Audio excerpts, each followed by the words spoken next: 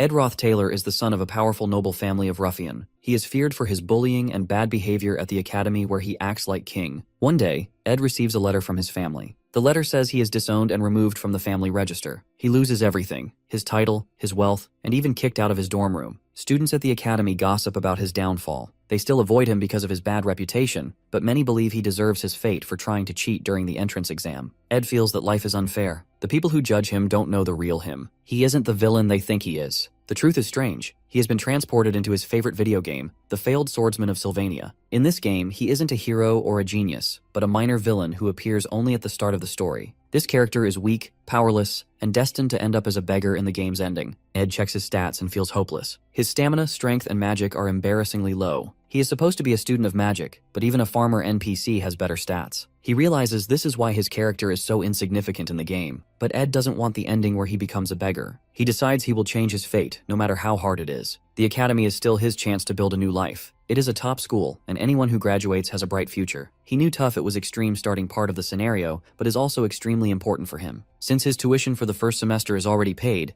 Ed decides he will stay, work hard, and use his knowledge of the game to survive. His goal is to graduate and live a peaceful life. However, his low stats make him doubt if he can succeed. So, he decides to focus on surviving the next 10 days until the semester starts. To avoid the students and their stares, Ed leaves the academy grounds and goes into the nearby forest. On the first day, he tries cutting logs and moving them with magic. His weak magic drains his energy quickly, and he becomes hungry. Remembering a story from his grandfather, Ed tries to make stew from tree bark. It tastes awful and makes him feel sick. He realizes wood is better for building than for eating. Ed works hard to build a shelter. He cuts logs, makes a frame, and puts everything together. After hours of effort, his shelter is finally complete. His stats improve slightly and earns a small achievement. This gives him hope. Ed notices that not he is skilled with magic, but also good with his hands. Using his handy skills, he crafts a harpoon, which also unlocks an achievement. He uses the harpoon to catch fish, cooks them, and enjoys his first proper meal in 2 days. For the first time, he feels he can survive. While eating, Ed hears someone behind him. He turns and sees Princess Phinia. She is the third princess of the Klol Empire and the person who exposed his cheating during the entrance exam. Because of her, Ed lost everything. Now she looks angry to see him still at the academy. Phinia doesn't understand why Ed hasn't been expelled yet. She thinks he is shameless and warns him to leave the academy. Ed feels nervous because Phinia has a special power that lets her see through lies. If she reports him, he will be expelled and will be the end for him. As she scolds him,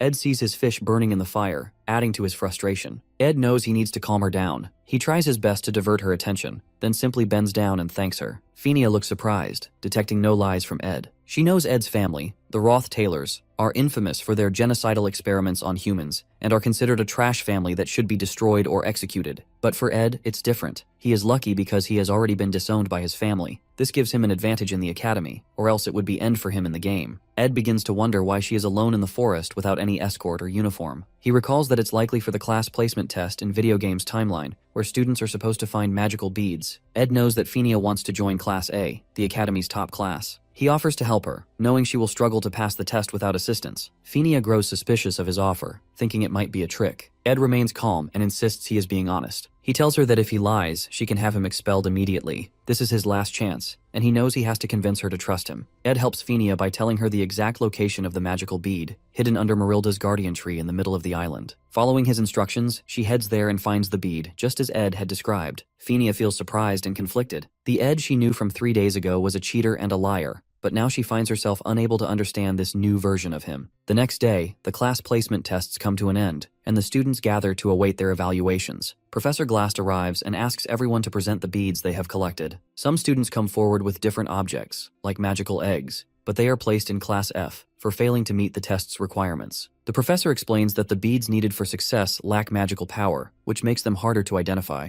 2 of these beads were found by the main protagonists, Jix and Lortel. Then, Professor Glast raises his hand and points to the final student who has retrieved the 3rd bead from the guardian tree. He declares the student to be at the top of the class, leaving everyone in awe. Sitting by the riverside, Ed makes a crude fishing rod, earning another achievement. He remembers from the game that Princess Phinia developed sharp judgment skills because she grew up dealing with people who flattered her or lied to her. She became so good at spotting lies that no one could trick her. But this skill also made her life harder. In the game's original story, Phinia gets the title Princess of Love, not because of her beauty, but because of her hard work. She fails the class placement test and works hard to improve, eventually proving herself and earning respect. Ed knows that if he tells her where the magical bead is, he can avoid getting expelled, but it will ruin the original story. If the story changes too much, all the knowledge Ed has about the game will become useless, and he will lose his advantage. However, the information Ed gives Phinia about the bead, though seemingly a gift, is actually a cleverly laid trap. Phinia wants to keep her royal identity a secret because she feels embarrassed by the special treatment her status brings. She wants to prove herself without relying on her status. While the bead would guarantee her top results in the placement test, she cannot accept it because finding it without her own effort would compromise her values. Phinia is determined to walk the righteous path, which is how she earns the title Princess of Love in the original story. Since Ed can't lie to Phinia, he uses mind tricks to control the situation. As he predicts, Phinia refuses to take the bead, leaving her without the bead she needs to pass the test. Another student, Lucy, finds the bead instead. Phinia is angry and frustrated. She knows Ed told her the truth, so she can't punish him, but his actions ruined her chance to succeed on her own. Ed feels relieved and happy to have retained his spot in the academy and kept the story on track. He quickly heads back to the academy to attend the opening ceremony for the new semester. At the ceremony, Ed eats and enjoys the food, feeling more at ease than before. Many students notice the change in his behavior. The Ed they once knew as a bully and infamous troublemaker now seems like a completely different person. Ed's focus is now clear. His one and only goal is to graduate from the academy. Among the groups of students, there is one girl who can't help but notice Ed. She observes him closely, surprised by how much he seems to have changed, as if he's an entirely new person. On his first day back at the academy, the faculty praised everyone who has made to the academy into new improved form. However, Ed is unexpectedly called to meet the principal. He fears the worst and thinks he might be expelled. However, to his surprise, the principal only smiles and speaks calmly. Ed suspects that the princess might have reported him, but feels relieved when he realizes the principal doesn't seem to know about his actions at all. This experience makes Ed more cautious. He resolves to stick closely to the original story and avoid straying from it. While living in the forest, Ed's survival skills improve significantly over time. He becomes skilled at crafting good quality arrows and begins thinking about how to enchant his arrows with magic spells. One evening, after hunting for food to prepare dinner, Ed heads back to his tent. On his way, he notices a girl sitting under the Marilda tree. It is the same girl who had noticed him during the opening ceremony, Janica Failover. Janica is the genius spirit sorcerer of the second year, same year in which Ed is. She sees Ed and excitedly approaches him. She enthusiastically introduces herself and tells him that the magical Marilda tree has shared stories about him with her. The tree has observed Ed in the forest but isn't bothered by his presence. This reassures Ed, giving him a sense of calm. He casually remarks that even a fierce wild wolf can have a tender heart. Janica seems surprised for a moment, but then laughs at his words. She stretches out her hand and asks if he wants to touch the spirit which she signed a contract with to be her friend. Ed, however, isn't interested in interacting with Janica further. He politely declines, saying he can't see the spirit in her hand, and excuses himself, claiming he only came to the area to gather food. With that, he walks away. The real reason Ed keeps his distance from Janica is her crucial role in the original story. He knows that Janica Failover is a key character, and building a connection with her might alter the storyline, costing him any informational advantage he has to navigate the game's events. As Ed walks away, Janica calls her spirit friend, a wild wolf, Marilda, the guardian of the forest. She leans against Marilda, feeling comfortable, and starts talking to it. She thinks about Ed and finds him fascinating, just as Marilda told her earlier. Even though she tries hard to be nice to him, Ed only gives short yes or no answers. Still, she believes this won't be the last time they meet. The next morning, Ed works hard to avoid being late for the academy. His shelter is far from the campus, so getting there is always a challenge. But his efforts pay off, as his stats keep improving. Ed does everything himself. His chores, washing his clothes, and carefully managing his rations and supplies. He is determined to earn a scholarship. Janica can't help but watch him from a distance, curious about his routine. When Ed finally notices her, he yells and asks why she keeps following him. He demands to know if she even realizes who he is. Ed Roth Taylor, the most infamous and dangerous person at the academy. Ed tries to stay distant from Janica, despite her polite and friendly nature. She tells him she doesn't judge him based on others' opinions because she doesn't truly know him. Ed, however, is cautious and wary. He knows Janica may seem naive and innocent, but she is the final boss of Act 1. Ed decides it's safer not to get too close or engage with her more than necessary. Feeling overwhelmed by his challenges and hardships, Ed takes a risk and asks Janica for a favor. She becomes excited, thinking it's something important. But when Ed asks for money, her mood instantly changes. Money is Janica's weakness, and Ed knows this from the game's lore. She comes from a poor background and works hard to stay at the top of her class to maintain her scholarship. Without it, she wouldn't be able to continue her education. With a downcast expression, Janica apologizes and walks away, leaving Ed feeling conflicted. 3 days later, while hunting, Ed reflects on his conversation with Janica. He regrets asking her for money, but knows he has no choice but to avoid entangling himself with key characters to preserve the original storyline. When he returns to his tent and lifts the curtain, he is shocked to find another important figure from the game.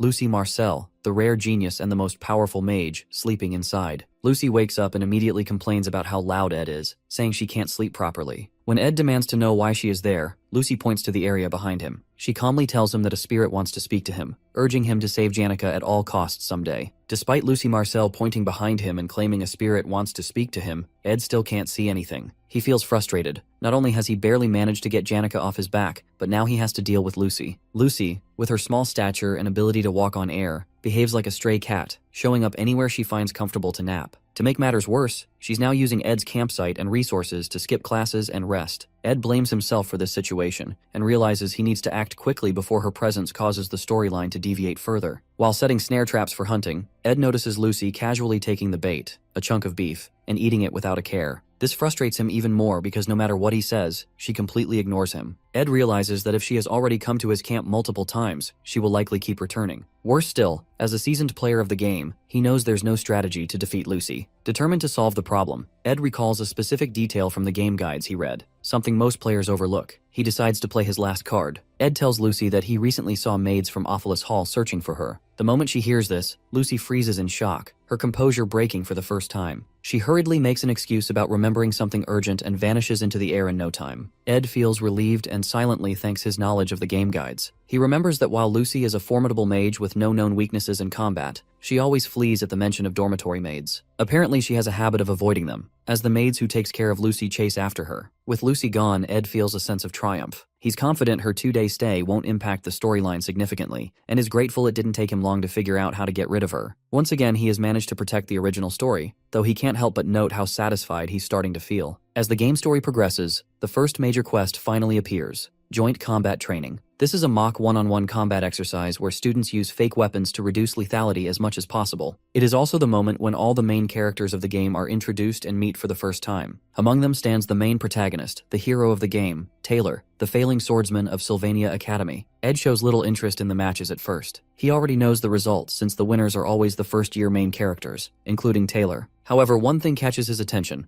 Janica. She appears again, full of the same enthusiasm as before. Despite Ed's repeated efforts to distance himself from her, she continues to stick to him like glue. Watching her persistence, Ed jokingly wonders if she might belong to some dog family, much like Lucy's cat family, given her wandering and clingy nature. Janica, trying to be helpful, shows Ed the match list. He ignores it at first, uninterested in the details. But when she casually mentions his name being on the list, Ed becomes alarmed. In the game's original storyline, Ed Roth Taylor is expelled by the time this quest takes place. Grabbing the list, he quickly scans it to find out who his opponent will be. Meanwhile, the most awaited fight of the event begins: the duel between the main protagonist, Taylor, and the powerful, cat-like mage, Lucy Marcel. Setting the list aside, Ed focuses on the fight. Despite his current circumstances, he still feels a deep connection to Taylor's character, having spent countless hours completing the game alongside him. Though Ed now inhabits a side character's role, he still wants to cheer for Taylor. The announcer calls Lucy to the ring. Ed vividly recalls this iconic moment from the game: Taylor gripping his sword for the first time, skillfully countering Lucy's spells, and catching her off guard. Lucy then uses intermediate lightning magic, which disqualifies her, granting Taylor the honor of being the first person ever to defeat her. Nostalgia sweeps over Ed, and he eagerly anticipates witnessing this scene unfold again. The referee rings the bell, and the match begins. Taylor rushes in with his signature determination, aiming to gain the upper hand by attacking Lucy with his knuckles. But with a single lightning strike, Lucy sends him flying into the wall. Ed watches as Taylor, despite the overwhelming odds, he knows that he refuses to give up.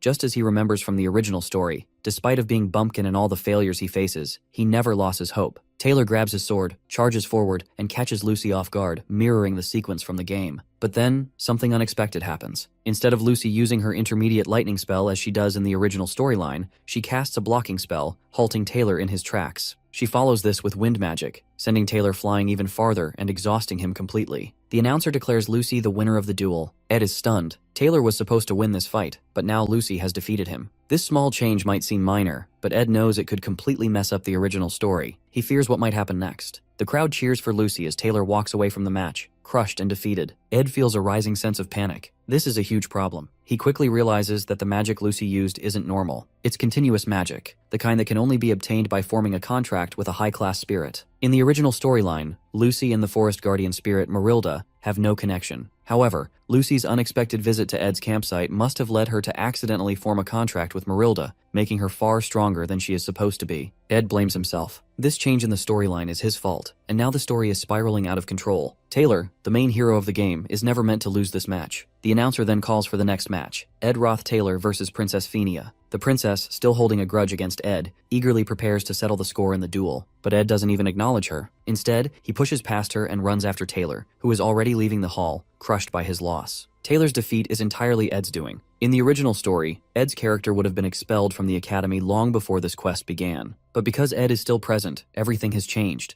and now Taylor's loss risks ruining the entire storyline. Catching up to Taylor, Ed urges him not to give up. Taylor's defeat is only one setback, and Ed knows how crucial it is for him to stay in the academy. Taylor's spirit as the protagonist is essential for the story to progress. Without him, everything will collapse. Ed does his best to motivate Taylor, reminding him of his strength and potential. Deep down, Ed knows he is also protecting his own future. If Taylor gives up, Ed will face an even greater struggle to survive in this game. Taylor must stay strong, not just for himself, but for the sake of everything Ed is desperately trying to preserve. For Princess Phinia, the first person to recognize her judgment ability is Emperor Cloel. Some believe it is a divine gift, but it isn't. She developed this ability on her own after enduring the endless politics and conspiracies within the royal palace. It became her means of self-protection, forged through years of navigating the treacherous environment of the imperial family. This is why Princess Phinia is so confident in her judgment. She has seen the harsh truths of the imperial world clearly, through the lens of the abyss that shaped her resilience and sharpened her perception. So, whenever she wants to confront any opponent or person for to judge, she had to stare straight into the person to find out. Before the match begins, Ed casually tells Princess Phinia to go easy on him, while Phinia, in turn, advises him to do the same. Meanwhile, the audience whispers harsh comments about Ed Roth Taylor. In the game's original storyline, Ed was notorious for bullying Taylor and later cheering him on, making him seem hypocritical. In the original backstory, he bullied Taylor and then later acted nice by cheering for him.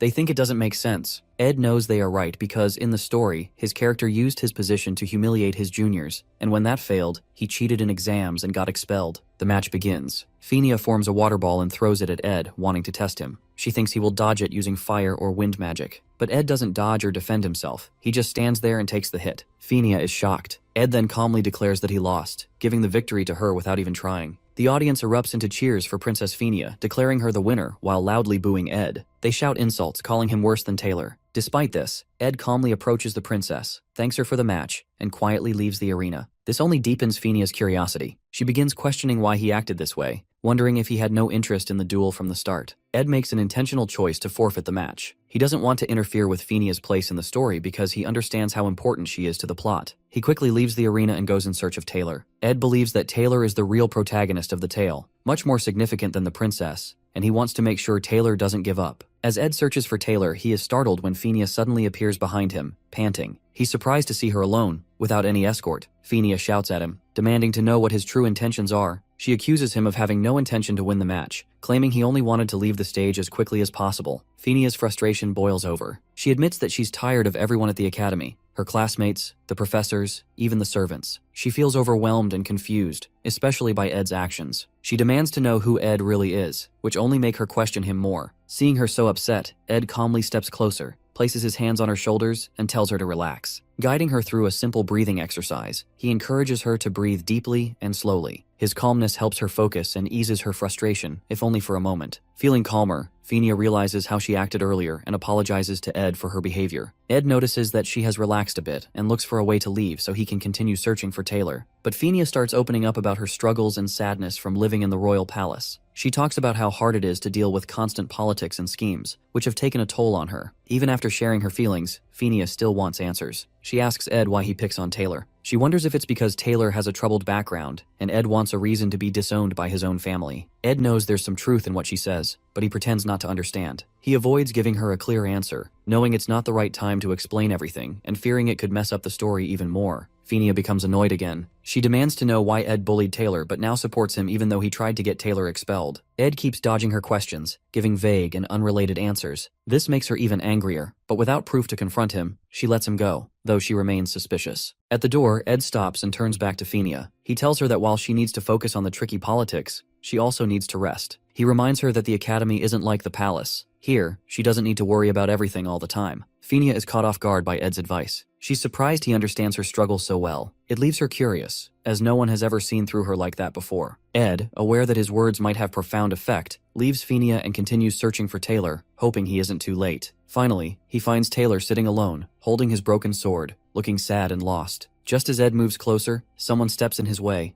Isla Triss, the main heroine of the game. She firmly tells Ed not to get any closer or bother Taylor, standing in his way to protect Taylor from further trouble. Isla blocks Ed and firmly tells him that Taylor doesn't need to deal with him anymore. She accuses Ed of causing enough harm already. Then, something surprising happens. Taylor, despite looking defeated and broken after the match, stands up. He confronts Ed with a determined expression, asking why Ed is still at the academy. Ed is surprised by Taylor's strength to keep going. Even after such a crushing setback, Taylor still shows his fighting spirit. Having played the game with him countless times, Ed knows that Taylor's strength lies in never giving up, no matter how strong the opponent. He also sees the positive influence of Isla, Taylor's childhood friend and biggest supporter, who is always there to motivate him and lift his spirits. As Taylor demands answers, asking what Ed's real intentions are, Ed simply praises Taylor's swordsmanship during the duel. He acknowledges Taylor's impressive skills, a genuine compliment stemming from his experience in the game, where he fought alongside Taylor until the very end in the game. Ed turns to leave, telling Taylor he just came to see him and isn't planning anything. He has no schemes or hidden motives. While Taylor might still doubt him, Ed feels relieved, not because the storyline is slightly off course, but because Taylor, the hero he knows so well, is standing strong. As Ed walks away, Taylor and Ayla glare at him, annoyed by his calm attitude, thinking he is trying to act cool despite everything. Just as Ed leaves, suddenly, a loud explosion shakes the hall, a result of a powerful magic spell. Ed immediately recognizes the scene. In the game, this is a key event during the legendary duel between the Golden Daughter Lortel and Janica Failover. In the original story, Taylor and the other main characters were supposed to watch this match in the hall. But with the changes in the storyline, Taylor and Isla are now outside. Ed decides it's okay since the match is still happening and they may be watching from outside. This duel is important because the winner becomes the final boss of Act 1 in the game. Janica and Lortel's battle becomes fierce. Lortel uses ice magic to stop the fire spirit Janica summoned. However, the fire spirit's strength overwhelms the ice, melting it and striking Lortel. This makes Janica the winner of the match. The crowd cheers for Janica, excited that a second-year student has won. However, Janica notices Lortel being carried away by medics. She feels guilty, realizing she accidentally uses an intermediate magic spell, which violates the rules. Fortunately for her, no one seems to have noticed the mistake, but she gets traumatized by what she has done to her opponent. Unlike in the original game story, Lucy now defeats Taylor, and the whole quest concludes with Janica becoming the only senior winner, protecting the pride of the past enrolled students. Watching this, Ed notes that things are about to get even more hectic for Janica, but he considers this a relief as it might mean she won't bother him at his camp anymore. Ed decides he wants to avoid further involvement with the main characters, since getting tangled up with them only brings him headaches. 2 weeks pass after the joint combat training quest, and Ed focuses on improving himself. He significantly boosts his stats during this time. Now he can study and survive without relying on any of the main characters. His physique, stamina, and other skills grow stronger, making his body more resilient. While bathing in the river, Ed spots Janica sneaking up on him. Embarrassed, he yells at her for invading his privacy. Later, they sit together near the campfire. Janica expresses how much she likes Ed's camp, describing it as a top-secret base perfect for adventures. She mentions she needs his advice on something and asks for his honest opinion. Curious, Ed asks why she came to him instead of seeking help from her other friends. Janica explains that after Ed left the hall, her match against Lortel ended in her victory. However, during the duel, she accidentally used an intermediate-level spell, which wasn't allowed, and injured Lortel. Now she feels guilty and can't shake the thought that she overreacted. She doesn't want reassurance from her friends, as they would likely tell her she did the right thing. Instead, she wants an honest opinion about whether she should apologize to Lortel. Ed tells Janica to do whatever feels right to her and to apologize if she believes it's the right thing to do. While Janica is bubbly, cheerful, and cherished by everyone as the perfect friend,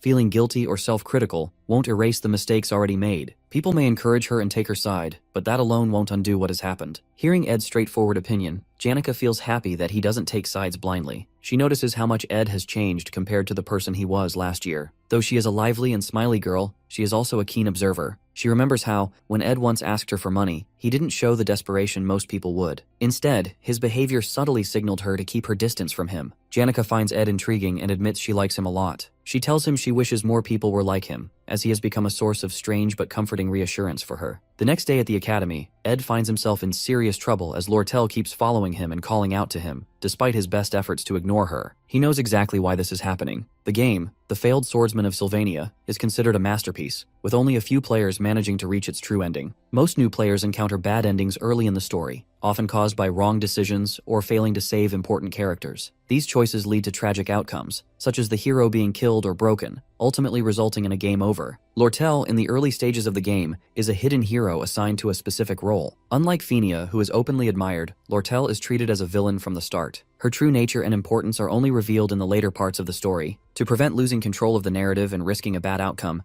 Ed decides to avoid falling into Lortel's plans. He resolves not to play along with her intentions, and to stay cautious about every decision he makes. As Lortel keeps following Ed, persistently asking him to stop and listen, she eventually steps in front of him, flashing an innocent, angelic smile. She politely requests him to spare 2 hours to hear what she has to say. Ed, clearly annoyed, asks how long she plans to trail behind him. Lortel playfully responds that she didn't expect him to ignore her for so long, gritting his teeth as if her presence didn't bother him at all. Lortel, being the only daughter of the magnate elite Ketchel, is no ordinary student. As part of the elite, she is deeply entangled in the political rivalry with Princess Fenia for control over the academy. Ed, however, has no interest in getting involved in her schemes. Determined not to fall into her cunning trap, he briskly resumes walking, hoping to shake her off. Undeterred, Lortel continues with her sweet, flattering words, trying to win his attention. She even offers to help him with anything he needs. Ed, unimpressed, advises her not to make promises she doesn't truly mean. Yet Lortel refuses to give up. She steps in front of him again, this time with even more charm, claiming to have great respect for him despite the rumors of him being arrogant and self-centered. To make her offer more enticing, Lortel takes out 3 gold coins, worth an entire month's earnings for most students, and presents them as a down payment, hoping to finally get Ed's attention.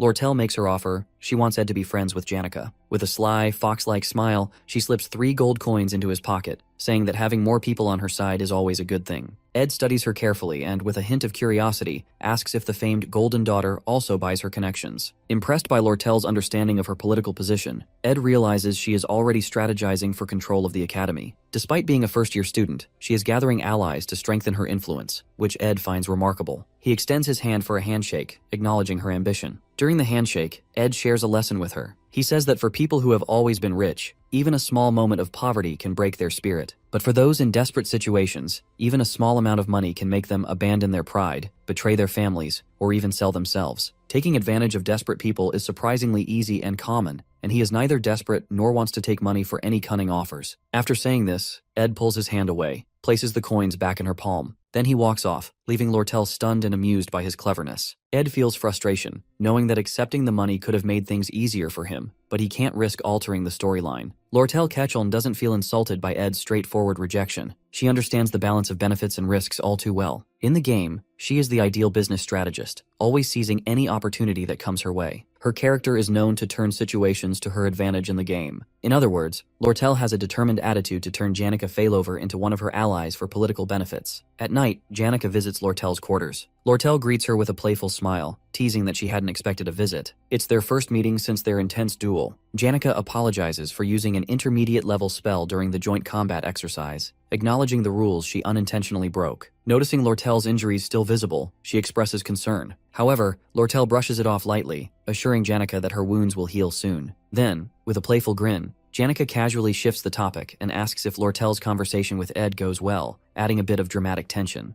Lortel catches off guard, tries to deflect the question, claiming she doesn't understand what Janica is referring to. Janica, grinning knowingly, reveals her spirit powers, saying that although she usually keeps her spirits away from personal matters, they enjoy eavesdropping on conversations. This revelation momentarily stuns Lortel, leaving her at a loss for words. Seizing the moment, Janica asserts her seniority, leans in real close and calls out Lortel's strategy of using gold coins to gain allies. She emphasizes that sincerity and genuine bonds cannot be bought. To make Lortel feel a little jealous, Janica then talks about Ed's approach, saying it was much more genuine and heartfelt than Lortel's way of doing things. Janica laughs, feeling hilarious of herself for showing her authority as a senior. She thinks maybe she bragged a bit too much. Before leaving Lortel's room, she says sorry again for hurting her during the training, remarking that one day she'll be strong enough to summon a high-level spirit like hers, but she needs to keep working harder for it. As Janica leaves, Lortel thinks about her. She realizes Janica isn't as innocent as she seems. Behind her cheerful and friendly personality, Janica is strong and uses her happy attitude to survive in the dark world. But right now, Lortel feels Janica seems a bit different,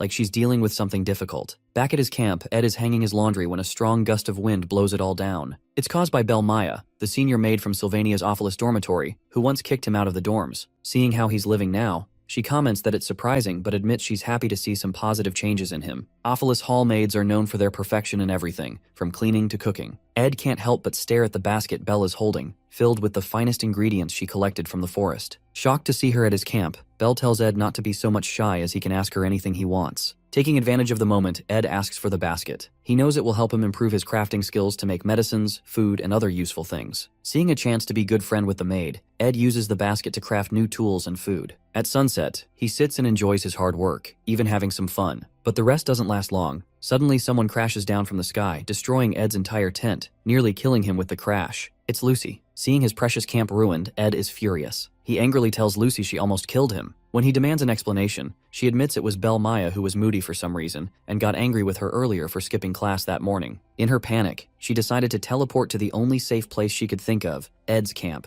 accidentally wrecking it in the process. Feeling no remorse, Lucy complains she's hungry and asks Ed if he has any beef jerky. Furious, Ed smacks her on the head and yells at her for causing such a big mess. He gets surprised when the most powerful mage doesn't defend herself with a protective spell. Lucy winces and explains she's out of magic, which gives Ed the perfect opportunity. He decides to teach her a lesson for destroying his camp and skipping her classes. At the library, Ed is busy searching for a book to help him learn how to build a sturdier house using real wood. He focuses on understanding the materials needed, planning the structure, and mastering techniques like smoothing wood and finishing a roof. As he flips through the pages, he notices it's almost closing time. While he's packing up the books, a girl approaches him with a friendly remark about his dedication to studying. Thinking she might be the librarian apprentice, Ed quickly apologizes for staying late. The girl, smiling warmly, reassures him that it's not a problem. She says seeing someone study so seriously motivates her to work harder too. She introduces herself as Elka Islan, a first-year student in the Faculty of Magic. But when Ed tells her his name, she freezes for a moment, looking surprised. Ed isn't surprised. He's used to people reacting this way because of his character's notorious reputation. Kay quickly smiles and says he seems very different from the rumors. She's especially amazed that he managed to read and understand difficult books on elemental studies so quickly. She admits it's hard to believe it's the same Ed everyone talks about. Before leaving, Elka says she'll be cheering for him and wishes him a safe trip back as she has to return to her dorm to clean up,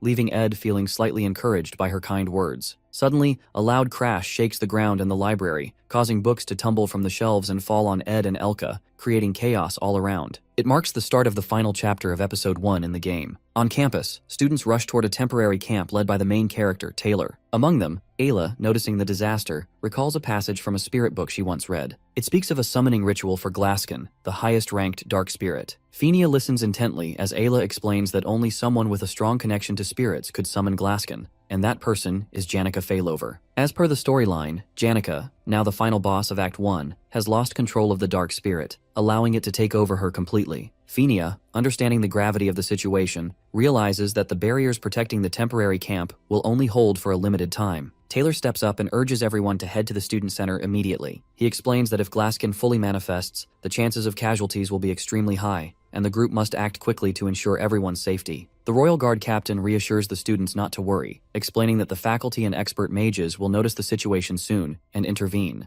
However, Elvira Aniston, an outspoken member of the alchemy faculty, urges immediate action from within. She warns that the dark spirit's power is too dangerous to wait for help, especially since Principal Obel is out of town. Elvira then calls for volunteers to face the threat directly. Klebius, a combat department student and another key character, quickly refuses to volunteer, clearly frightened by the immense power of the dark spirit. He explains that while intermediate-level spirits guard the building where Janica is located, two high-ranked spirits, Tarkin and Velosfer, are also inside. He claims entering the building is suicidal and strongly opposes the idea. Elvira grows more puzzled, questioning how Janica, still a student, managed to summon all these spirits, including the effort to summon Glaskin, the highest-ranked dark spirit. Ayla, with her knowledge of dark spirits, explains that such spirits are natural enemies of spirit sorcerers. Their overwhelming power often exceeds the control of even skilled sorcerers. This likely explains why Janica couldn't handle them, leaving her vulnerable to being overpowered. The dark spirits, now in control, are using Janica's abilities to summon Glaskin with the help of Tarkin and Velosfer, spirits whose controlling their command is a mystery. As everyone debates the best course of action,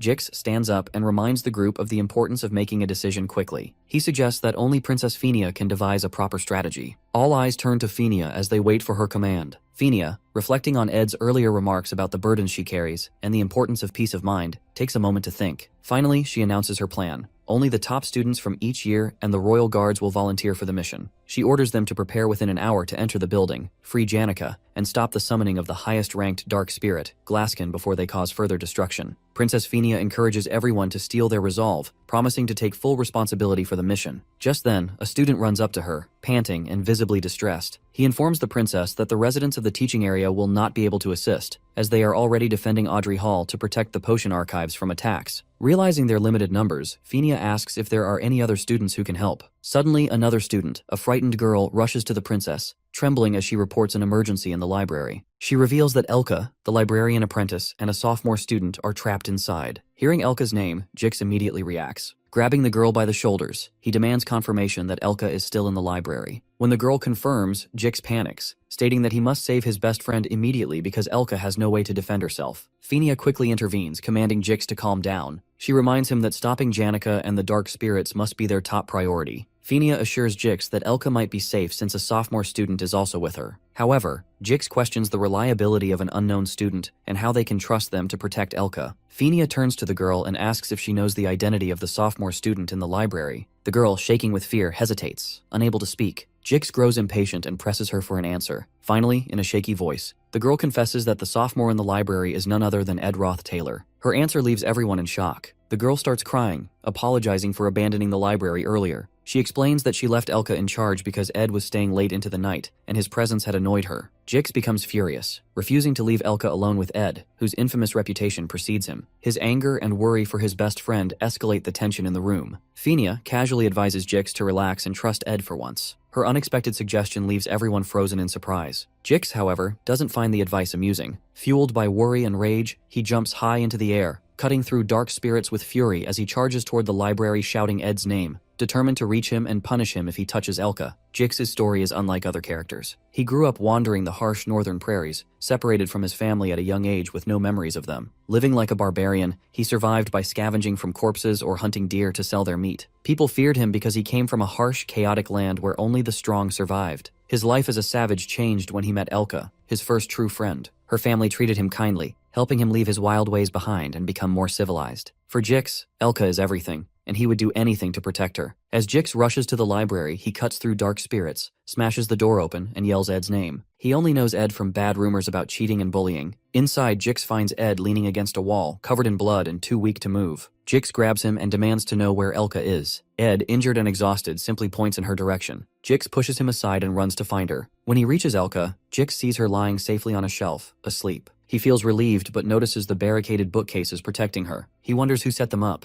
Then, he spots a blood-stained coat covering her and a board with instructions written on it. Realizing the blood isn't hers, he understands that Ed had protected her, fighting off dark spirits and guarding her even while injured. Moments earlier, Ed uses his strength from training to lift the heavy bookshelves and carry the unconscious Elka. He sets up barricades around her for protection, places her inside, and writes instructions on a board nearby. Then he stays to guard her. From the library window, he notices the summoning rune but closes the curtain, choosing not to interfere with the major storyline involving other key characters. He reflects on Janica's impressive connection with spirits and wonders how she could have turned to the dark side, summoning and controlling materialized spirits, something he finds impossible for himself. When dark spirits approach Elka, Ed fights them head-on. After defeating the intermediate-level spirits, he notices his stats have slightly improved. Surprisingly, he even unlocks some spirit connection abilities, leaving him curious about his potential. As Jix carries Elka to safety, he asks Ed what happened in the library. Ed casually replies that he was just training. Jix laughs at the response and thanks Ed for saving Elka, promising to repay the favor someday. Ed recognizes Jix as Taylor's trusted ally and best friend in the game. Knowing Jix plays a crucial role in the storyline, Ed advises Jix to join Taylor and follow his lead to fix the ongoing chaos. Jix is surprised by Ed speaking so highly of Taylor, as they barely interact. However, Ed's motive is to ensure Taylor unlocks his slash element, essential for defeating the high-ranked spirit, Tarkin, with Jix's help, as it happens in the original game storyline. Jix thanks Ed for the advice and leaves, allowing Ed to finally rest. As Ed sits to relax, he notices something strange. Jix and Taylor aren't friends yet. He remembers that in the original game, Taylor and Jix become friends after a duel where Taylor learns the slash element by cutting through Jix's magic. This event was supposed to happen before the Act 1 finale, but now things are happening earlier than planned. Without their friendship, Taylor hasn't learned the slash element, which is key to defeating Tarkin. Ed realizes the storyline is falling apart and changing. Back at the camp, Jix returns with Elka and apologizes for being late. The team tells him it's no use. They already tried and failed to invade. The captain, soldiers, and some students are injured, and they've had to retreat. Now they don't have the strength to fight Tarkin again. Ed arrives at the camp, surprising everyone. Seeing the situation, he realizes the ritual to summon Glaskin is almost complete. If they don't act soon, everything will be destroyed. Ed knows stepping in will change the storyline, but he has no choice if he wants to save the game world. He takes charge, forming 2 teams and deciding to lead one himself. From now on, Ed chooses to step into the storyline to stop the disaster. Seeing Ed Roth Taylor, everyone is shocked and keeps their eyes fixed on him. Klebius ridiculously laughs at Ed's suggestion, thinking it's a joke, but Jix interrupts, urging everyone to hear Ed out. Ed explained the situation. To reach Janica, they had to distract Tarkin, the fire spirit, and deal with Philosopher, the darkness spirit controlling her. Tarkin was protected by a strong shell, which they saw during their first attempt, and that was why they couldn't hurt it. Ed suggested splitting into 2 teams, one to lure Tarkin away, and the other to reach Janica directly. Lortel disagrees, saying it's impossible since they lack the training to handle a spirit as powerful as Tarkin. She reminds them they only escaped the first encounter by sheer luck. Ed agrees it's a huge risk but insists there's no other option. If they can take out Janica, Tarkin will lose its power. The group then decides who will be in the bait team. Taylor volunteers, but Ed immediately stops him, assigning Taylor should be in the combat group. Ed assigns himself, Lortel, and Klebius to the bait team, which makes both of them scared and nervous. As Lortel and Klebius argue with Ed, Princess Phinia speaks up. The princess said she didn't fully trust Ed, but she agreed with his plan. She split the group. Taylor, Elvira, Jix, and herself would go to stop Janica, while Ed, Lortel, and Klebius would lure Tarkin away. Before they set out, Phinia gives one final command to everyone that no matter what happens, don't die. As Ed and his team reach Nail Hall Corridor, they see Tarkin, the fire spirit, standing menacingly. Ed reminds the team to follow the plan before starting their mission to distract Tarkin. Klebius, looking scared, hesitates, but Ed encourages him to stay calm. Klebius tells himself that their only job is to distract Tarkin, and the other team will handle the rest. Building up his courage, he attacks Tarkin and manages to grab its attention. Feeling relieved, Klebius turns around to ask what to do next, only to find he's all alone. Realizing he's been left behind, he panics as Tarkin starts chasing him. Running as fast as he can, Klebius yells angrily, blaming Ed and the situation for his trouble. Watching Klebius being chased, Ed calmly tells Lortel to focus on her part, assuring her that Klebius is doing his job. Lortel jokingly suggests they could let Klebius be sacrificed, but Ed strongly disagrees, saying he doesn't plan to let anyone get hurt. Ed knows Klebius well because he understands the story. Even though Klebius seems scared and unsure, Ed knows he has hidden strength. With Tarkin distracted, Ed gives Lortel her most important task to handle the spirit. Lortel stands outside the hall, focusing on her task to create an entry path for the other team and deliver a key attack on Tarkin. As she prepares, she thinks about Ed. Despite his bad reputation, he seems surprisingly cool to her. She reminds herself not to judge someone based on rumors alone. She uses her magic to blow a huge hole in the hall's wall, opening a path to where Janica is. Her powerful move surprises Princess Phinia and the others. Earlier, Ed notices Lortel's hidden magic skills and decides this is the perfect chance to use them. He trusts her with this important role, and she feels grateful for his confidence. With the path open, Lortel turns to fight Tarkin, the fire spirit. Meanwhile, Klebius runs toward them, shouting and apologizing for being scared earlier. He begs for help as Tarkin chases him. Ed quickly realizes Tarkin's protective shell blocks all attacks, just like before. They need something powerful enough to break it. Using his knowledge of the storyline, Ed grabs a pouch and climbs to the roof of the hall. Lortel protects herself and Klebius by creating a massive ice wall to block Tarkin's fire attack. On the roof, Ed finds Lucy sleeping. She isn't supposed to be part of this event, but since the story has already changed, Ed decides to involve her. He opens his pouch filled with beef jerky and tosses some into Lucy's mouth to wake her. Once she wakes up, he throws her at Tarkin while shouting for everyone to get down. Lucy, startled and crying out at Ed for being mean, unleashed her high-rank ability, Divine Punishment, to shatter Tarkin's protective shell, making it weak. With the spirit now vulnerable, Ed sees his chance. He rushes forward with all his strength to deliver the final blow to Tarkin. In Janica's whole life, people call her a symbol of hope. Her parents, friends, and teachers are always proud of her, piling on high expectations. But for Janica, it's just been this heavy weight she's carried since she was a kid. As she thinks about all of this, and these memories feel like they're shattering into tiny pieces, then the hall's wall explodes. The subduing team charges in to rescue her, but instead of relief, Janica just greets them with this eerie smile. Velosphere, the dark spirit, is fully in control of her now. Outside, Ed is trying to keep it together. He knows the final act chapter will end before dawn. He checks on Lucy, wondering if she's okay after all her effort earlier. Lortel informs him about Lucy somewhere nearby, rolling around out after breaking Tarkin's shell. Lortel adds that she's been throwing ice spears at Tarkin, but it's still standing strong. Ed figures the only way to end this is to go straight for Tarkin's throat. But Lucy, who already runs out of energy, and Clebius, who's being chased around by the fire spirit, is way too panicked to land a proper hit. Ed knows what he has to do. He's going to take care of this himself. He turns to Lortel, tells her he's putting his life in her hands to keep Tarkin still. Lortel, ever the skeptic, calls it a wild gamble, but Ed just grins and says it's an investment in getting rid of the monster for her. This gets her attention as that's her area of expertise. She smiles, saying he's way cooler than the princess, who's always acting like a royal monarch. Fired up, Lortel starts setting traps with her ice magic. Just as Ed charges toward Tarkin, another massive dark spirit shows up on the top of the hall building, the right hand of Glaskin, making the whole situation even worse. Ed figures Taylor's team must be at the final stage of their fight, but he can't let that distract him. He trusts Lortel will not mess up, even with all this chaos. As Tarkin is about to launch a fire blast straight at Ed,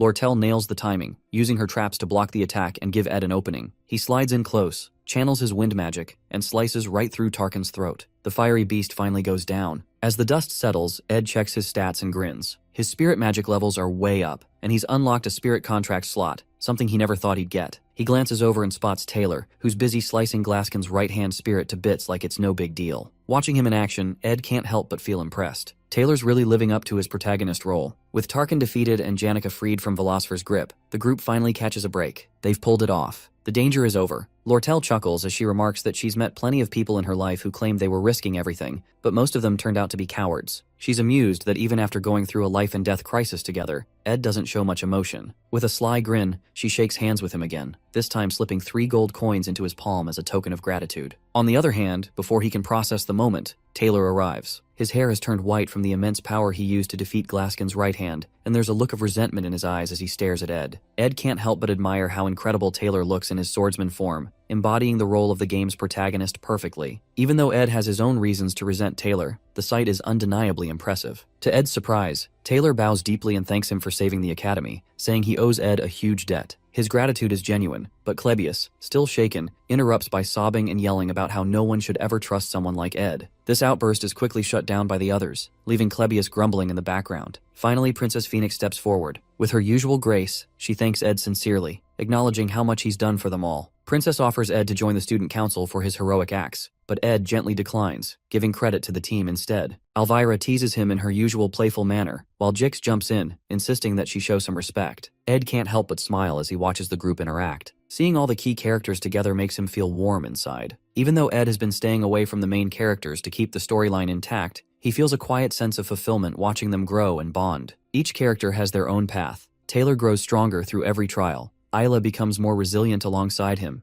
Fenia embraces her role as a monarch and matures into adulthood, and others play their part to build toward a collective success. Ed steps away from the group, heading to the hall to check on Janica. Despite sensing that the storyline might have shifted slightly, he knows his role is to guide the protagonists while staying in the background, ensuring they each shine in their own way. Ed finds a bruised and battered Janica hiding in the chest inside the destroyed hall. Back on the ground, when Ed asks everyone why Janica turns berserk, Lortel shares her theory. She explains that when she visits Janica's room, it is covered with letters and posts on the walls, along with piles of gifts from people outside the academy, mostly from family and friends with high expectations for her success. Lortel believes the overwhelming pressure makes Janica obsessive and vulnerable, forcing her to honor everyone with replies and thanks. The dark spirit Velosfer exploits this darkness in Janica, turning her into a berserk spirit mage to summon Glaskin. Ed wonders why the final act happens so early. He realizes that during the joint combat training, Taylor is supposed to defeat Lucy and gain fame, but instead, Taylor's loss shifts the storyline. The audience becomes fans of Janica, the only senior to win against a first-year student,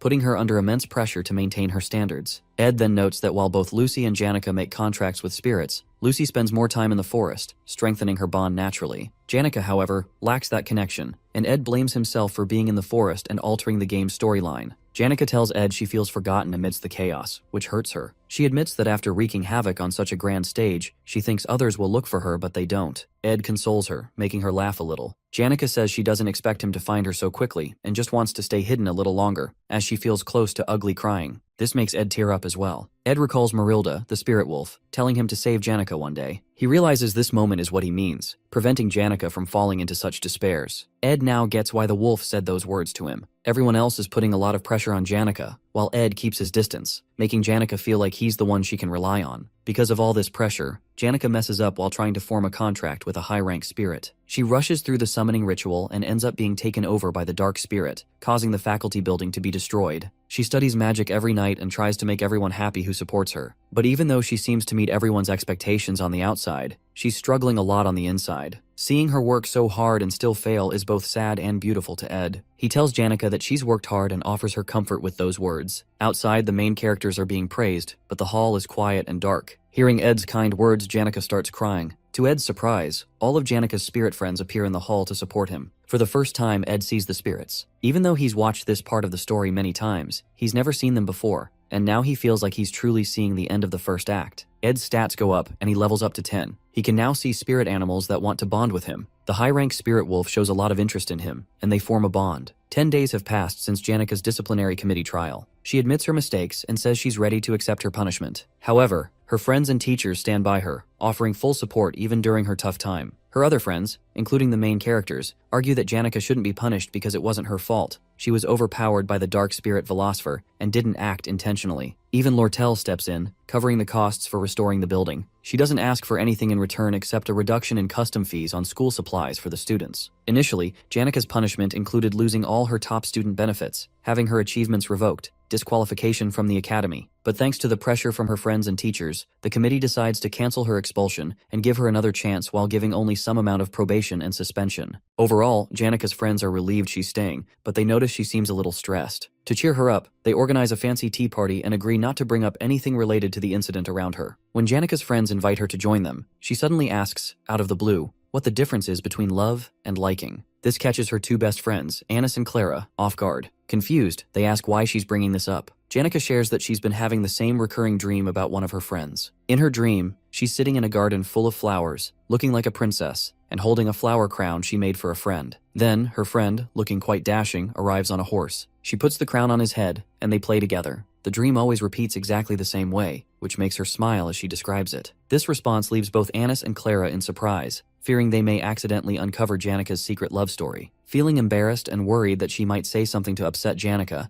Anis panics and quickly makes up an excuse about needing to go help the professor, dashing off before things get more awkward. This leaves Clara sweating nervously as she's left alone to deal with Janica's emotions. She knows she needs to handle the situation carefully to avoid upsetting Janica. If things go wrong, the entire student body might catch wind of Janica's love story, which could spiral into gossip and make things difficult for her. Clara puts on a calm smile and gently suggests Janica to avoid overthinking. She encourages her to be honest with her emotions, explaining that liking or disliking someone is often a mystery, but it's not always easy to figure out whether such feelings are positive or negative. Janica found her words significant and makes her to think. Clara also warns Janica to be cautious when talking about sensitive topics like this, as it could affect her and her friend's reputation and herself. Janica listens carefully and fully understands the advice. Janica thanks Clara for the genuine advice, saying it's just what she expected from her. She then makes an excuse to leave, mentioning she needs to report back to Ophelis Hall. Clara waves happy goodbye, but then slouches forward to butt her head on the table in relief. She finally managed to prevent any rumors from spreading for now. Ed reflects on how he has been relentlessly saving his money. Thanks to a petition from the princess, he to build a proper house this time. When he arrives at the construction site, he spots Janica wandering nearby. He thinks to himself that since the first act is now over, meeting her shouldn't affect the storyline anymore. However, as he approaches her, Janica suddenly hides behind a tree, clearly startled. Confused by her behavior, Ed pauses. Janica recalls Clara's advice about being honest with her feelings, but, unable to overcome her nerves, she hastily makes an excuse about having things to do at Ophelis Hall before fleeing. For Janica, confessing her feelings feels like an impossible challenge. Meanwhile, Ed stands frozen in surprise, bewildered by her reaction but deciding not to overthink it, as he has work to do on building his house. On the first day, Ed carefully selects the location for his hut, ensuring it's a suitable spot. On the second day, he starts collecting logs and wood, showcasing impressive skill with cutting trees. As his semester results come out, Ed discovers he has performed exceptionally well, with skills and grades far above the average student. However, back at the academy, special incidents keep occurring. Whenever Janica sees Ed, she hides or avoids him, leaving him perplexed. Meanwhile, her friends Clara and Anis glare at Ed angrily, warning him to stay away from Janica, as his presence embarrasses her and makes her flustered. After countless days of hard work, Ed progresses from cutting lumber to starting construction on his hut. Along the way, he juggles challenges like catching Lucy while she getting beef jerky from the traps, dealing with Belmaya's help, and navigating the ongoing Janica situation. He faces setbacks, like failing to structure the hut properly, but finds support from his new friend Jix. Bit by bit, he works on modifications for the walls and furniture. Finally, on day 45, Ed completes his hut, unlocking a personal achievement for creating something from scratch. At last, he's no longer homeless. As Ed rests peacefully in his newly built hut,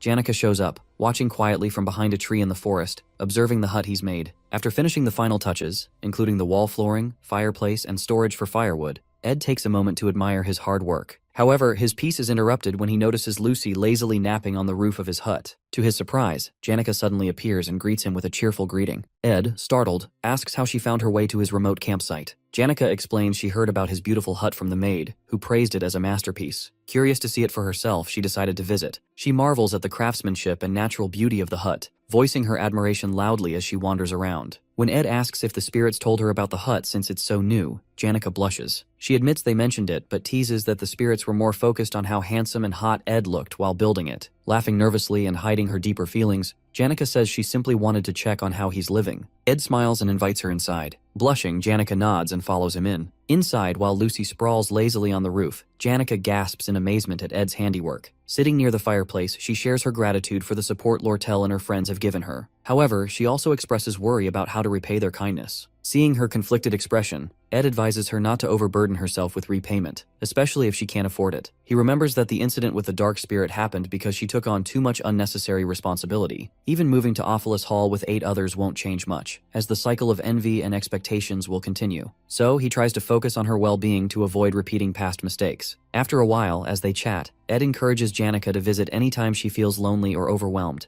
assuring her she's welcome at his hut and the forest. Surprised and touched, Janica smiles warmly, saying it would make her very happy. She extends the same offer to Ed, urging him to come to her if he ever feels overwhelmed. Ed smiles but sighs quietly at the word overwhelmed. He knows the second semester is approaching, marking the start of Act 2. This time, the Sage's Sealed Grimoire, a book containing records of advanced, dangerous magics, will create chaos capable of consuming the entire academy. Grateful for her kind offer, Ed thanks Janica but keeps his thoughts to himself. He knows he'll remain on the sidelines, letting the main characters handle the challenges ahead, quietly cheering them on. On a dark and stormy night, Act 2 begins. Students from Ophelis Hall live like royalty, enjoying special perks like first-choice seating, personal maids, and extra freedom. These privileges set them apart from the students in Dex's Hall, who don't get the same treatment. When vacation ends, a heavy rainstorm hits the southwest side of the academy. Ophelis Hall students are given horse carriages and boats to help them return safely. Even those who are late are allowed extra days without punishment. But Dex's Hall students aren't so lucky. They have to travel in the pouring rain and risk losing points if they don't make it back on time. This unfair treatment makes the Dex's Hall students angry. They come together to protest and demand equal treatment. They want answers for why they're treated so poorly compared to the Ophelis Hall students. Behind the scenes, Lortel and a clever troublemaker named Willain stir things up. Willain is good at using his words to manipulate people and make things worse. While the students want fairness, Willain's real goal is to cause chaos and hurt Ophelis Hall's reputation. Together, they push the situation to the edge of a full-blown riot. Lortel proposes a fair solution, suggesting the school extend the deadline for students returning after the storm and should confess that Ophelis Hall students get special treatment. Although the headmaids of Ophelis Hall and the Academy's review division support her plan, the administration shows little interest in resolving the issue. This lack of action only fuels the protest, making things worse. Frustrated, the protesting students go on strike, plan to burn and damage Ophelis Hall's valuable assets, like hardwood furniture and artisan-crafted paintings, which will put even more pressure on the authorities to act. As a result, Willain will take benefits from the chaos, using it to damage the Academy's reputation, while Lortel, being in the Merchant Association, uses the Academy's problems to make money and push her own goals, which were already worsened by the Glasskin incident. While negotiations continue, the elite Merchant Association seizes an opportunity to gain a significant advantage by sabotaging the Sage's Sealed Grimoire, a book considered the very heart of Sylvania. Its value is so immense that people, in desperation, are willing to offer anything for it, even their hearts. As protests rage outside the hall, Lortel gazes out the window at the pouring rain, recalling her childhood in the slums. She remembers wandering in tattered rags under the same dark skies. The thought brings a bitter smile to her face as she mocks herself for feeling a moment of relief. Her entire life has been a relentless struggle to survive, marked by betrayal, suspicion, and a refusal to show genuine sincerity. This desperate existence has left her scarred, a reflection of her filthy self. Yet deep down, she wishes someone among the students could see her for who she is, a survivor of a harsh life. She decides to seek out others like her, those who have also endured the life of a gutter rat. Ed describes Lortel as a shadowy figure, always hiding the harsh truths behind the scenes. That's why the audience and players of the game call her the Black Veil. The angry students protest loudly, full of frustration and determination. In the original storyline, the Ophelis Hall occupation incident centers on the main character, Taylor, stopping the students who were provoked into rising against Lortel. Along the way, Taylor and his friends face middle bosses stationed on each floor of Ophelis Hall, from the 1st to the 5th, who aid the rioting students. The first middle boss is Tote, known as the Decoy. Tote is a bitter student who mocks Taylor by calling him a loser and eventually gets beaten up by Taylor's friends. This humiliation fuels Tote's grudge, and he is later bought off by Lortel. Tote's role in the incident is to capture the maid guarding the first floor from the protesters and sabotage the front door of Offalis Hall, allowing the rioters to storm inside. In the scene, the mysterious guy kidnaps the maid and smashes the front door open, surprising the protesters outside and giving Willain the green light to lead the invasion and cause chaos within the hall. According to the original storyline, Tote's role after breaching the door is to block Taylor and his friends from entering the hall as they arrive to confront the rioters. However, as the rioters push toward the fourth floor to declare their control over the hall, something unexpected happens. Willain approaches a mysterious figure and asks if he is working for Lortel. To everyone's surprise, instead of Tote, it is Ed Roth Taylor who is revealed as the middle boss, breaking away from the original story's expectations. Ed explains how he got into this situation. Just 2 days before the Offalis Hall incident broke out, he was struggling to hunt for food with a bow and arrow. He feels pain because he has no combat skills and is bad at using the bow. Despite this, he keeps pushing himself. His campsite gets frequent visitors now that people know he's living in the woods. Among them, there are 3 who come the most. The first is Lucy, who always asks him silly questions, but Ed doesn't have many answers for her. The second is Janica, who has fallen in love with Ed. He likes her too because she often brings him food, teaches him laundry tricks, and helps him with tasks. When Ed compliments her, she blushes and acts strangely, confusing him because she's easy to read. But sometimes Janica seems jealous when Lucy visits him. The third is Lortel, who visits Ed at night. She always asks for help, and Ed realizes she's probably trying to gather people who will help her take control of Offalis Hall. One night, she explains her plan. She wants him to help sabotage the hall. At first, Ed refuses because he doesn't want to mess with the game's storyline. He believes that if he stays out of it, everything will follow as planned. But when Lortel mentions that Tote passed out after a confrontation with Taylor, Ed becomes worried and asks how it happened. In the original story, Tote was supposed to fight Taylor and get beaten badly. But this time, things are different. When Tote insults Taylor by calling him worse than Ed Roth, it angers Jix even more, beating Tote until he faints. With a foxy smile, Lortel laughs and tells Ed that she doesn't need much from him. Just one simple task, which is take the keys from the maid and open the door when the protesting students flock outside the hall. Ed realizes that if the hall doors stay closed and Lortel's plan fails,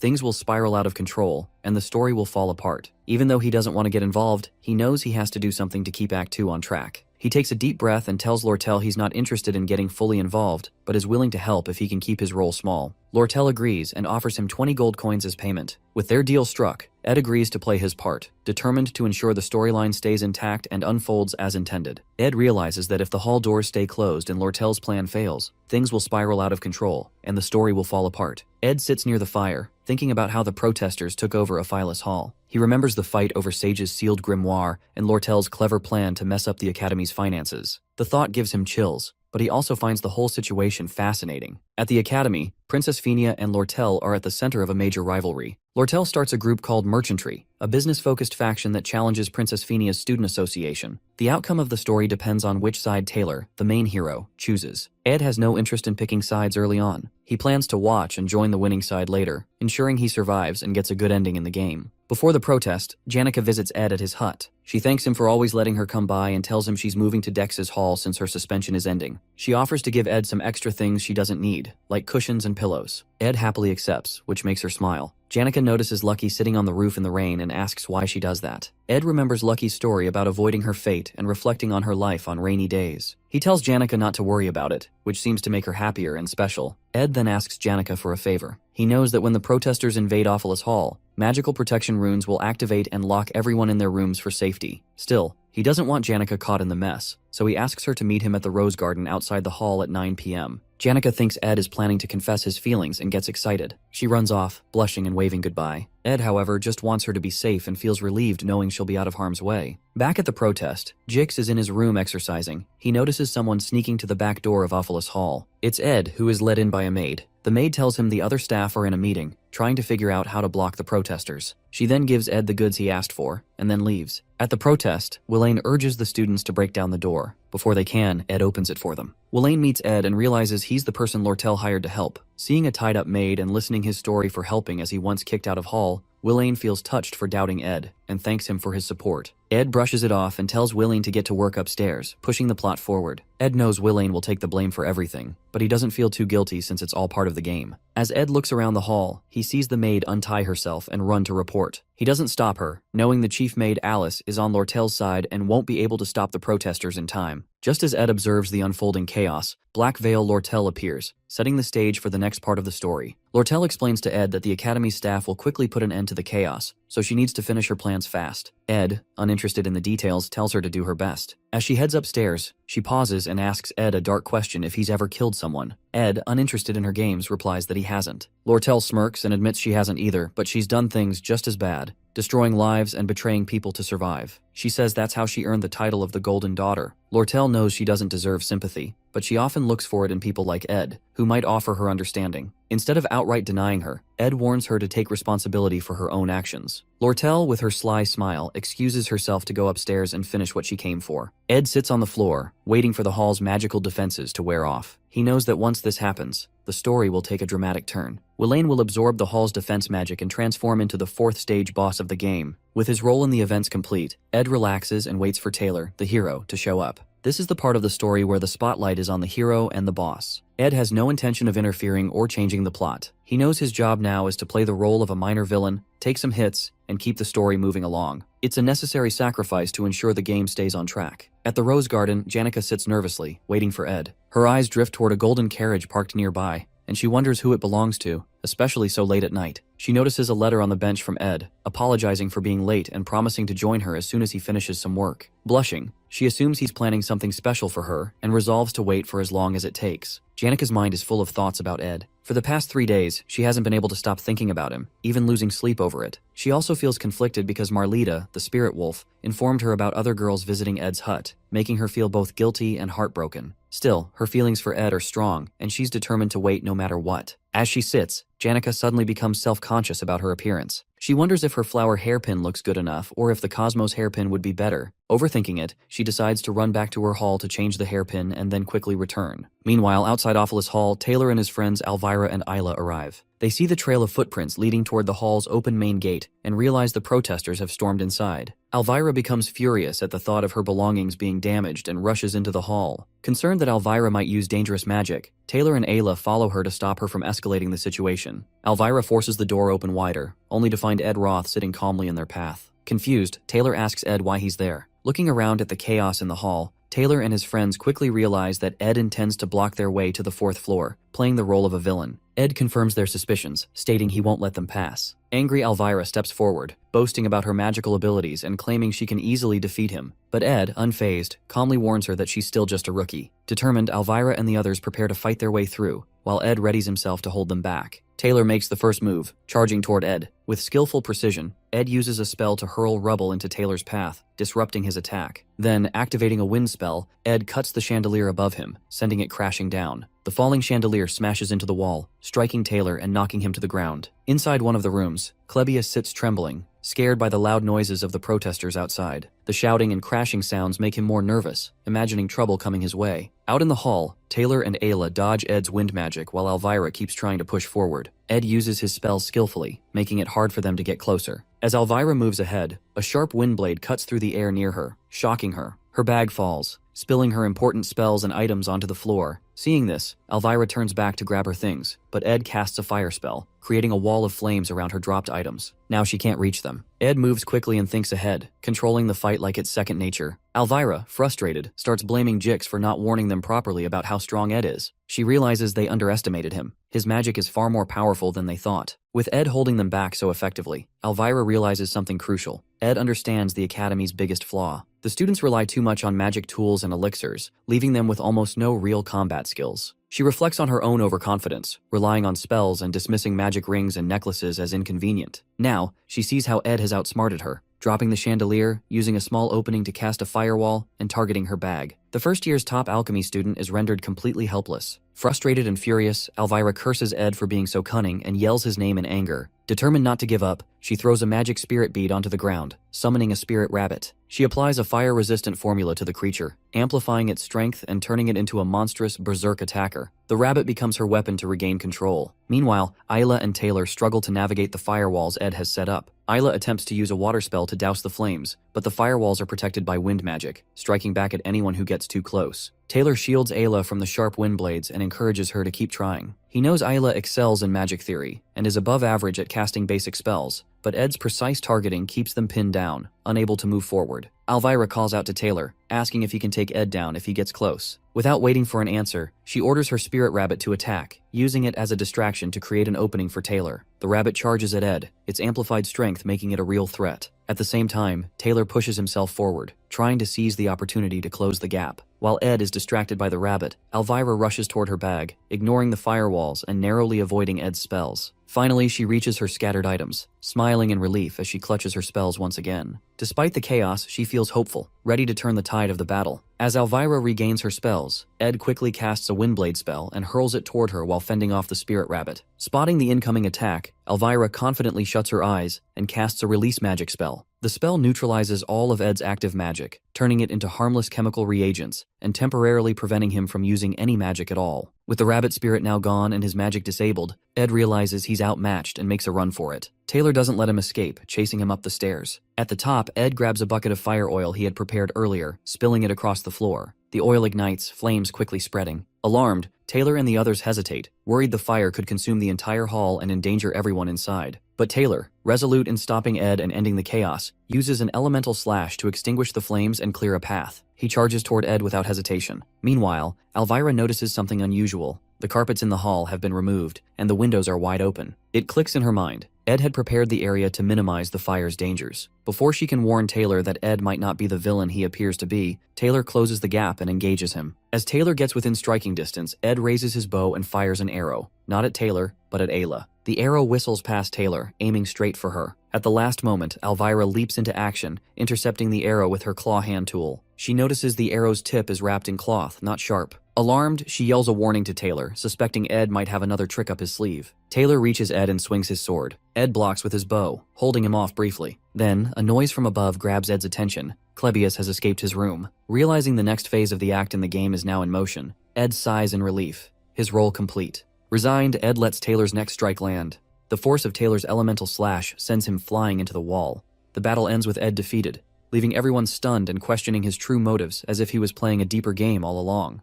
With Ed finally defeated, Taylor grabs him and demands to know why he went so far to stop them. Elvira watches uneasily, feeling that Ed had been toying with them the entire fight.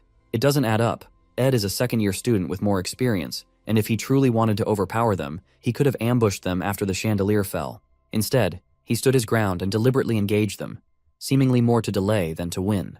The group senses something is off, as if Ed's actions are driven by a deeper motive. Frustrated, Taylor shoves him away. Weak and injured, Ed speaks in a quiet but firm voice, telling them to go upstairs if they're done wasting time on him and to stop the real chaos. His words leave them stunned. Elvira demands to know why he tried so hard to hold them back if he's now telling them to go. Taylor and Isla press him for answers, their confusion mounting. Elvira, her voice rising with frustration, yells that she won't leave until Ed tells them the truth. She's determined to uncover his intentions, suspecting there's more to his actions than meets the eye. Before Ed can respond, the hall door creaks open behind them. A girl enters, shielding herself from the rain with a hood. As she steps inside, her eyes widen at the scene before her. Taylor, Elvira, and Ayla standing over a battered and bloodied Ed, with the hall in complete disarray. It's Janica. She had been waiting for Ed at the Rose Garden, thinking he might be at the pavilion nearby, but seeing him like this, her heart sinks. Shocked and concerned, she cries out, asking what they've done to the hall, and to Ed. Her voice echoes in the tense silence, leaving everyone frozen in place. For Janica, Ed is someone who has become incredibly important in her life, making her feel special. Despite being caught up in a complicated situation, Ed's simple lifestyle and the way he treated her during the Glaskin hunt have made her care for him even more. He has a way of making her believe he'll always figure things out, no matter the problem. As she stands there, seeing Ed battered and surrounded by chaos, she starts to reflect on everything he's done for her. She now understands he has lured her out of Ophelis Hall to protect her from the disaster, knowing she had already been punished for her involvement in the Glaskin incident. Now, feeling the weight of his kindness toward her, she feels an overwhelming desire to help him in return. She knows that he never asked for help, but this is her chance to repay him for everything he's done for her. With determination, Janica takes off her hairpin, setting aside her appearance and any distractions. She focuses, gathering her strength and preparing herself to confront the situation. Her tone shifts to one of tension and authority as she demands what is everyone doing. Her voice is filled with resolve, and her presence suddenly feels much stronger, as she stands ready to do whatever it takes to take control of the situation. Taylor, still unsure of Janika's intentions, expresses relief that she's safe, and quickly informs her about the protesters who have taken over Aphilas Hall. He also explains how Ed has been acting irrationally, preventing them from reaching the top floor. Taylor suggests that Ed might be trying to protect someone else hidden within the hall. However, Elvira interrupts him sharply, pointing out the drastic change in Janika's demeanor. She warns that Janika could now be their enemy. Suddenly, Janika releases a powerful aura, creating immense air pressure that swirls violently through the hall. Ed, alarmed, calls out her name, but she, now fully possessed by her magic, calmly reassures him to be okay. Taylor and his group stand frozen, sweating and wide-eyed as they witness her summoning an entire battalion of intermediate-level spirit beasts, showcasing overwhelming power. Realizing the grave danger, Elvira panics and insists that they retreat, acknowledging that fighting Janika, now seemingly unstoppable, is far beyond their abilities. But Taylor, being the heroic character he is, refuses to back down. His unwavering determination to face any challenge keeps him rooted in place. Elvira desperately tries to make him see reason, but Taylor's resolve remains unshaken. At that moment, Ed intervenes. Despite his weakened state, he grabs Taylor and shoves him aside, saving him from a crushing blow by one of Janika's spirit beasts. Ed orders Taylor and his group to leave and stick to their original plan. Confused and shaken, they question why Ed, who had been so intent on stopping them, is now urging them to go upstairs. Elvira, reluctant to leave, argues against abandoning the fight. In response, Ed lightly bonks her on the head, handing her bag of chemicals back, and sternly tells them to do as he says. Realizing they have no choice, they leave Ed behind with Janika and rush upstairs. While Janika is still immersed in her summoning magic, Ed approaches her slowly. Janika, noticing him, tries to reassure him that she will handle everything, and that he doesn't need to push himself anymore. But Ed, weak and battered, softly calls her name. He places his trembling hands on her shoulders, stunning her. It's the first time he's ever touched her in such a way, and the gesture leaves her momentarily speechless. In a weak voice, Ed gently asks her to call off her spirits, explaining that the wind is too strong and he can barely stand. Seeing him in such a pitiful state, Janika's heart softens. She immediately cancels her magic, dismissing the spirit beasts and restoring calm to the hall. Taylor and his group, watching from the stairs, are shocked that Ed has managed to stop Janika so effortlessly. Ed then turns to them and urges them to go quickly, emphasizing that time is running out. As he finishes speaking, his exhaustion overtakes him, and he collapses to the floor. After some time, Ed and Janika are seen sitting together. Janika is gently tending to Ed's wounds, her face filled with worry. She angrily scolds Taylor and his group for being too harsh, blaming them for Ed's condition. Ed, trying to ease her concerns, jokingly mentions getting revenge next time they meet Taylor and the others. This makes Janika even more worried, and she urges Ed to promise her not to get hurt again. Ed feels grateful for her care and thanks her softly. He feels relieved that he completed his task, even if things didn't go perfectly according to plan. Now, all he wants is to rest, so he gets up, ready to return to his camp. Before he steps away, Janika hesitates and informs him of something strange she noticed earlier. She describes a large carriage adorned with a golden crown parked near the garden. Ed freezes, instantly recognizing the symbol. It belongs to the leader of the Merchant Association's elite, the Golden King, who is also Lortel's adoptive father. Ed remembers the game's storyline, where the Golden King appears much later as a fake antagonist before being defeated by Lortel in Act 2. Ed is confused and alarmed by the Golden King's early arrival, suspecting that something unusual and beyond his game knowledge is happening. Meanwhile, on the 5th floor of Aphilas Hall, Lortel gazes out of a large window, her expression cold and calculating. Beside her stands Alice, the chief mate of the hall. Lortel begins speaking to Alice, recounting her earlier encounter with Ed. She describes him as cruel and unfeeling, mentioning how he dismissed her pleas for sympathy without any hesitation. She reflects on how people like herself, shaped by lives of hardship and betrayal, have learned to expect nothing but cold indifference from others. Alice, who has been working in Aphilas Hall since she was 15, listens silently. She has risen from nothing to become the hall's manager through years of hard work and competence. Recognizing Alice's strength and influence, Lortel invested a considerable amount of money in securing her loyalty, seeing her as a valuable ally. Offering Alice a box of gold coins, Lortel thanks her for being on her side. Though Alice remains quiet, Lortel believes she has found someone like herself, someone willing to set aside their values for the sake of gold. In her mind, she believes Alice is someone who shares her understanding of survival and sees her as a kindred spirit. Lortel's thoughts briefly return to her difficult past in the slums, where life was a daily struggle for survival and betrayal was commonplace. Despite her tragic origins, Lortel has embraced her role as a hidden villain in the game's narrative, using cunning and manipulation to achieve her goals. Her current plan is to give Berserker defense magic to Willen's group on the 4th floor to destroy Aphilas Hall from the inside, targeting the students in there too. Feeling confident in her plan, Lortel walks with Alice toward the storage room to set everything in motion. She assumes Alice is fully on her side, her loyalty secured with gold. But as they go in their way, Alice suddenly draws her sword and points it at Lortel's neck. Her aura flares, creating a heavy, tense atmosphere, coldly announces she is not from the same kind as Lortel is. The words leave her frozen, her mind racing to understand the depth of Alice's resolve.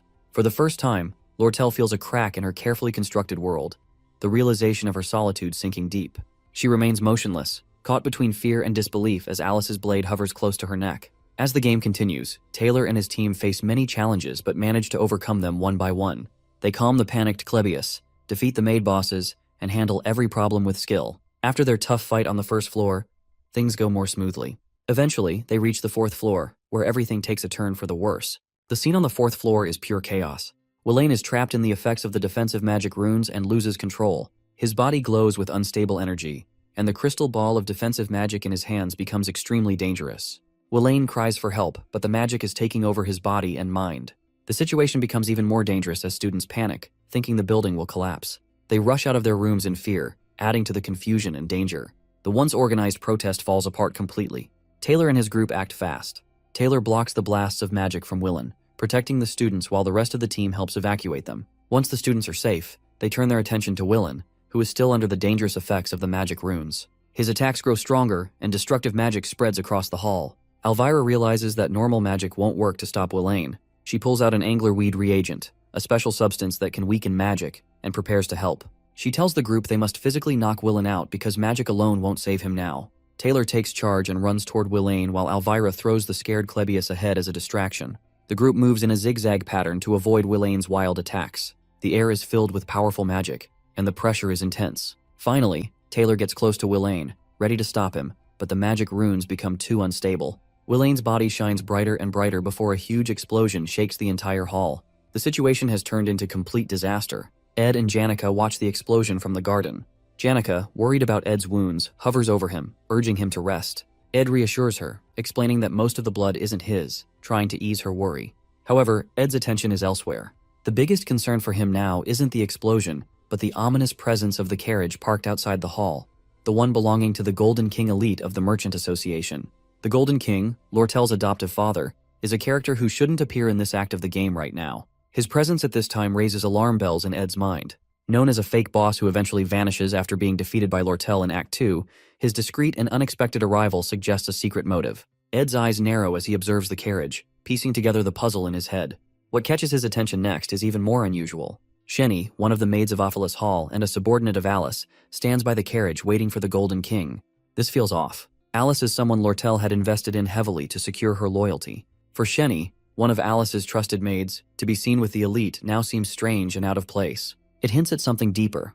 A crack in the loyalty Alice pledged to Lortel. The pieces begin to fall into place in Ed's mind, realizing Shenny is involved with the elite as Alice may have betrayed Lortel. Ed understands the gravity of the situation. Lortel is an essential character for progressing through the game's later acts. If the elite take over Ophelis Hall and gain access to the sealed Book of Grimoire, Lortel's downfall could occur, causing the entire story to unravel. Ed knows he needs to act quickly. He decides to take on Lortel's role, doing whatever it takes to keep the Golden King away from entering the building and changing the original storyline. Before the chaos of the protest, Alice, the chief maid of Ophelis Hall, secretly writes a letter to the elite merchant king. In the letter, she exposes everything about him, how he is Lortel's adoptive father and the man responsible for killing Lortel's biological father. She reveals Lortel's plans to take revenge by manipulating the business magnates and directors of the elite merchantry to overthrow him. She also shares details about Lortel's scheme to acquire or sabotage the sage's sealed grimoire, a critical move intended to strike the Golden King by surprise and remove him from power in the Merchant Association. Alice ends the letter with a bold demand for more money than what Lortel has offered her, promising to switch sides and create a dramatic turn of events in the Golden King's favor. Now, with her sword pressed against Lortel's neck, Alice waits for the Golden King's arrival at Ophelis Hall. Lortel, usually clever and confident, is now shaken. She pleads with Alice, questioning her betrayal and pointing out that they both wanted revenge against the Golden King. Alice sighs and apologizes, but delivers a brutal truth. She tells Lortel that they, including the Golden King, are not so different, driven by ambition and survival. Her words cut deep, leaving Lortel speechless. Suddenly, an explosion echoes through the hall as the door bursts open. Taylor and his group arrive, dragging a restrained and defeated Wylane behind them. They are battered but still resolute. Elvira quickly assesses the situation, deducing that Alice must be the one behind the chaos, as only she could have provided Willin with the defensive magic runes. Spotting an opportunity amidst the commotion, Lortel acts to collapses dramatically to the floor. Taylor and his group rush to check on her, concerned for her well-being. Hiding her tears and masking her turmoil, Lortel pretends to be overwhelmed and helpless. Without a word, she suddenly gets up, sprints away, and retreats to her room. Her mind races with plans for what to do next. Lortel stands frozen, stunned by the unexpected arrival of the Golden King. The man who pulled all the strings in the shadows has come all the way to Ophelis Hall himself. Though shocked, she quickly shifts her focus to the opportunity now at hand. Blaming him for the large-scale tampering with the Merchant Association's account books and the damage caused during the chaos could finally lead to his downfall. Her plan to overthrow him feels within reach, but she knows she must act fast. She knows what she has to do. She needs to get to her room, where a carrier pigeon is hidden. The pigeon will carry a message to the Merchant Association's officials, exposing the Golden King's crimes. Once she sends it, she plans to hide somewhere in the hall to stay safe. Even though her heart aches from Alice's betrayal, Lortel doesn't let herself cry. She's used to being hurt by others and has learned to blame them to protect herself. Wiping away her emotions, she quickly heads to her room, determined to complete her plan. At the same time, the Golden King elite enters the hall with his guards, carrying an air of authority. Spotting a student near the entrance, he calmly advises the student to evacuate for safety. However, the student doesn't budge and instead informs him that no one is allowed inside the hall due to safety protocols. The elite looks puzzled but intrigued by the student's firm stance. The student is none other than Ed, standing in front of the stairs like an immovable wall, blocking the elite's path to the upper floors. The elite, maintaining his calm, asks Ed if he has any official authority or permit to enforce such rules. Ed boldly replies that he's acting on his own judgment. In this tense standoff, Ed evaluates the situation. He knows that only 3 people truly understand the flow of the story. Lortel, who wants revenge on the elite for destroying her childhood and plans to oust him. The Golden King elite himself, who seeks the sage's sealed grimoire for ultimate power. Alice, the chief maid, who has become the central villain in this act by betraying Lortel. Ed decides to trust Taylor and his group to deal with Alice, the act's main antagonist, while he focuses on keeping the elite from going upstairs. By doing so, he hopes to preserve his understanding of the game's storyline and secure his role as a successful character in the end. The elite tries to defuse the situation, claiming he needs to consult with the Academy about the chaos inside, but Ed remains unmoved. His unyielding stance begins to irritate the elite, who activates his aura and then asks a pointed question whether Ed is siding with Lortel. 10 minutes before the confrontation with the Golden King elite, Ed and Janica arrive at Jix's room. To their surprise, Jix is calmly exercising while the building is in chaos, with most students already evacuated. Curiously, they ask why he hasn't left. Jix explains that he's trying to avoid rash actions and prefers to focus on his routine, rather than getting involved in the protest. Noticing Janica and Ed together, Jix foolishly asks if they're dating. Embarrassed, Janica yells to instantly denies it. However, she becomes flustered, giving eye contact with Ed as she worries she might have made him uncomfortable. Picking up on the awkwardness, Ed subtly makes Jix realize his rudeness. Jix hurriedly apologizes to Janica for his careless question. After a brief moment, Jix asks why they've come to him, especially considering they barged into his room, even breaking part of his wall in the process. Ed straightforwardly asks for a favor, promising to repay him later. Though Jix seems reluctant at first, he eventually agrees. Back in the hall, as the Golden King elite Keklin argues with Ed, Janica and Jix secretly observe the scene from a hidden spot. The elite tries to persuade Ed, painting Lortel as a treacherous and ungrateful person. He recounts how he raised her since childhood and accuses her of plotting against him. In an attempt to win Ed over, he even offers to double the amount of gold coins Lortel promised to anyone on her side. Ed stands firm, making it clear that he isn't interested in money or personal gain. Frustrated, the elite gives up on diplomacy and orders his guards to dispose of Ed. As the guards surround and overpower Ed, Jix springs into action. Using wind magic, he sends the guards flying, creating a moment of chaos. Jix and Janica reveal themselves, stepping in to help Ed. Janica summons her spirit companions while Jix prepares for a fight. Ed thanks them for their intervention, promising Jix he'll repay him later, before heading upstairs to check on Lortel. The elite, now realizing these students are formidable opponents, commands his guards to fight with everything they've got. A fierce battle begins as Jix and Janica engage the guards, holding their ground with determination. Meanwhile, Ed rushes up the stairs, floor by floor. When he finally spots Lortel, he doesn't waste a moment. He urgently tells her to escape through the hall's back door and run as fast as she can. In Lortel's world, kindness and goodwill always come with a price.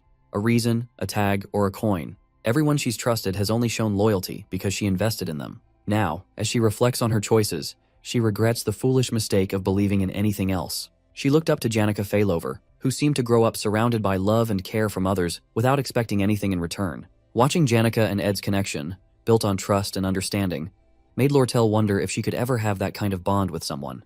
But now, betrayed by Alice after sharing all her plans, she feels foolish and scolds herself for ever thinking she could live a life like Janica's, one filled with trust and genuine relationships. Lortel convinces herself she should have stayed true to her cold, calculating self. Among the 5 people she trusted to occupy the hall, Alice betrayed her by siding with the elite. The twin maids, Shenny and Kelly, joined Alice, and even Willen leaned toward the elite's side. The only one left was Ed. But Lortel feels he'll eventually betray her too. After all, why wouldn't he? As they run through the hall, Ed asks Lortel if Alice betrayed her. Lortel suddenly stops and stands still. Her voice is low and regretful as she apologizes, saying she can't guarantee the 20 gold coins she promised him. The situation is too unstable now, and she's lost control. But Ed doesn't care about the money. He firmly tells her he's not doing this for gold. Without hesitation, he grabs her arm and pulls her forward, urging her to run. He warns her that if the elite catches her, it's all over. They need to escape quickly to secure the plan and ensure her survival. Hearing Ed's words takes Lortel by surprise. For the first time, she wonders if Ed sees something in her worth believing in. She starts to question her assumptions about trust, wondering if maybe there are people who act without ulterior motives. Still, the idea confuses and unsettles her. As they run, Ed asks her what's really going on with the Merchant Association and why the elite came to the academy himself. Lortel explains about her adoptive father, Elite Ketchlin, has been covering losses due to manipulating market prices through secret deals and monopolizing the armor trade within the association. This scheme has left him in desperate need of money to secure his power and position in the association. To fix his financial problems, Ketchlin plans to sell Sage's sealed grimoire for a high price. He sent Lortel to the academy to find a way to steal or sabotage the grimoire. For years, Lortel has worked to build alliances within the Merchant Association, buying the loyalty of merchants and committee members and turning them into her side. Her ultimate goal is to expose her adoptive father's manipulations and remove him from power, avenging her past. Ed realizes that Ketchlin's desperation explains why he's arrived earlier than expected in the story. His rushed actions to monopolize the armor trade and secure the grimoire have put him in a vulnerable position. Ed knows how important it is to keep Lortel safe to ensure her plans succeed. Lortel knows her plans can only work if her father is away from the merchantry headquarters. With him gone, the merchants on her side will have the chance to transfer the rights of sale to her. Ed quickly pieces everything together. He realizes that Lortel has been using this elaborate plan to disrupt the Academy's finances by burning Ophelis Hall. This chaos would push the negotiations for the Sage's sealed grimoire in Elite's favor. Now, Elite Ketchlin's urgent need for money has brought him to the Academy, giving Lortel a perfect opportunity to send a message to her allies and execute her plan to bankrupt him.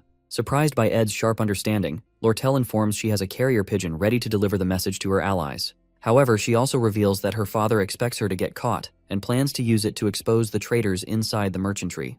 When they reach Lortel's room, Ed pauses and gives her detailed instructions. He tells her to stay hidden and avoid being seen by anyone.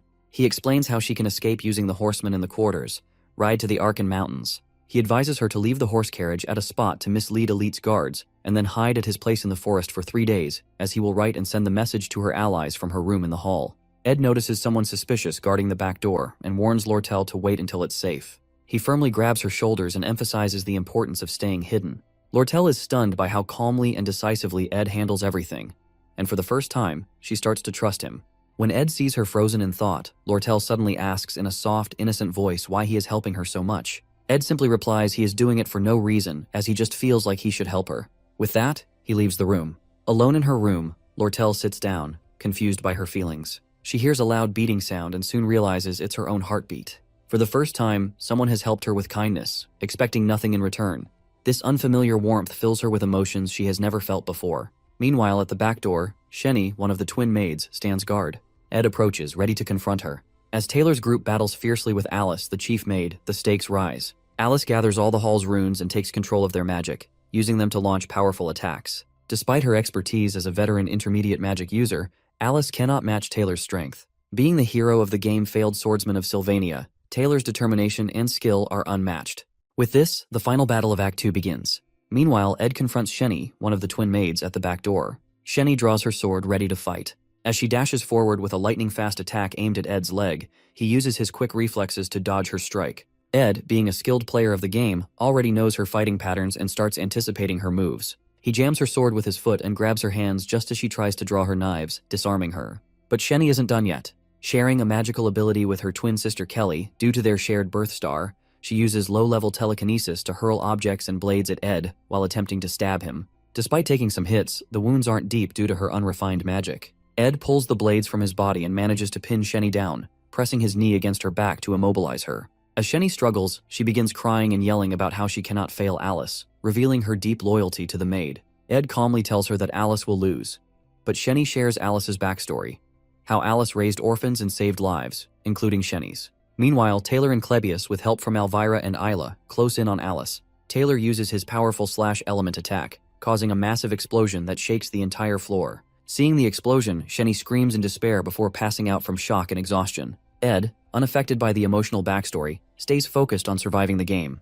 He drags the unconscious Shenny into the hall and props her against the wall before quickly leaving. He knows that these side stories won't affect the main plot and chooses to prioritize his own survival as the story progresses. Ed reaches Lortel's room, noticing the neatly arranged books, luxurious wooden furniture, and decorations. He's impressed by how perfectly the room matches Lortel's character. Without wasting time, he writes a message, attaches it to the pigeon, and sends it flying toward the headquarters. This gives them a crucial time advantage since Elite Kechlin, currently in Sylvania, will take at least 3 days to return to the headquarters. Later that night, under a rain-soaked sky, Ed, battered and tired with cuts and bruises, limps toward his hut to rest and heal. He successfully stopped Elite from reaching the hall, with Jix and Janica's help, and created an escape route for Lortel. His quick thinking left Elite with no choice but to chase the horse carriage Lortel hired. Everything was falling into place, and the storyline remained intact. As Ed finally reaches his hut, expecting Lortel to already be there, he's startled by an unsettling scene. Lortel, holding a knife, walks toward him with a dark and sinister expression.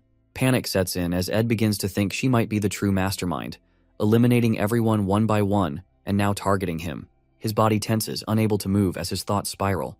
But as Lortel draws closer, she unexpectedly tears a piece of her clothes and patches up his wounds. Ed's fears vanish, replaced by relief and confusion. Lortel, with soft and caring eyes, helps him to the hut where she's already prepared a warm fire. Lortel asks Ed they should warm up first by sitting together. Her cheeks blushes faintly. Ed and Lortel sit together by the fire, the warmth helping Ed dry off and recover. As they chat, Lortel mentions the carriage driver who promised to draw attention away from her by diverting the Elite's guards, even at the risk of his own life. Ed, curious, wonders how she managed to gain such loyalty. Then, remembering that it's Lortel Kechlin, he decides not to ask further and remains silent. After a pause, Lortel thanks Ed for his help and reminds him that she now owes him a significant favor. Noticing his quiet demeanor, she teases him for being so dull. Ed politely replies to just only hand him over the 20 gold coins as per their deal when the time comes.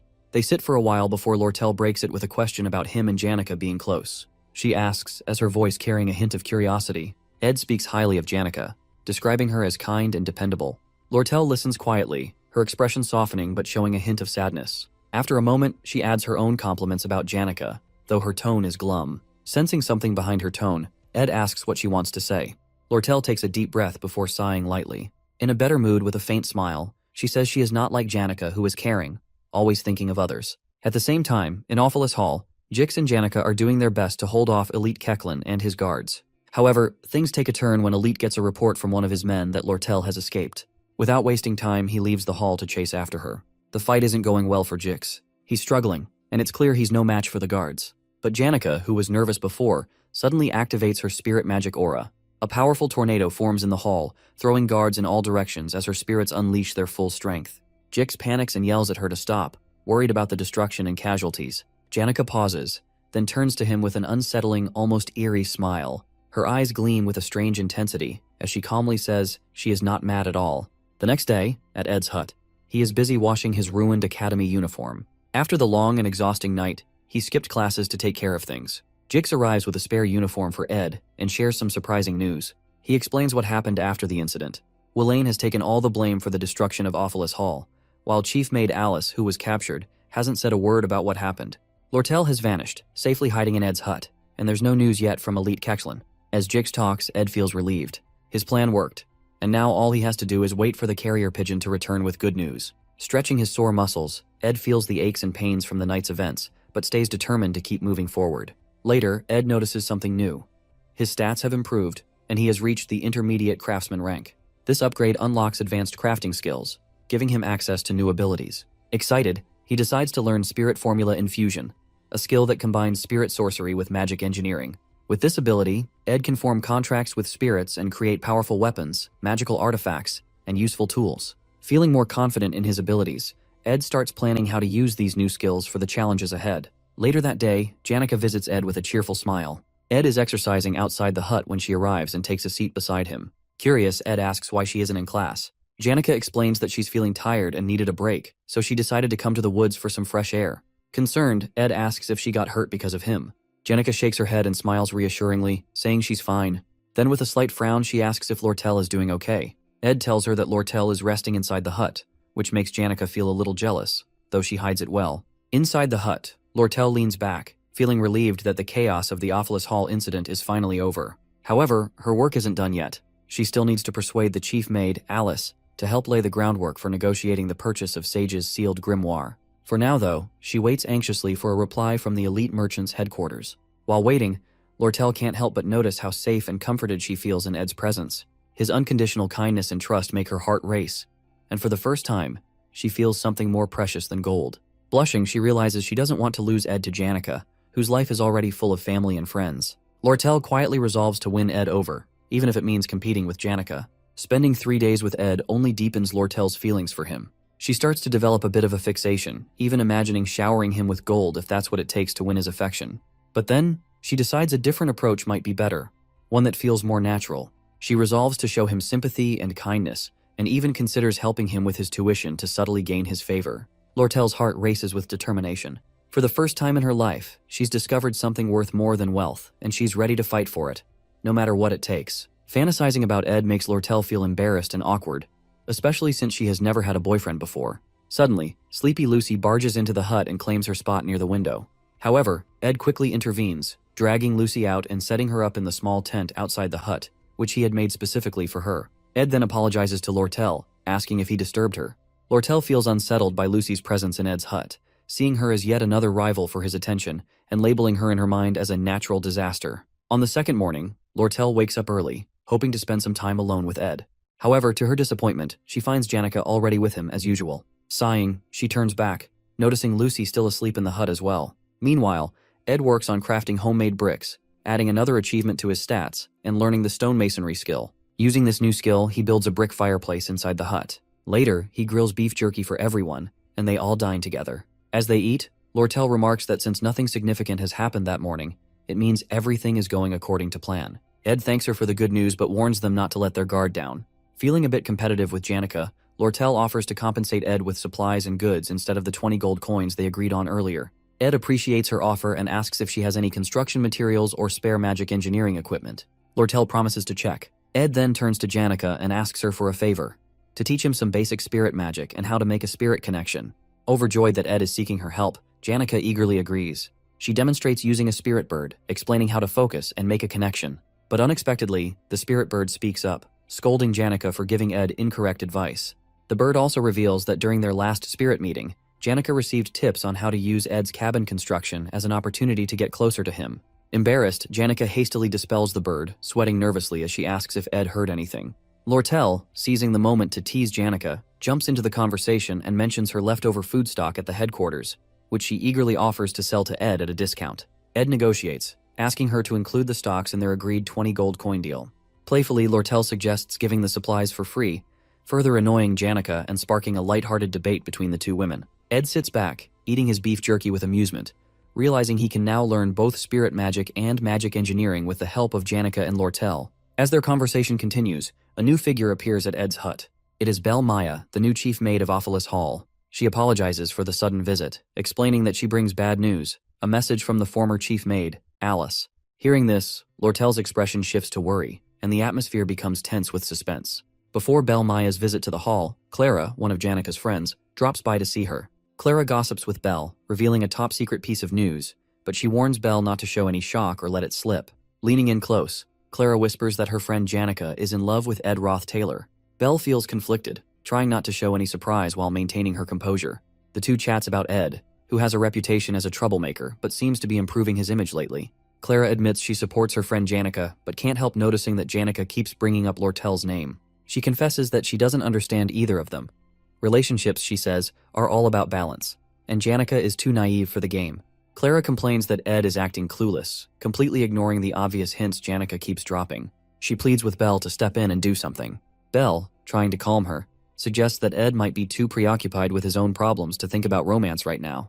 She adds that maybe it's just his luck, or lack thereof, when it comes to relationships, leaving Clara uneasy and slightly creeped out by the idea. At Ed's hut, Belle Maya grows annoyed seeing Lucy, Lortel, and Janica all gathered together at Ed's place, giving her headaches. When Lortel why she's there, Belle Maya informs her of an important message from the former chief maid Alice. That evening, Belle Maya decides to take sleepy Lucy and Janica with her, leaving Ed frustrated. He's uneasy about Lortel's location being exposed to someone connected to Ophelis Hall, especially since Lortel is in hiding. To avoid further risks, Lortel chooses to leave Ed's place and go with Belle Maya, who offers to take her to a safe house. Before leaving, Lortel gives Ed a repaired uniform as thanks for his help. Ed expresses his gratitude, noting it'll make a decent second set for the academy. A pigeon carrier also arrives with good news. A letter announcing a victory over the elite in business sales, signaling his downfall at the Merchant Association headquarters. Relieved, Ed feels he can now return to school as usual. Lortel reads the letter, commenting that her father, the elite, must now be making his last stand and won't have time to chase her in Sylvania, ensuring her safety for the time being. However, she warns Ed not to underestimate her father, who might still have tricks up his sleeve. Even so, she expresses confidence in her allies at the headquarters, believing she can become the next Merchant Association chairman. Lortel's main concern, however, is now Alice. When Ed asks if Alice might expose her role as the mastermind behind the Ophelis Hall incident, Lortel dismisses the worry, explaining that Alice will side with whoever wins. In Alice's letter, she details the orphanages she sponsored, urging Lortel to support them financially for the next year. Lortel shares Alice's backstory. Years of relentless work caused her health to decline, but the academy ignored her struggles. Unable to manage her responsibilities, including the orphanage, Alice took a gamble during the Ophelis Hall incident, switching sides for money and support. Though her actions were seen as betrayal, Lortel acknowledges the dire situation Alice was in. After reading the letter, Lortel concludes that Alice is only siding her because she sees her victory as inevitable in her. In the cutthroat world of merchants, sympathy is rare, and Alice knows this well. While Lortel agrees to keep Alice on her side, her trust in her will not be same as before after the betrayal. As she prepares to part, Lortel reminds Ed to stop by the Merchant Association branch to finalize their contract for supply deliveries. Before leaving, Ed hands her a fire torch to guide her way. Lortel pauses, looking at Ed thoughtfully. When he asks why she's still standing there, she comments on how tall he is. She admits that she often takes risky moves to win. With that, she steps closer to Ed, adjusting his tie on his uniform. Flirting, she remarks that he looks handsome in the new set. And suddenly, she pulls him by his tie, leans in, and kisses him unexpectedly. Flirting even more, Lortel teases Ed by commenting on how delicious the raspberries they ate were, claiming she can taste them again through their kiss. She chuckles happily, clearly enjoying the moment, while stoic Ed firmly warns her to stay within her limits. Unbothered by his serious tone, Lortel playfully mocks his boring reaction, adding another teasing remark. Next time, she says, he should try pulling her closer during the kiss, as she needs practice in pretending to push him away. Taking the torch from Ed, she finally sets off, but once she gets a certain distance away, she dashes off quickly, disappearing into the forest. Ed stands there, utterly embarrassed by her boldness. No matter how much he tries to avoid becoming too involved in the main events of the game, things always spiral beyond his control, leaving him flustered and off track. Later that night, as Ed sits by his campfire, gazing at the starry sky through the trees and listening to the crickets chirp, he feels uneasy. The storyline seems to be deviating, and he can't shake the discomfort of being pulled into the center of the unfolding events. His original plan was simple: observe the game's events from the sidelines, stepping in only when necessary to keep the scenario on track. He has no ambition beyond surviving, graduating from the academy, and carefully managing his stats. However, the plan that seemed so straightforward now feels like an endless and reckless challenge. As summer quietly fades into fall, Ed reflects on how quickly time is passing and wonders what twist the game might throw at him next. The next day at the lake, Janica gathers with her spirit friends to discuss her growing concerns about Lortel and how to handle her. The spirits inform Janica about the incident between Ed and Lortel, which immediately infuriates her. The spirit labels Lortel as an intimidating foxy redhead as Janica anxiously asks how Ed reacted. She breathes a sigh of relief when she learns that Ed responded coldly and didn't show any emotion. However, her relief is short-lived as Spirit Tarkin warns her that Lortel's persistence will only intensify if Janica doesn't act quickly to secure Ed's attention. Amid a flurry of ridiculous and cringy suggestions from the Spirit Tarkin, the other spirits take Tarkin away for a while. Spirit Marlita offers a more sensible idea. Marilda advises Janica to create a memorable and thrilling experience with Ed to make him think about her. After some thought, Janica decides that sharing a meal together might be a good start. That evening, Ed prepared his new recipe he learned and let Lucy have a taste of it. However, upon tasting it, she immediately recoils in disgust, exclaiming that it tastes awful. Ed listens to her criticism without reacting, calmly noting down his mistakes and deciding to delay perfecting his cooking skills until he receives a wider variety of ingredients from the stock deliveries. Despite the setback, Ed gains an upgrade in his stats, advancing to an intermediate level in craftsmanship. He reflects on how his core stats significantly affect his practical skills and resolves to balance and improve all his stats efficiently. However, Ed's packed schedule leaves him little time to focus on personal development. Between attending classes, honing survival skills, and keeping a close eye on the progression of the game's scenario, his hands are full. He observes that Taylor's combat abilities are steadily improving. Isla continues to support Taylor, and Princess Phineas seems to be on track. Still, Ed knows the pivotal event in the storyline, Phineas' clash with Lortel, is approaching. He's also aware that another key character, Clarice, won't enroll until next year, so he doesn't need to worry about her yet. While Elite's early dismissal creates some uncertainty regarding Lortel, Ed is sure it won't stop her from pursuing the Sage's sealed grimoire. As the Academy Day comes to an end, Ed steps outside, looking back at the main building. He realizes it's time to start monitoring the faculty building closely since the final boss of Act 2 is about to emerge. Meanwhile, in a quiet room within the Academy, someone receives a letter revealing the mastermind behind the Ophelis Hall incident. That person who receives letter is none other than Professor Glast. Professor Glast stands in his quiet office while his assistant, Claire Elfin, stood nearby. Trying to impress him, Claire praised his sharp thinking for suspecting someone behind the Ophelis Hall incident. However, Glast, a no-nonsense figure, ignores her attempts at charm. Removing his glasses, he exudes a dark and intimidating aura, ordering Claire to find the divine science thesis he had asked for earlier. Startled by his stern tone, Claire quickly rushes out to do as he says. At the Ophelis Hall faculty building, Claire receives all the materials about the incident from Annis. Relieved, Claire thanked her and started looking through the files of students involved. Among the files of students linked to the incident, 3 catch her attention: Ed Roth Taylor, Jix, and Janica. While most of the case seemed straightforward, Claire couldn't help but feel something unusual about Ed's file. His reputation and some missing pieces made her curious. That evening, Ed visited the Sylvania Merchant Association branch to collect the supplies he'd ordered under his contract with Lortel. Lortel, clearly enjoying his company, teasingly apologized for forgetting the contract details, as she is using it just an excuse to make him visit again. She prepares tea and snacks, inviting him to sit and chat. As they talk, she tells him to pick up his magic equipment at the counter when he leaves. Trying to keep his attention, Lortel shows off her fancy dress, asking how she looked for an important meeting. But Ed, uninterested, simply asked what kind of meeting it's. Lortel smiles, amused by how little he noticed her flirting. Then the conversation shifted to Ed's cabin.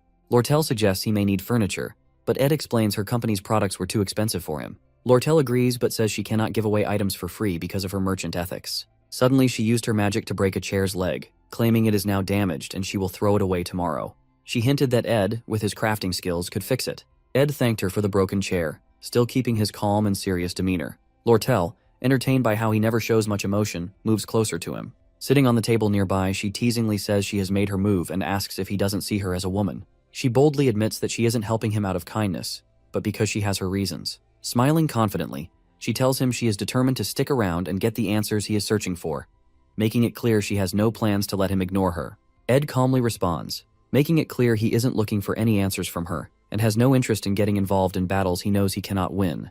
Despite her attempts to get closer, he stays composed and distant. Lortel, unfazed. Lortel smiles and warns him that one day, it won't just be her struggling to hold back feelings for him. Her smile is the same as always, calm and confident. Ed notices she never shows her true feelings, whether she's winning or in trouble. He realizes it's part of her nature as a merchant, always keeping her cards close to her chest and never letting her emotions give her away. At the academy during recess, Janica excitedly teaches Ed how to control a spirit. Using her staff, she explains that he should focus on his magic to try to form a connection and summons a small fire spirit named Mug. Mug appears serious and promises to serve Ed well, surprising him. Ed remembers that before he came into this world, when he played the game as Ed, he once formed a bond with a spirit duck. They used to laugh and joke around, but in the end, he let it go. However, looking at Mug now, he feels this will be different. Curious about Mug's strict nature, Ed asks Janica why he acts that way. Janica laughs and explains that Mug is a good spirit with great energy efficiency and was carefully chosen by the high-level spirit, Tarkin. Since Ed wanted a strong spirit, she picked the best one for him. After going through a tough selection process, Mug is finally handed over to Ed, and he successfully forms his first spirit connection. Holding Mug, Ed is impressed to see how warm it is, almost like a portable heater. He checks its abilities and stats, and Janica happily tells him that Mug is a great survival tool because it doesn't need wood for heat. Seeing Ed happy, Janica smiles, even though he still looks tired.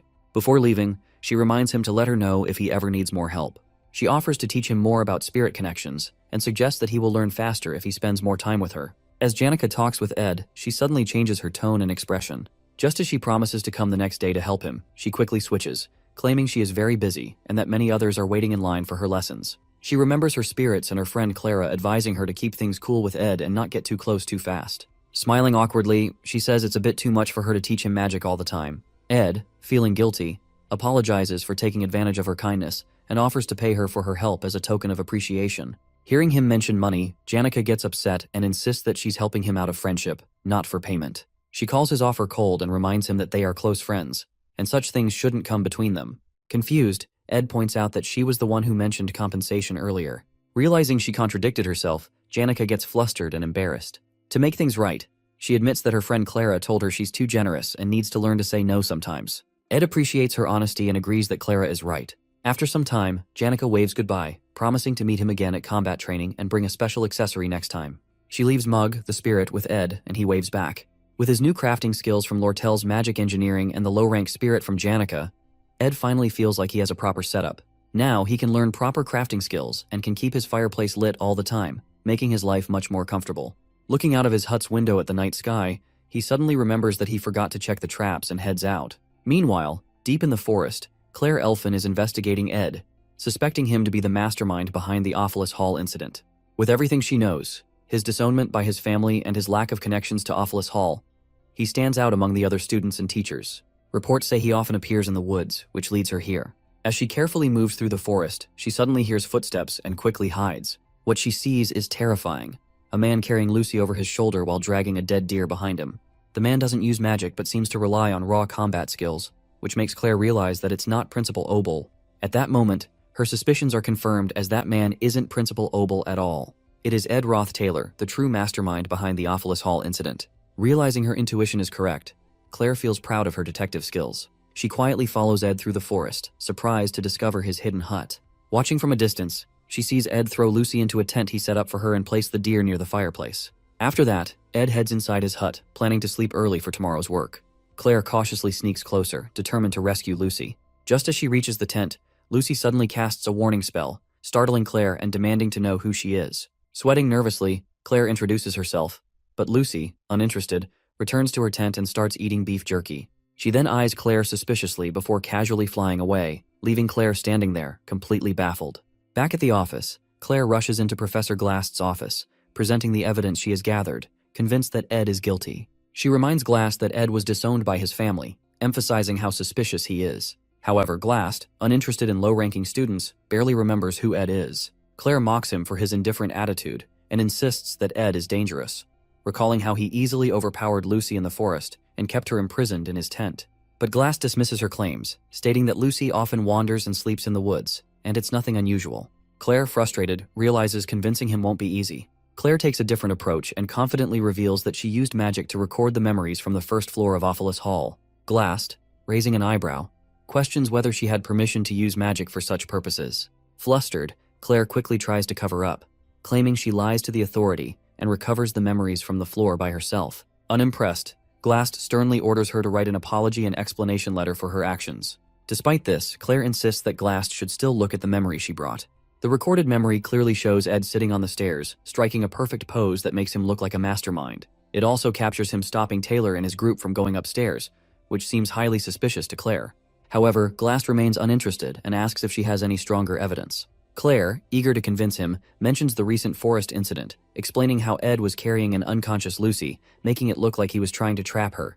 Glast, staring at Claire in silence for a moment, simply reminds her once again to submit the apology and explanation letter. Sighing in frustration, Claire leaves his office, feeling exhausted. Glast, now alone in the office, finally looks at the memory globe seriously. As he watches Ed blocking Taylor and his group, he becomes intrigued. He finds it hard to believe that someone as ordinary as Ed could hold off the Sword Saint Taylor and the natural-born alchemist Alvira. The memory flashes again, replaying Ed's actions and combat techniques. For the first time, Glast's expression changes as he realizes Ed might not be as ordinary as he thinks. The globe finally catches Glast's attention. Back in the forest, Ed successfully crafts an impressive weapon using both magic engineering and spirit magic.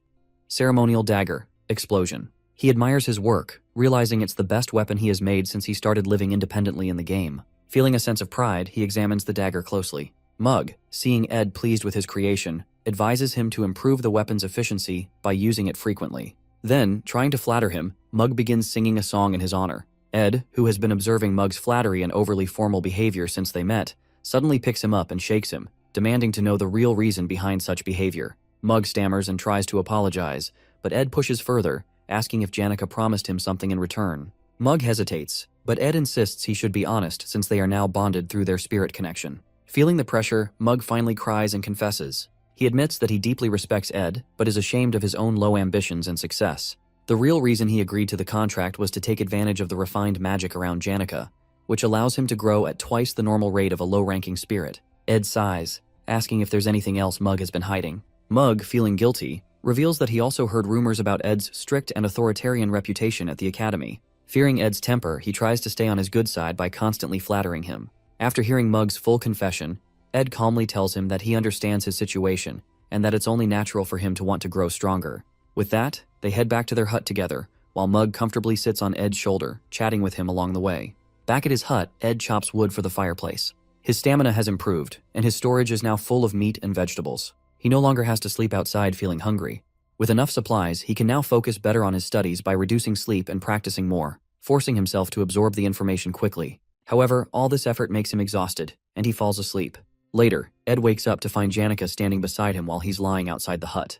She advises him to take better care of his health, saying she's worried about him. Ed decides to focus more on himself, especially because he has received 3 letters. The first letter is from the academy, and the second one is from the mercenary. However, it's the third letter that grabs his full attention. He realizes that this letter will decide the future direction of the game's storyline. In the original game, the main event of Act 2 was a negotiation over the Sage's sealed grimoire, a tug-of-war between the Academy's Student Association and the mercenary. But things have changed.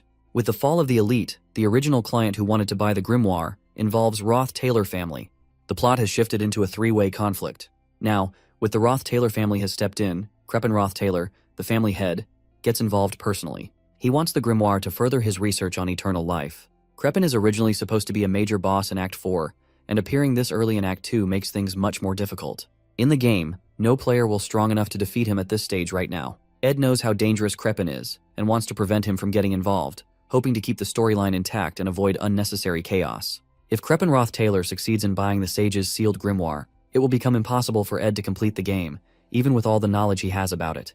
Crepin's involvement would throw everything off balance, making Ed's survival and progress impossible. The third letter holds critical information about Crepin's actions and suspicions regarding the grimoire. However, the sender of the letter remains unknown, adding another layer of mystery to the situation. During recess at the academy, Princess Phinia enjoys her tea in the garden.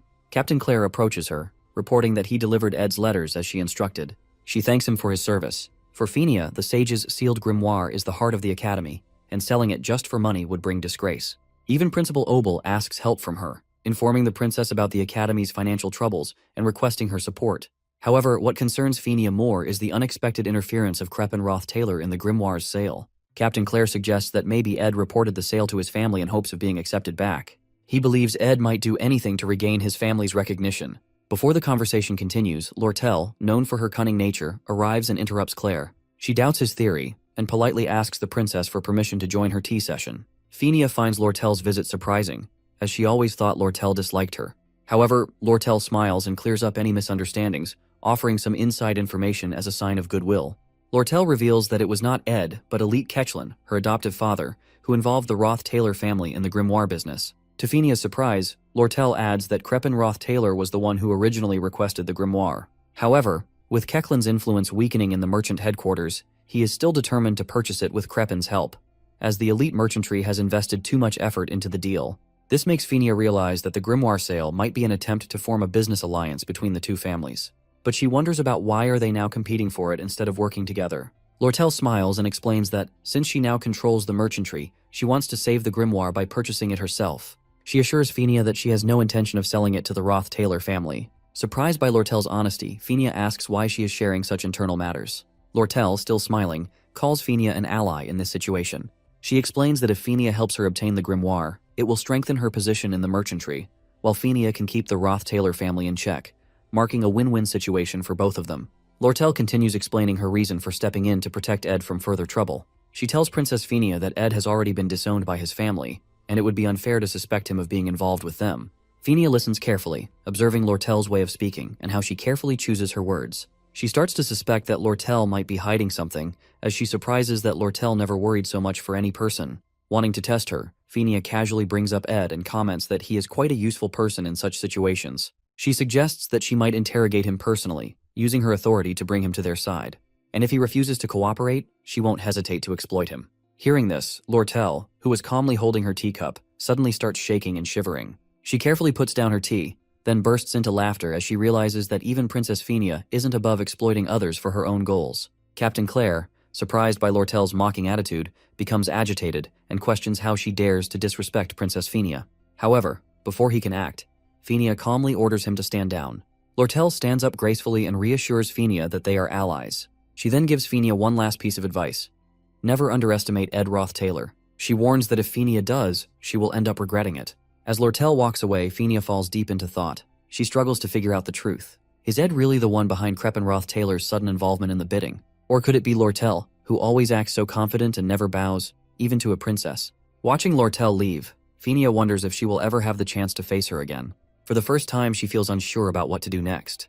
At the merchantry branch, Lortel spots Ed with Janica and can't help but feel a little jealous. Janica, noticing Lortel's gaze, greets her teasingly. Lortel, who had prepared only 2 cups of rosemary tea, one for herself and one for Ed, now finds herself reluctantly offering a glass of cold water to Janica. Janica smirks and teases Lortel for not having extra tea ready for guests.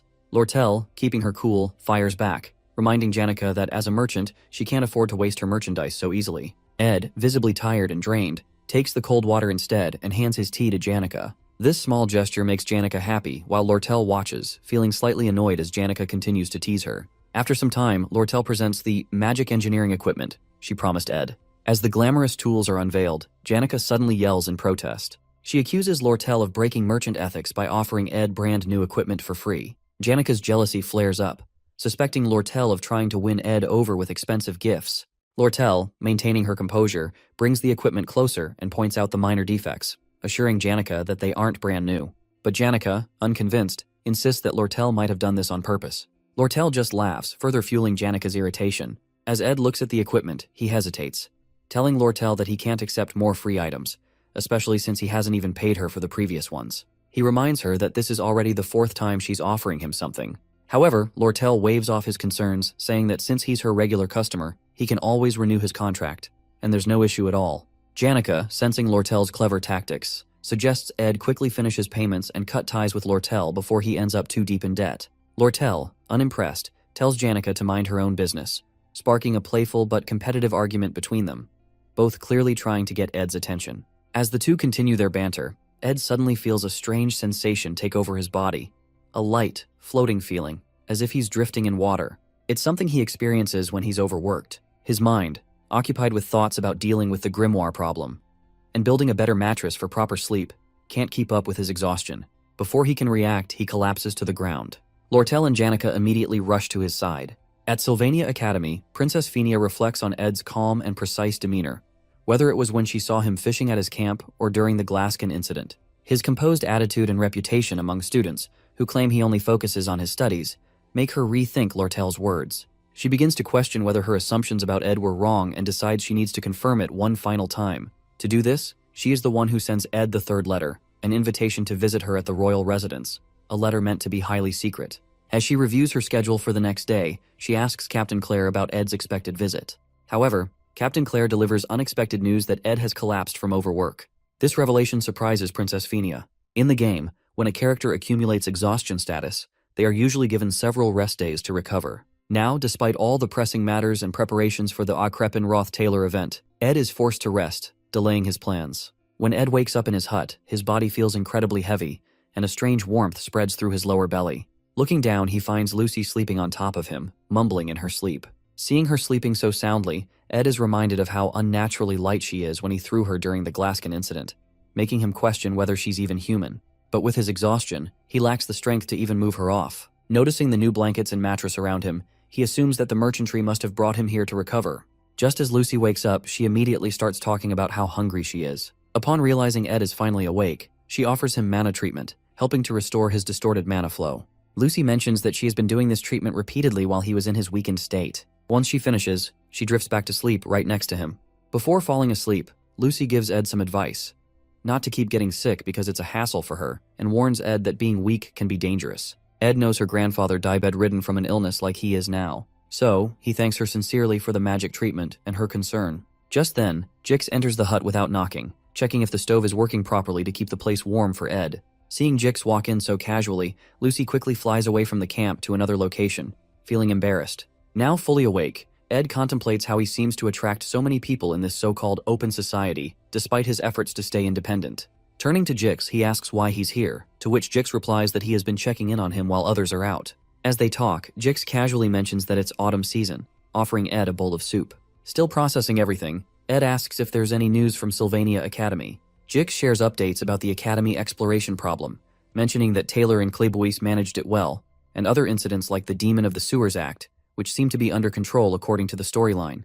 This reassures Ed that nothing critical has changed and everything is going according to the storyline. However, the most important event, the struggle over the Sage's sealed grimoire, is still looming. Ed urgently asks how long he has been unconscious. When Jix tells him it's been 10 days, Ed realizes with shock that the main event has already started. To add more worry in Ed's attention, Jix further informs that Lortel gets no choice but to leave for an important negotiation in his absence. Panicking, Ed immediately jumps up, insisting that Jix help him send a message to Lortel right away. Meanwhile, at Sylvania Academy, the bidding war over the Sage's sealed grimoire has begun. The major players are gathered. Princess Phinia Kloll representing the Student Association, Lortel from the Elite Merchantry, and an unexpected third party. The man who has deviated from the original storyline, stepping into the hall with an imposing presence. The patriarch of the Roth-Taylor family, none other than Crepin Roth-Taylor himself. At the luncheon, all the key players gather to assess each other before the bidding war for the Sage's sealed grimoire. Crepin Roth-Taylor greets Princess Phinia warmly and expresses his delight at seeing her in good health. He personally apologizes for the actions of his foolish family member, Ed Roth-Taylor, and assures her that Ed's past misdeeds do not reflect the values of the Roth-Taylor family.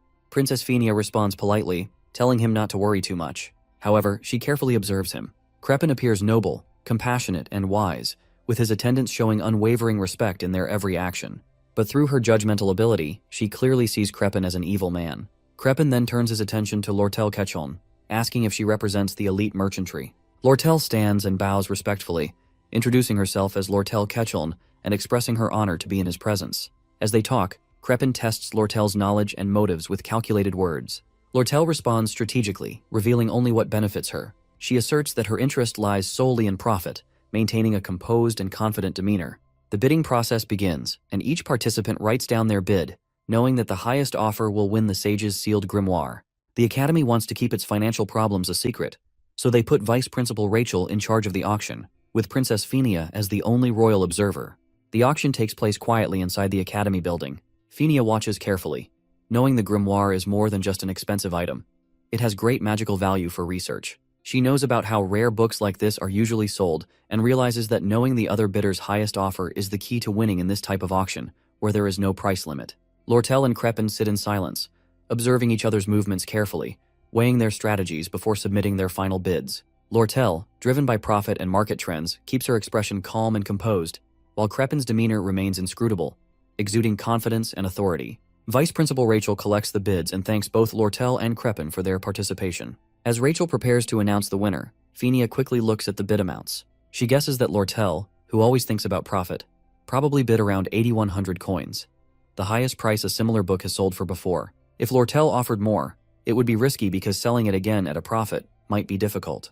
But still, Phinia worries that if Crepin bids just a little higher than Lortel's estimated maximum of around 8,000 coins, he will win the grimoire. Vice Principal Rachel finally stands and begins announcing the bid amounts. When she reveals Crepin Roth-Taylor's bid, as expected, he offers 8,500 Flen gold coins. Phinia isn't surprised.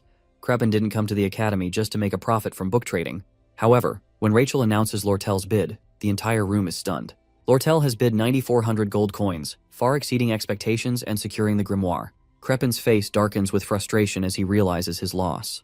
Without a word, he leaves the building with his attendants, his bitter expression revealing his disappointment. Meanwhile, Lortel calmly moves to a private room to complete the transaction, leaving Phinia in disbelief.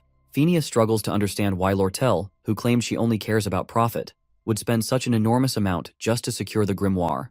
The princess recalls their previous conversation over tea, when Lortel suggested they become allies. Now, it becomes clear. Lortel's true intention was to prevent the grimoire from falling into Crepin's hands. Yet Phinia remains skeptical. She cannot believe that Lortel would act purely out of a sense of justice. There must be someone behind her, someone who ordered or influenced her to stop Creppenroth Taylor.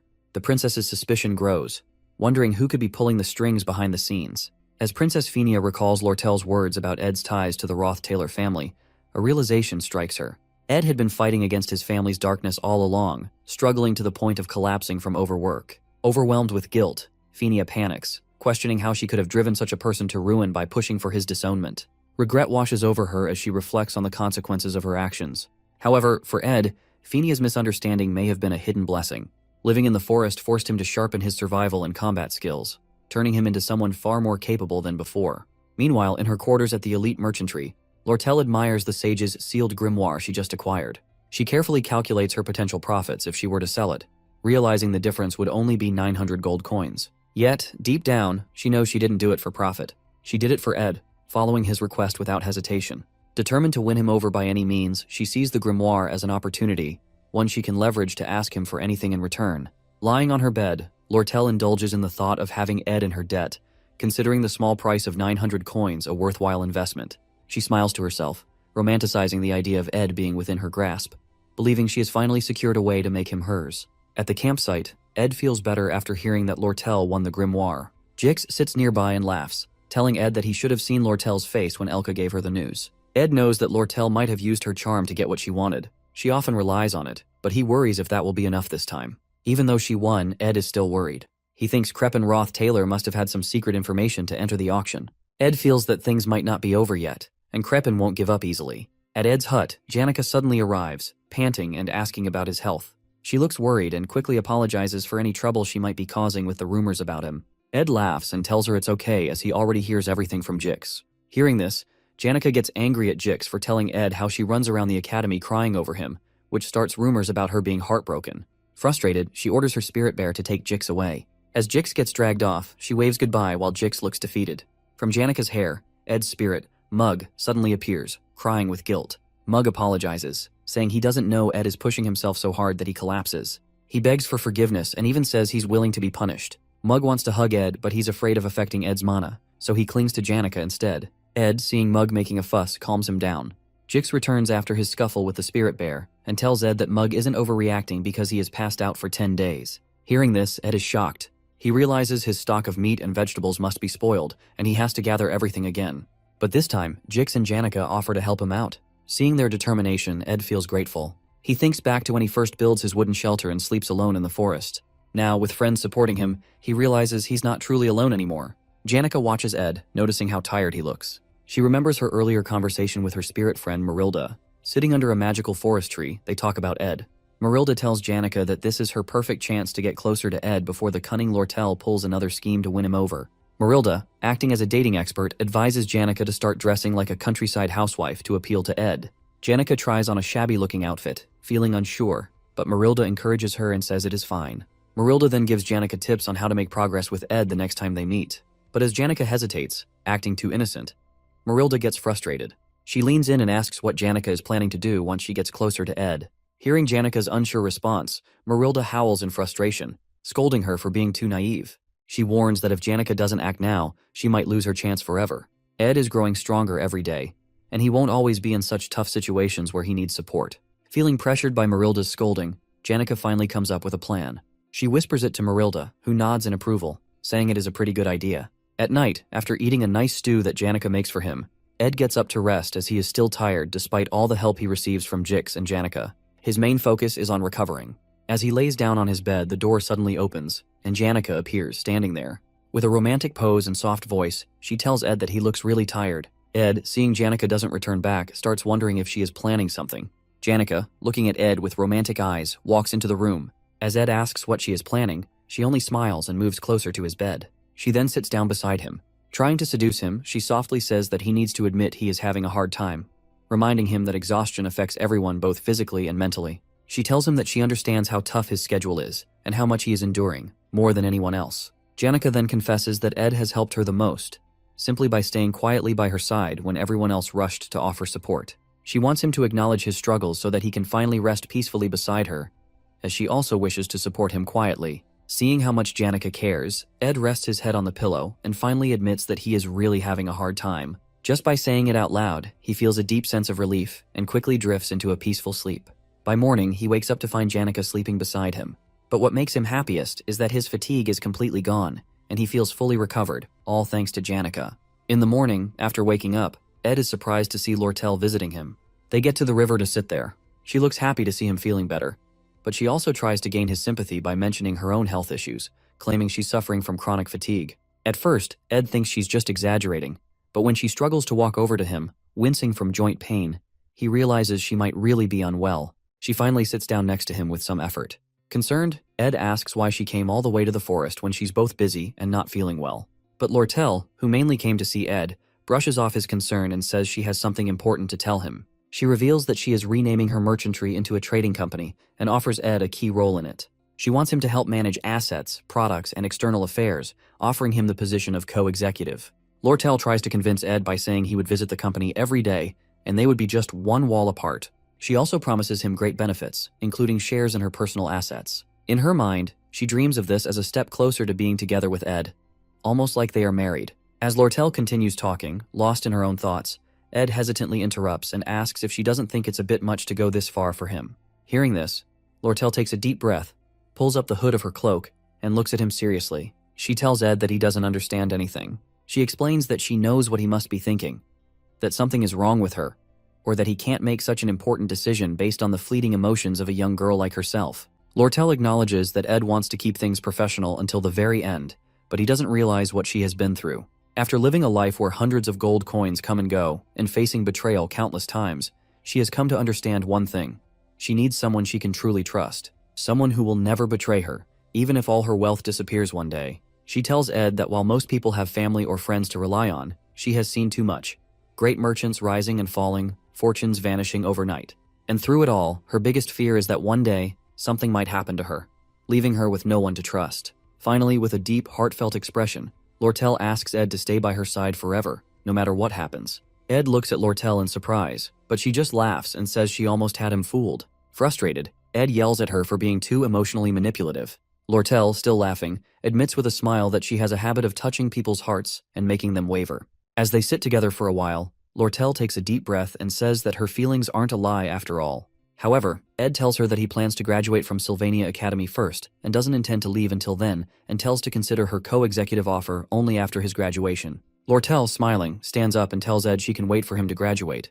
But then, with a playful smirk, she shows him the grimoire document letter. She reminds him that he's in her debt and warns him that she'll use it as a free pass to win him over someday. Waving goodbye with the letter in hand, she cheerfully tells him it was great seeing him again and walks away. As Lortel leaves, Ed sighs, feeling like he's made a mistake. He realizes he truly does owe her for the sage's sealed grimoire, and now he feels stuck. Meanwhile, as Lortel walks back, she feels nervous about the risky move she just pulled. She had wanted to confidently tell Ed that he belongs to her now, but seeing his serious reaction completely threw off her plan. She even forgot to give him his change for the magic engineering products he bought from her, and now feels awkward about seeing him again. Deciding to quietly drop off the change at his hut, she heads back. But as she reaches Ed's hut, she's shocked to see Janica already there, stepping outside after just waking up. Both women freeze in surprise, gasping at the sight of each other. They immediately start questioning why the other is there, and tension rises. Anger and rivalry fill the air, marking the beginning of a new disaster, not just for them, but for Ed as well. Both are determined to win him over, no matter what it takes. Ed, after taking a refreshing bath in the river, gets back to his daily routine. He starts cutting logs for the fireplace, all while being constantly reminded by his spirit, Mug, not to overexert himself. Taking Mug's warning seriously, he carefully manages his stamina and completes all his tasks efficiently. Now that his food and firewood stocks are full, thanks to Jix and Janica's help, Ed can finally shift his focus back to his health and studies. With a clear mind, he turns his attention to the 3 letters he received before collapsing from exhaustion. The first letter is from Lortel, warning him to stay alert since neither of them knows what the elite might do next. The second letter is from Fenia, discussing Crepin's possible involvement in recent events. But it's the third letter that catches Ed's attention the most. It's a highly confidential message from an unexpected sender, Professor Glast, requesting a private meeting with him after the conference. Unfortunately for Ed, he couldn't meet Professor Glast because of his sudden collapse, leaving him in the dark about Glast's true intentions. However, based on what he knows from the game, Ed is well aware that Professor Glast is the final boss of Act 2, and the events of this act have already begun. In the game's story, Glast believes that only a few talented people can change the world. He wants to bring back Sylvania, the greatest sage in history. To do this, he has been studying effectual magic, which can change the natural laws of the world. However, Glast needs the sage's sealed grimoire to complete his plan. Since the Academy sold it to Lortel due to financial problems, Glast steals it. He then kidnaps Taylor's friend, Ayla, who has a special magic ability. He wants to put Sylvania's spirit inside her body to start a new era, but his plan is dangerous and crazy. In the game, Taylor fights through many obstacles and defeats Glast to save Ayla. In the end, Glast falls from the magic tower and says something important before he dies, but Ed can't remember what it was. What Ed does know is that Act 2's final battle begins when Ayla is kidnapped. He realizes that he must be ready for what's coming. In a tense moment, Ayla wakes up and finds herself locked inside a dark, damp dungeon, guarded by a terrifying demon from the underground waterway. Fear grips her as she realizes the horrible situation she's in. The eerie silence of the dungeon makes her heart pound, and she can't help but feel overwhelmed. However, Ayla soon realizes she's not alone. Another voice echoes in the dungeon, blaming her for ending up in this mess. Tears well up in Ayla's eyes as she yells at that person, calling him mean for blaming her at a time like this, insisting that she hates being stuck in this awful place. To her surprise, the person with her in the dungeon is none other than Ed Roth Taylor himself. In Act 2's final scene, Ed doesn't plan on being kidnapped. To explain this, he reflects on the past 3 days. While working on his magic engineering gadgets, Ed realizes that despite his hard work, it's still not enough for the final battle. He needs better materials and blueprints. Suddenly, an idea clicks in his mind as he recalls a key detail from the final battle where they must enter a secret laboratory during the 3rd stage of Final Act battle, which is filled with valuable blueprints. Although Taylor is responsible for handling the middle boss battle in the secret laboratory, Ed is more interested in the contents of the lab. Knowing it's dangerous to go alone, he decides asks Janica for help. At the Academy, Professor Glast announces that 2 new students, Adele from Class B and Ayla from Class C, will be joining Class A. This decision comes as the Academy needs to accommodate more talented students. Jix realizes that with the addition of these 2 students, Class A will now have 5 members, marking a significant change after many years under Professor Glast's supervision. Even though Ayla might not be the strongest student, her unique effectual magic stats make her stand out. Curious, Jix asks Glast whether the class criteria are based strictly on talent. Glast responds firmly, warning Jix not to underestimate the student's efforts. He advises that the quickest way to ruin someone's life is to give them false confidence in vague talent and offer inadequate support, ensuring that everyone, including Jix, understands the lesson. Professor Glast is a man who strongly believes in talent and is almost stubborn about it. This is mostly because of his daughter, Muiri. He had a lot of faith in her as a parent, even though she was just an average mage. Muir wanted to prove herself, so she joined a monster hunting mission too soon. Sadly, she was killed, which broke Professor Glast's heart. After losing his daughter, Professor Glast changed a lot. He became even more focused on proven talent and spent most of his life at Sylvania Academy studying effectual magic. But what makes his research interesting is that he is not doing it to improve magic. Instead, he wants to bring back Sylvania, the greatest mage of all time and the creator of magic. At the end of the class, Professor Glast calls Lortel as if he is about to say something but then stops and changes his mind. Instead, he tells her that he will speak to her separately tomorrow about the lesson. However, Lortel knows exactly what he wants to ask. He is concerned about Sage's sealed grimoire, which she has already purchased. She also knows that he wants to scold her, considering it a disgrace, since the grimoire is crucial for effectual magic research. But Lortel is not worried, as the passing ceremony and the official transfer of the grimoire to her are just around the corner, and his talk will not be any use. At the Academy, as Claire's class comes to an end, Ed gets ready, knowing that the Sage's sealed grimoire connection ceremony is about to begin, marking the start of the final battle in Act 2. Ed's original plan is to closely follow Taylor as he fights his way through the stages from Phase 1 to Phase 5 to rescue Ayla, picking up any leftover items along the way, just as he planned. Looking at his must-have items list, Ed focuses on the crucial items he needs to collect, especially from Phase 3. These include Glock's Eye and Delheim's Hourglass. He needs these 2 items because their materials are difficult to obtain, and they can usually only be crafted in the final stages of the scenario. Collecting them will give him a major advantage in the upcoming story progress. At the same time, he plans to admire Taylor's progress up to Phase 5 before returning to camp once his mission is complete. To get Janica's help, Ed tells her that they need to go to the underground waterway because he lost something there and wants to find it together. Even though he expects Janica to dislike dark and narrow spaces, she enthusiastically agrees to help. This makes Ed feel a little guilty, as he can sense her concern for him, but he knows he still needs her support for the battles ahead.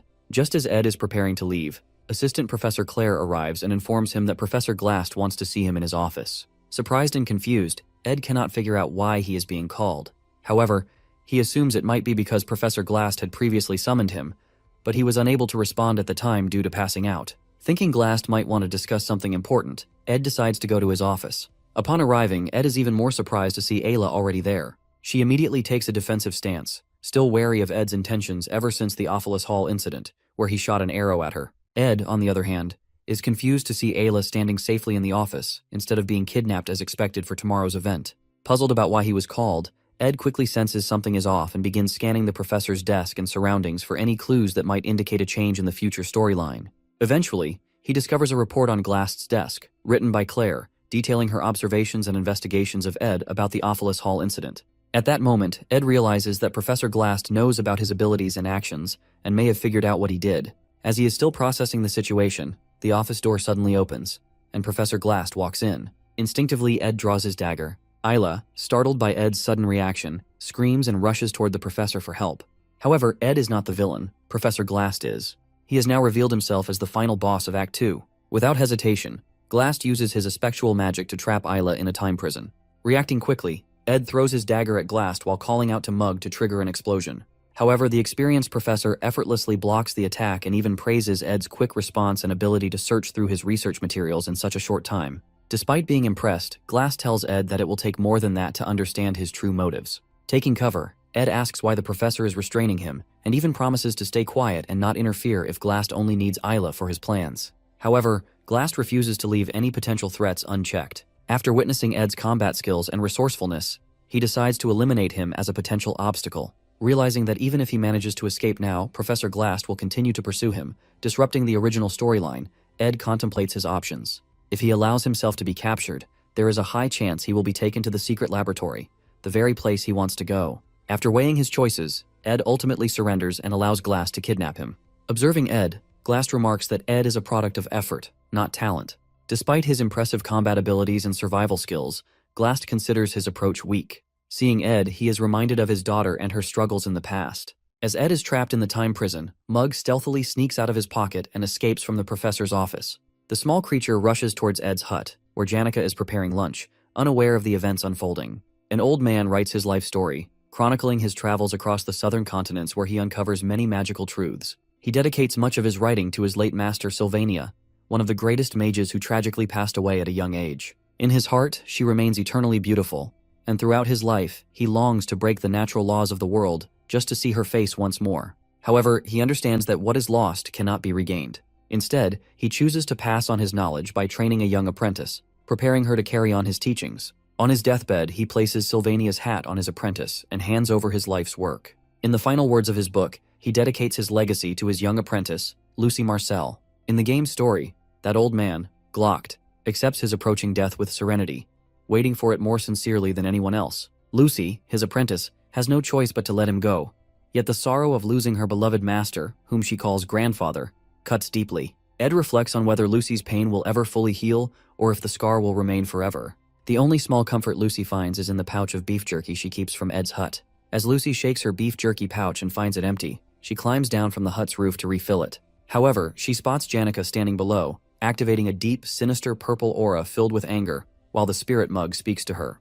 Meanwhile, at Trix Hall, the Academy's main conference room, the sage's sealed grimoire passing ceremony begins. Elite members of the merchantry and Academy faculty gather as Lortel stands ready to receive the grimoire from Principal Obel Forsyth in front of the audience. As she looks at Principal Obel, she recalls Kreppenroth Taylor, who is the same age but appears strikingly different.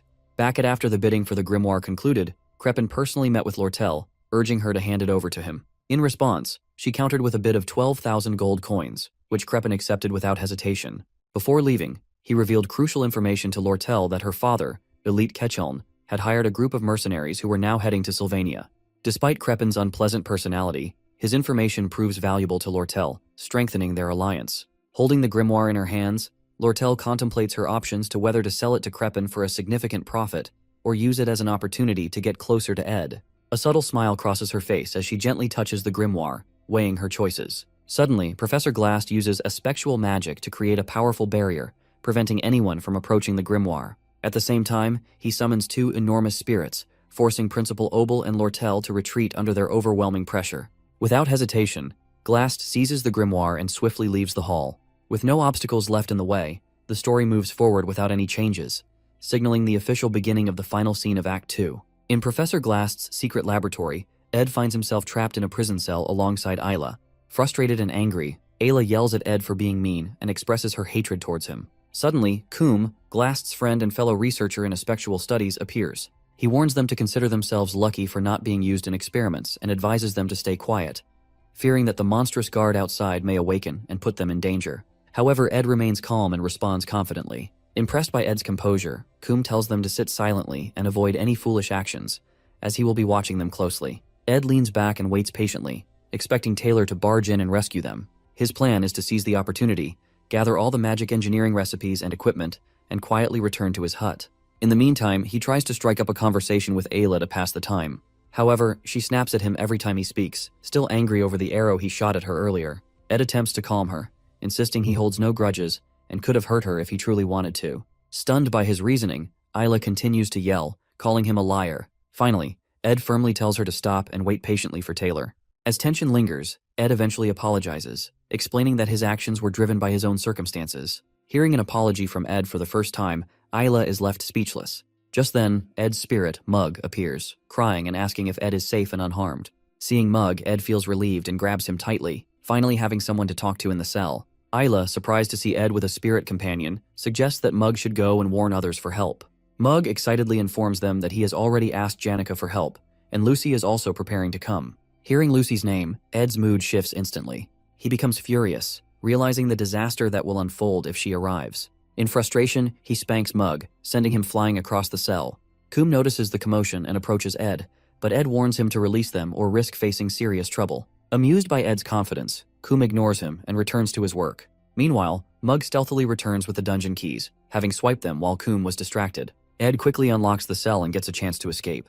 Convincing Ayla to stay behind the cell as her leg hurts and dangerous monsters out there, after some hesitation and arguing, she reluctantly agrees. Without wasting time, Ed rushes out, determined to stop Lucy before she arrives and causes chaos. Ed knows that even the most dedicated players of the game avoid involving Lucy in major events, fearing the unpredictable changes she could bring. With his future hanging in the balance, Ed races against time to prevent Lucy from reaching the lab.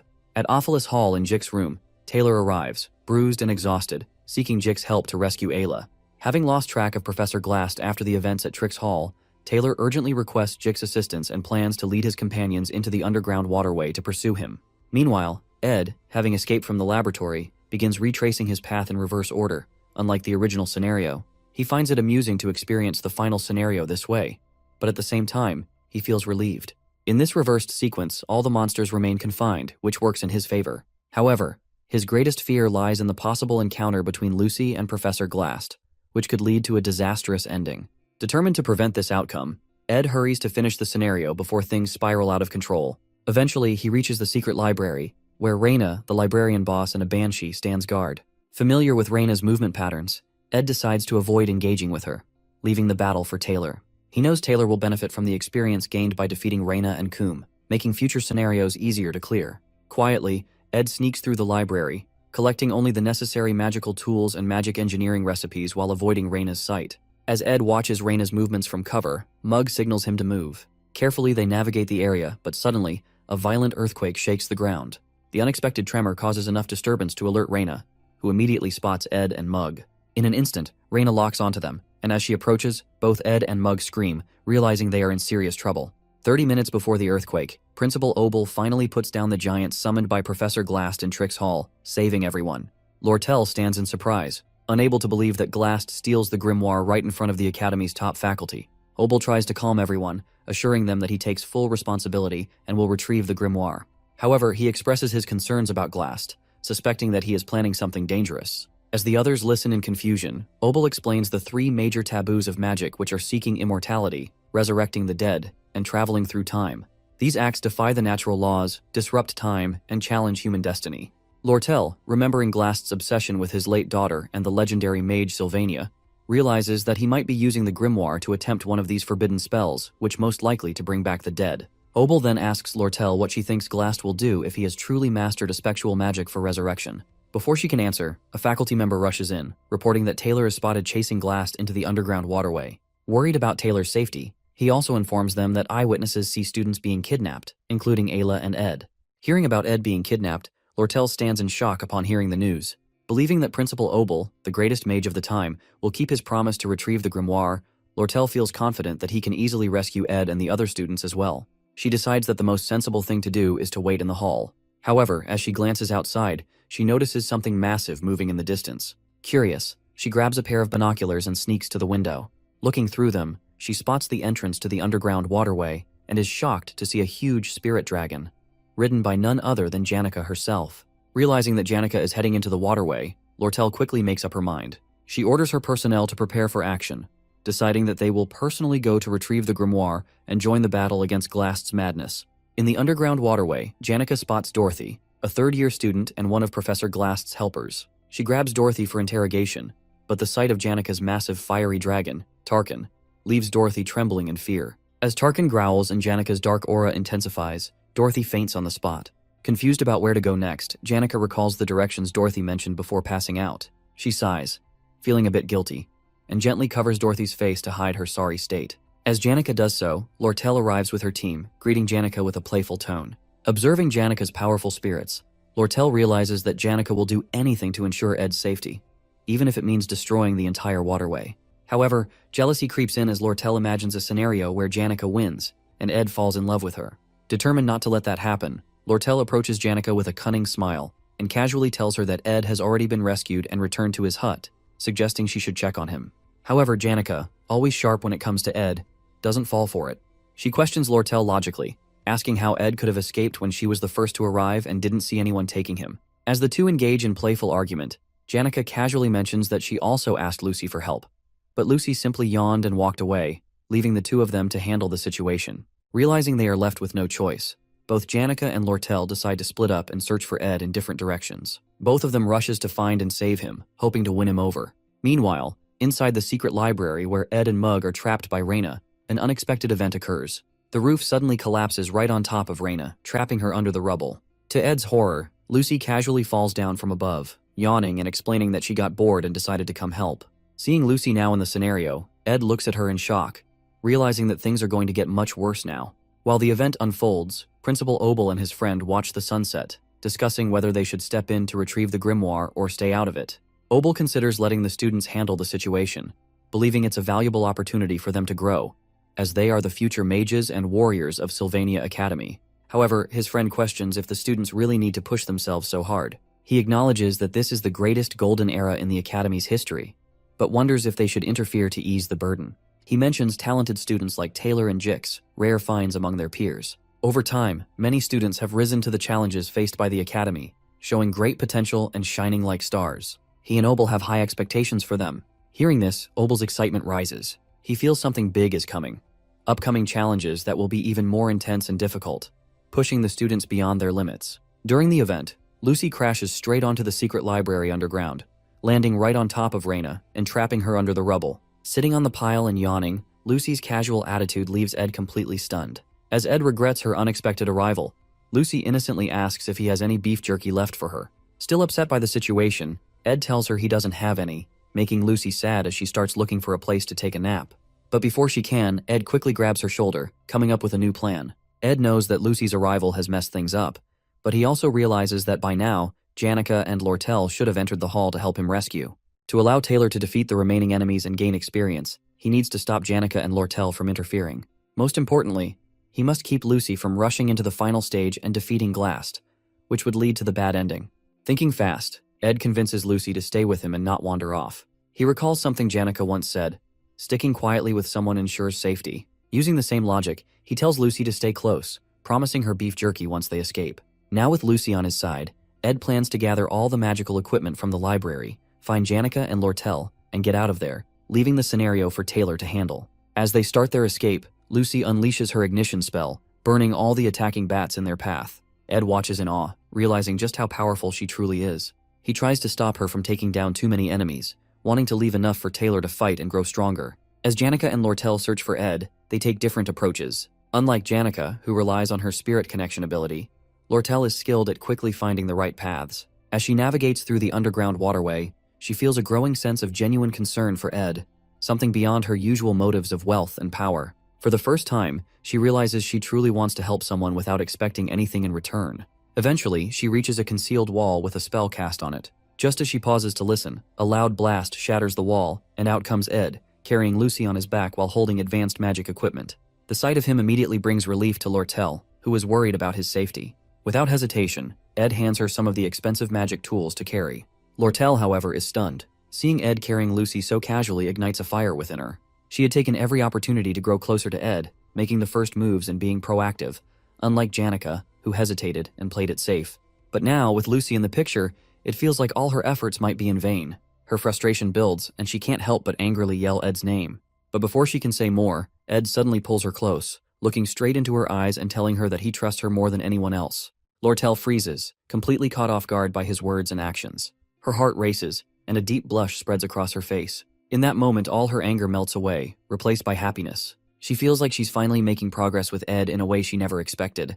Before she can fully process the moment, one of her crew members rushes over, bringing urgent news about a major problem unfolding nearby. Meanwhile, Taylor and his group enter the underground waterway. Klebius, always scared and complaining, starts mumbling nonsense about wanting to leave. Annoyed, Elvira kicks his foot to shut him up. Klebius yells in pain and angrily asks why they even have to save Ed Roth along with Ayla. Taylor tries to calm him down, reminding him that Ayla is a good person and asking him to stay strong and help her. As they walk deeper into the waterway, Adele, the romantic and self-proclaimed fortune-teller of the group, raises her finger dramatically. She happily warns the group that something dangerous is ahead. Adele's prophecies are usually spot on, almost like she can see the future, which is why Taylor trusts her to guide them.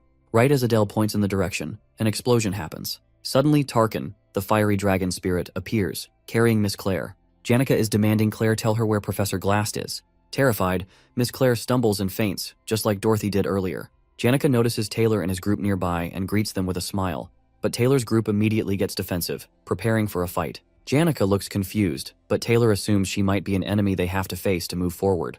Everyone is tense, except for Jix, who casually waves at Janica. Taylor, determined as always, readies himself to fight, but Jix stops him, sensing that there's been a misunderstanding. Before things escalate, someone yells for everyone to stop. Ed Roth and Lortel appear from another direction.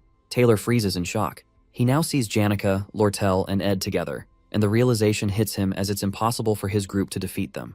Taylor remembers how Ed, with only basic magic and archery skills, managed to hold off his group and him during the Ophilis Hall incident. Now Ed looks even stronger, both physically and in combat ability. Taylor knows their chances of winning are 0. But to Taylor's surprise, Ed walks over and taps his shoulder. Ed calmly tells Taylor to focus on saving Ayla and defeating Glast. Ed assures that Taylor will now take care of the story while he will take care of the side threats, the elite Ketcheln. As Lortel's crew member rushes to her side, he delivers alarming news that the elite Ketcheln has arrived on Arkan Island, accompanied by mercenaries. Hearing this, Ed immediately understands the situation.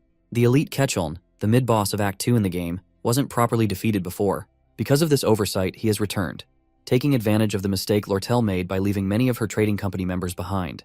Without their leader, the elite had no trouble to take them down one by one. However, Ed knows he now holds a unique advantage, which is the magic tool that lets him see the future of the game.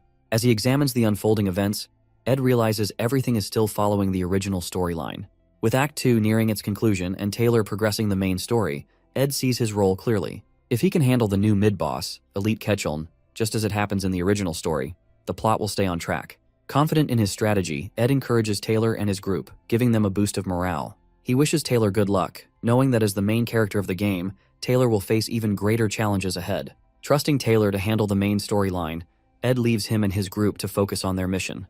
Without hesitation, Ed heads outside, determined to confront the Elite Ketcheln and eliminate this new threat before it disrupts the flow of the story. Ed thinks the Elite might attack Lortel's trading company to find proof of her involvement in the armor sale scheme, which caused him to lose his position in the association. While they are running toward the trading company, Janica suddenly tells them to stop for a moment. But Ed insists they keep moving quickly. Janica stops in her tracks and forces Ed to stop as well. She reminds him that he already collapsed before and barely escaped from Glast's prison. With tears in her eyes, she begs him not to get hurt again and says the Elite's problem has nothing to do with him. Ed knows that this isn't really his fight, but he also understands that the Elite is a big threat. If he doesn't deal with this, it could ruin the safe ending he is trying to protect. He also realizes he'll need Janica's and Lortel's help to handle the situation. Lortel agrees with Janica and says it's her fault for involving Ed in her problems. She tells him he should be resting somewhere safe instead of putting himself in danger. Ed feels touched seeing Janica and Lortel getting along, even if it's just for a moment. But he knows this isn't the time to rest. He thanks them for caring about him, then firmly says that Lortel's problem isn't just someone else's problem for him. Hearing this, both Janica and Lortel freeze, surprised by Ed's words, changing the atmosphere completely. They stare at Ed, surprised and moved by what he said. as a new resolve begins to form among them. Ed insists they should keep running, eager to reach the exit as quickly as possible. As they run, he feels embarrassed and regretful about the awkward explanation he gives to Janica and Lortel. It's always hard for him to say things properly. Noticing Ed's troubled expression, Janica tries to lift his spirits. She tells him that he's right. It isn't just someone else's problem, as she reasons that if the elite takes over the trading company, Ed's contract will be ruined, cutting off his magic tool supplies. Hearing her explanation, Ed is impressed by how smart she is, as expected. Meanwhile, Lortel blushes silently, lost in her own thoughts about Ed's words. As they near the exit, Ed notices the scene ahead is in complete chaos. Destruction is everywhere. For a moment, he wonders if Taylor could have been responsible, but he's surprised when Janica admits that she's the one who caused the destruction. She confesses that it was an accident, and explains nervously that Dorothy passed out in the chaos. Janica worries that Ed might think she's heartless, but she tries to convince him that it wasn't intentional. Lortel's crew member informs them that they are almost at the exit, and that there's a carriage waiting for them outside. The plan is to use the carriage to quickly reach the association building, where Lortel's staff is waiting. However, when they step outside, they're met with a horrifying sight. The carriage has been destroyed, and Lortel's crew members have been killed. Standing amidst the wreckage is none other than the elite himself, waiting for them. Lortel tries to play it cool, mocking the elite for showing up sooner than she expected. The elite chuckles darkly and replies that he once taught her how to handle company records, ensuring that no evidence would remain if anyone searched her files. But this time, he exploited a gap in her personnel management. By bribing one of her crew members, he was able to lead them all into this trap. Elite mocks Lortel, seeing her struggling with the betrayal of her crew. He cruelly taunts her, saying she has finally mastered the expression of smiling through betrayal, but that it's a shame he'll ruin her with torture to make her confess. With a snap of his fingers, he transforms Lortel's beaten crew members into zombies, who immediately attack Ed and Lortel. As the fight begins, Lortel mocks Elite, accusing him of never fighting alone and always relying on mercenaries to do his dirty work. With a dark smile, Elite responds that this time he has brought the best mercenaries on the continent. He orders them to kill everyone except Lortel, who they are to capture alive. The mercenaries unleash a volley of arrows at the group, but Janica quickly activates a wind spell, blocking the arrows just before they strike. Observing the mercenaries' precise and calculated moves, Janica warns everyone to stay alert. Elite, knowing how difficult spirit successors like Janica can be to deal with, reveals his trump card, the legendary item Belarus's Prejudice, which suppresses the surrounding mana. Ed recognizes the item as a powerful, high-ranking tool, but he also knows it has a major drawback. It takes time to activate, and the preparation is obvious. However, even with this knowledge, Ed realizes they are at a severe disadvantage. The mercenaries are veterans, and their group consists mostly of mages, making it nearly impossible to cast spells under pressure. Lortel informs Ed that Elite is well prepared and already knows all of their strengths and weaknesses. If Belarus's Prejudice is activated, their fight will end in defeat. When she questions Elite about how he plans to deal with the Academy holding him accountable for his actions, Elite grins darkly, saying that it's better than losing his life. Ed feels the weight of the battle as he watches the chaos unfold. He regrets leaving this third-rate villain alive earlier in the story, as the butterfly effect of that decision has now made Elite an almost impossible foe to defeat. Remembering Elite's dark backstory, including how he killed Lortel's parents and his ruthless rise to power, Ed sees him as the ultimate villain. But despite the overwhelming odds, Ed remains determined. He knows that in the original story, Elite was defeated, and he plans to make that outcome a reality. As Elite's mercenaries continue to block their path, Ed gets an idea. He crouches down, gently unloading Lucy from his back. Nudging her, he tells her it's time to wake up. Lucy yawns lazily, complaining about how noisy everyone is. Then, without hesitation, she activates her magic aura. The overwhelming power of her spell clears the way, sending mercenaries flying left and right. With Lucy, the slothful but immensely powerful mage, finally awake and joining the fight, the tide of the battle begins to turn. At Glock's small cabin, his travel journal, written in the final days of his life, was barely known to anyone. In it, Glock wrote about Lucy. He recognized her natural talent and her blessing from the stars, but warned her not to stop learning or become lazy because of her gifts. He also advised her never to be alone, as her great power would bring loneliness. Before finishing the journal, he made Lucy promise 3 things: never to kill anyone with her magic, avoid actions that might stain her hands with blood, even by accident, and to live a peaceful life as a student at Sylvania Academy. In the present, when Lucy activates her magic, the veteran mercenaries, who had faced danger and death countless times, become terrified. They had never seen such a powerful force before. Even Elite, who had been so confident, shouts at Lucy to stop and orders his men to fight her. One brave mercenary charges at her with a sword, but with just a snap of her fingers, Lucy uses her magic to throw him away with overwhelming force. Seeing this, the rest of the mercenaries panic and run, leaving Elite behind to face Lucy alone. Elite, now sweating and scared, tries to threaten Lucy by saying he'll use his magic tool if she comes closer. But when Lucy asks if he's the leader, her powerful presence terrifies him so much that he falls to the ground. Just as she's about to finish him off, Ed steps in and signals her to stop.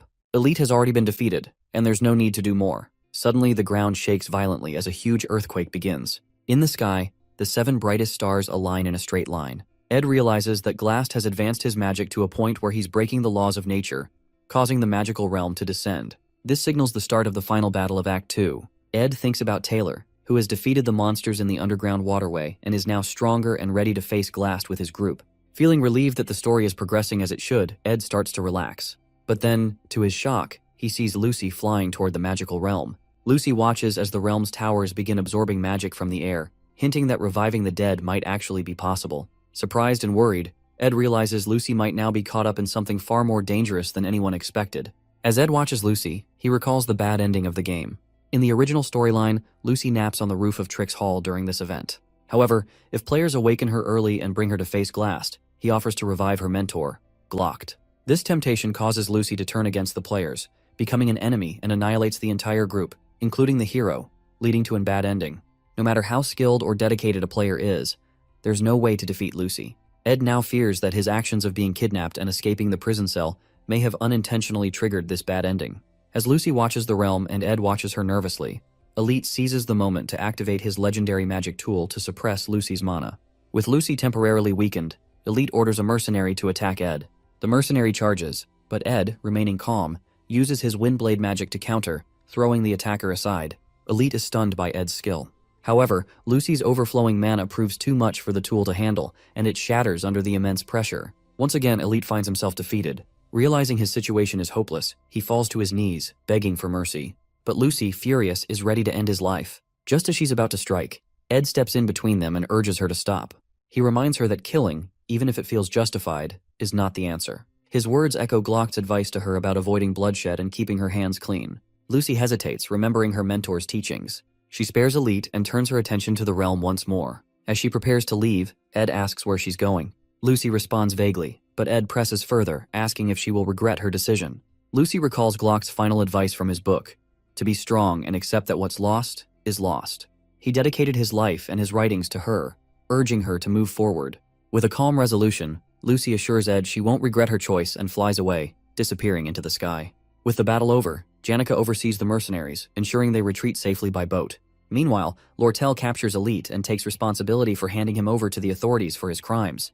With the situation under control, Ed climbs to the top of Trix Hall. His body feels heavy, but he pushes forward, knowing he must reach Lucy. When he finally reaches the roof, he finds Lucy sitting alone, gazing at the realm. Quietly, Ed sits beside her. He reflects on how much Glock contributed to the Academy, even founding the scholarship that Ed benefits from. Despite living a frugal life, Glock donated all his wealth to the Academy, shaping the future of countless students. The Glocked Hall, which Janica accidentally destroyed in Act 1, was built in his memory. Ed understands Lucy's sadness that this entire Academy is her mentor's legacy, and his presence lingers everywhere. For Lucy, the Academy is a constant reminder of Glock's life and sacrifices, a legacy. After sitting with Lucy for a moment, she suddenly asks Ed if he has any beef jerkies left. Ed shakes his head, chuckling softly as he tells her he doesn't have any. Curious, he then asks what she's doing all the way up on the roof. Lucy remains quiet for a moment before replying, her voice thoughtful and distant. She says she's just thinking about the old days while watching the realm.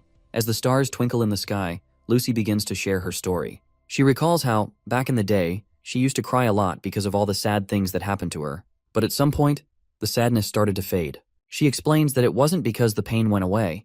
It was because so much time had passed. Her old man passed away a very long time ago, and even if she were to use a spectral magic to bring him back, he'd eventually leave again. She muses that he was already prepared for death, so much so that if she revived him, he'd probably be upset, die again, and scold her for it. She looks up at the sky, her voice quieter now, and says that resurrecting someone as legendary as Glocked, a mage who dedicated his entire life to studying magic and using forbidden magic, would be nothing but an insult to his legacy. Calling herself selfish, she admits that her desire to bring him back was purely for herself, not for him. Ed listens carefully, letting her words sink in. He can't help but ask to make sure if she is okay. He knows Lucy's decision to give up on reviving Glocked feels recent, almost like it might be a passing whim. If she changes her mind again, it could lead to something catastrophic. He wants to make sure she's truly at peace with her decision. To his surprise, Lucy doesn't respond with her usual sass or ask for beef jerkies again. Instead, she leans her head on his shoulder, seeking quiet comfort. Ed stays still, realizing that despite everything, Lucy has come to terms with her loss. Even though finding another effectual magic user like Glast in the future will be near impossible, and resurrection magic won't be available so easily, Lucy understands now that the dead are dead, and what's lost is lost. She's accepted that reality, and is beginning to heal, covering her wounds with the life she has now. Together they sit in silence, staring at the beautiful night sky as the stars seem brighter, and for a moment, the sky feels peaceful. As the second act finale begins, Taylor and his team finally find Professor Glast. A massive golem, summoned by Glast's effectual magic, stands before them. Trapped in its heart is Ayla, unconscious, about to be sacrificed. The final battle of Act begins. Jix and the others launch magic attacks at the golem, trying to create an opening for Taylor to save Ayla. Taylor rushes forward, but Glast blocks his way. While fighting, Glast remembers his life as a teacher. He spent his days reading ancient books, studying magic, and creating lessons for his students. He hardly noticed the seasons changing outside his window. His visitors, Dorothy, Miss Claire, and Principal Obel, who would stop by for tea, but Glast stayed focused on his work. However, one memory never left him: the death of his daughter, Muiri. That pain pushed him to do anything to bring her back. As Taylor tries to push forward, Jix and Elvira distract the golem. Glast uses his effectual magic to trap them in a time prison, freezing them in place. Just before freezing completely, Jix shouts for Taylor to dodge. Taylor barely avoids the spell and gets back up, never refusing to give up. Glast moves into the final stage of his plan to revive Muiri. Taylor uses his powerful slash strike to destroy the golem. The golem's destruction reverses all of Glast's creations, restoring time and freeing Jix and the others. Furious, Glast tries to fight back, but Jix hits him with an ice spell, freezing him momentarily. Taylor sees his chance and delivers the final blow, saving Ayla and destroying the golem completely. Seeing his plan fail, Glast falls from the building in despair, missing his daughter Muir. He teleports to a quiet forest, ready to face his death alone. In the forest, Glast leans against a tree, weak and bleeding. He knows his end is near. As he closes his eyes, he notices someone standing before him. Opening his eyes slightly, he sees Ed. He has come to ask Glast something to confirm. After the events settle, Lortel arrives outside the island after securing her adoptive father, Elite. With all threats now resolved, she heads to meet Ed near the underground waterway. Ed arrives, with Lucy holding onto his coat sleeve. As Lortel sees Lucy clinging to Ed, she becomes slightly wary. Before anything can be said, Dorothy and Assistant Professor Claire emerge from the underground waterway. However, upon seeing Janica together with Tarkin, both Dorothy and Claire scream in terror. Janica calmly approaches the gathering to check on Ed's condition and ensure he is unharmed. Janica then shares what her spirit friends have told her about the reports of effectual magic being used in the forest. Tarkin detected an unusual type of magic coming from the magic tower. Upon realizing that this suspicious magic is effectual, the group concludes that it must be Glast's doing. Ed, though hesitant to interfere, decides to investigate. His recent encounter with Elite teaches him how dangerous leaving unresolved threats can be. Knowing how much damage Glast's influence could cause if he resurfaces, Ed determines it's best to face him now. In the forest, they find Glast in a terrible state. His wounds are open, and blood flows freely as he leans weakly against a tree. Seeing him in this pitiful condition, both Janica and Lortel are stunned. They ask him what he's doing there. With a faint smile, Glast jokes that he's just admiring the moon. His humor seems misplaced, but Ed keeps his tone serious, telling Glast that he must have known he would fail with forbidden magic. Glast weakly chuckles and admits he was aware of his fate. What surprises him most, however, is being defeated by students. He then compliments Ed, telling him that he's a far better student than he thought, but unfortunately for him, he discovers Ed's potential too late. Ed, seeing the opportunity to ask Glast the question he wants to, finally asks why did he kidnap him in the first place. Weak from his injuries, Glast finally explains. He confesses that he was impressed by Ed's exceptional talents. Initially, Glast had planned to use Ed as part of his schemes. However, when Glast fainted from overwork, his plans failed. He captured Ed as a precaution, intending to make him an offer, but by the time he returned to the dungeon, Ed had already escaped. Glast accepts that he is paying for his sins with his life and says it's not a bad deal. However, he admits he still misses his daughter, Muir. He reflects on the 17 years he spent with her, realizing they weren't lonely after all. Seeing Glast lost in grief and consumed by memories of his daughter, Ed decides to speak up. He reminds Glast about his assistant, Professor Claire, who deeply admires him despite his harsh and mean demeanor. To her, Glast wasn't just a professor. He was the most scholarly and brilliant mind she had ever known. Ed also mentions Dorothy, who saw Glast as a precious mentor, someone she respected immensely. Ed tries to make Glast realize that, while he may have recklessly endangered the lives of students and lost his way, his existence still left a lasting impact. Even though he sits here alone, reflecting on his life, saying he will die alone, is like mocking his own legacy. For many, Professor Glast will always remain a part of their hearts, whether as a mentor, a scholar, or a colleague. Hearing Ed's words, Glast smiles weakly and slowly removes his glasses. Summoning his remaining strength, he hands Ed the key to his personal library, entrusting him with its secrets. Inside are legendary rank crafting formulas and years of knowledge. A surprised Ed hesitates, asking why Glast would give him something so valuable. With a faint smile, Glast replies that Ed should be happy to receive such a gift. He then jokes, urging Ed to clean up all the mess he made before the Academy's investigation team arrives. Finally, Glast turns his gaze to Lucy and offers her a piece of advice to look around herself every once in a while.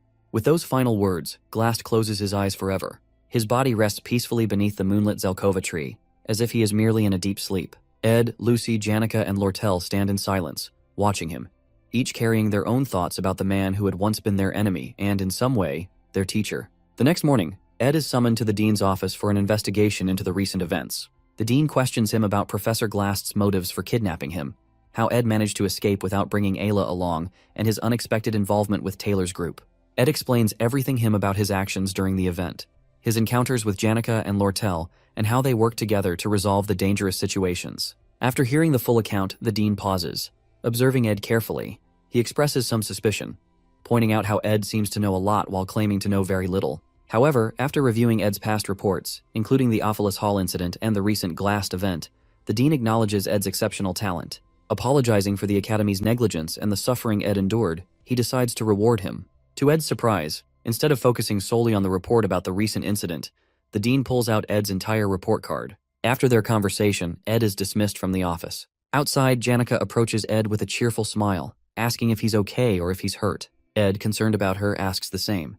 Janica assures him she's fine, brushing off his concerns by saying her injuries are only minor rashes. As her spirit bird chirps something in her ear, Janica asks if Ed is really okay, or if he's hiding any pain. Ed, reflecting on everything that happened, tells Janica that he realized something during the event, that she is always the one working tirelessly to help, and often ends up suffering in the process. Feeling guilty, Ed apologizes for taking her kindness for granted and unintentionally causing her pain. Janica, initially trying to cheer him up, suddenly grows worried. She stops him and admits she lies and isn't hurt at all, as she only pretending to be injured to get his attention. Ed is surprised but quickly reassures her, revealing something unexpected, that starting next semester, he will be living in Dex's hall, same where Janica lives. The dean rewarded him with proper student housing, allowing him to finally leave the wilderness behind. Hearing this, Janica's face lights up with excitement as she congratulates him with genuine happiness. Later, Ed returns to his hut, feeling a mix of relief and nostalgia. Although he has grown fond of his small hut and the peaceful woods, the idea of living a normal student life feels like a significant change. As he approaches the door, ready to rest, something unexpected happens. Lucy suddenly crashes in front of his door, landing behind him. Surprised, Ed turns to face her, wondering what brings her here this time. Meanwhile, in a dream, Lucy walks through the woods and realizes she's no longer on Arkan Island, but in the northern Ramelin mountain range, where she grew up. She wonders why she's dreaming of her childhood now, but decides to go to her old house to see her father's face regardless. When she steps in, she finds him on a rocking chair in a house filled with cobwebs. However, when he turns to face her, his face is deformed, and he demands to know why she didn't save him when she had the chance. She soon realizes she's having a nightmare and wakes up. After getting up, her maid arrives to prepare her for school. Oddly, Lucy doesn't respond, but instead uses high-level spatial magic because, for some reason, she feels an urgent need to go to the northern forest immediately. She lands on the roof of Ed Roth Taylor's cabin and watches as he walks toward the house after speaking with the principal. Finally, a smile crosses her face as she feels an unexplainable sense of relief. Suddenly, she overhears Ed talking about how his camping life is about to end, causing her to slip off the roof and land in front of him. Meanwhile, a professor named Flurben teaches his students how unpredictable cats are. They let you think you've gotten close to them, but once you try to pet them, they act aloof and distant. However, when you lose interest and get busy, they become clingy. Professor Flurben explains to the students who want a cat-type familiar that the best way to attract one is to act indifferent, which will make them approach first. The ladies in the class laugh about how this is even harder than dating, while the ecology class on cat creatures continues. These lectures are very popular, and most students have good grades, but Ed's were initially among the lower ranks. However, he soon got ahead in his preparation and ensured his notes were better than everyone else's. After class ends, Professor Flurben calls Ed to his office to inform him about the Academy's scholarship program. It's a system where students contribute to academic tasks in exchange for tuition discounts. The professor recommends that Ed consider it while he pets his snake. When Ed asks what kind of tasks he'd be doing, Flurben smirks and vaguely says he'll handle various academic duties, including assisting Assistant Professor Claire. Claire already has a capable assistant named Anis, but the workload is too much, so there's work to do, including semester-end evaluations, academic society agendas, and freshman class assignment tests. Flurbin reminds him not to be too strict when dealing with the freshmen. Ed then realizes that someone he knows will be among them when the professor continues talking about the new students. Meanwhile, Lortel appraises the sage's sealed grimoire, now in her possession, and senses its immense magical resonance. She wonders if it's wise to sell the grimoire to Crepin Rothtailor, the head of the Rothtailor family, recalling that Ed desperately begged her not to let Crepin have it. She finds herself in a dilemma, considering that she originally bought the grimoire to resell it, yet she also recognizes that she needs to be more ruthless in her business dealings. She gazes once more at the message she received from Ed about how he'd do anything for her if he could obtain the sage's grimoire purchase certificate, which ultimately changes her mind. Additionally, she considers signing up for a special winter break class at the end of the semester to keep herself occupied since Janica, Ed, and Lucy will also be busy. However, as she prepares to sign the documents, she hesitates, feeling uneasy. Back at the cabin, Lucy notifies Ed that they're running out of firewood and asks why he hasn't been hunting lately. He's surprised that she's saying something productive, which is unlike her usual lazy self. Although it's true that he has been neglecting camp activities, and that's because he's thinking of moving to Dex Hall. If that happens, he won't see Lucy as often, though he hopes it turns out well. While they're walking around the compound, Janica arrives after one of her classes gets canceled and decides to rest in the cabin. She takes a seat and pushes Lucy away, stating that they won't be able to stay at the camp once winter break starts, so she has to come as often as possible. She explains that she really enjoys spending time there, and it's a bit sad that it's coming to an end. She also adds that she hopes Ed calls her if he eventually decides to move to Dex Hall since she can help him with anything he needs. She keeps talking about how they'll see each other more, how they should eat together in the cafeteria, and how she can show him around the hall. While she's talking, Ed takes out the key that Professor Glast gave him before he passed away, and considers that it's time to unlock the secret vault in the library that the late professor mentioned. While he's lost in thought, Janica hands him an application form for Dex Hall, warning him that he might miss his chance if he applies late. Surprised, Ed thanks her for her thoughtfulness, and she urges him to fill it out with her. While she's speaking, Lucy stands between them, looking tense. She signals for Janica to stop and then turns to Ed, insisting that he not move to Dex Hall. That moment marks the beginning of an intense rivalry between the two ladies. Shortly after, while Janica helps Ed increase his spirit and mana resonance, she can't help but notice Lucy glaring at her, making her wonder if she did something wrong. However, Ed's magic power keeps increasing until he decides it's time to try intermediate magic. During that time, Lucy keeps clinging to him everywhere he goes and continues to be particularly hostile toward Janica, but her hostility seems more like fear than resentment. Eventually, Ed realizes that intermediate magic is much harder than he expected when he fails to grasp the basics, despite practicing all day. Suddenly, Lucy approaches him and asks what he plans to do once she leaves. He explains that he needs to run an errand and check the fireplace, something he wouldn't have to worry about if he moved into Dex Hall. Without warning, she kneels in front of him and proposes that they go together. Shortly after, they both create a secret entrance through the top of the school library, and Ed uses a rope to get down. While entering, he asks Lucy why she followed him to a place like this. She doesn't reply but insists that she could have helped him with magic. However, he refuses because he needs to know how to get down himself since he won't be able to take everything there all at once. Eventually, they find the secret safe and Ed tries the key. After opening it, a bright light bursts out and he sees something spectacular inside. Not long after, Ed climbs back up and recalls that it's almost time for Lortel to send the magic engineering item he requested.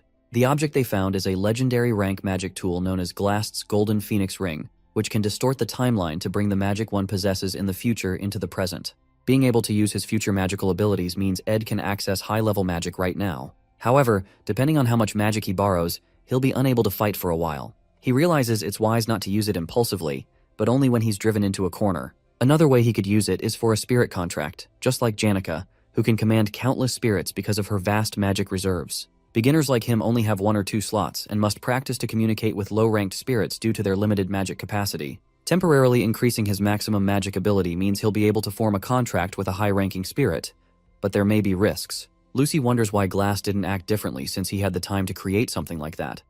But Ed reminds her that it's all in the past. He believes this is the most precious thing the professor could have left them, because he didn't have a habit of wasting time. This ring can break the barrier of talent known as maximum magic capacity, and must have been the reason the professor was researching magic engineering items. The reason he hid it until the very end was that it was supposed to be a gift for his daughter. When they get out, Lucy talks about how she usually only realizes the importance of something after it's gone, and she tells Ed she followed him because she had something to ask. Finally, with a solemn expression, she asks if he's going to Dex Hall and whether he can avoid going. Her words shock Ed because it must have been difficult for Lucy to say that. Eventually, he confesses that entering Dex Hall would make life more comfortable. After all, it's not normal to live outdoors in the cold winter. Lucy glumly agrees. Lucy sees the clouds in the sky and senses that it's going to rain, but it turns out to be little specks of snow, which is unusual for the weather. However, Ed mentions that he hasn't gathered enough firewood for the winter and asks Lucy for help.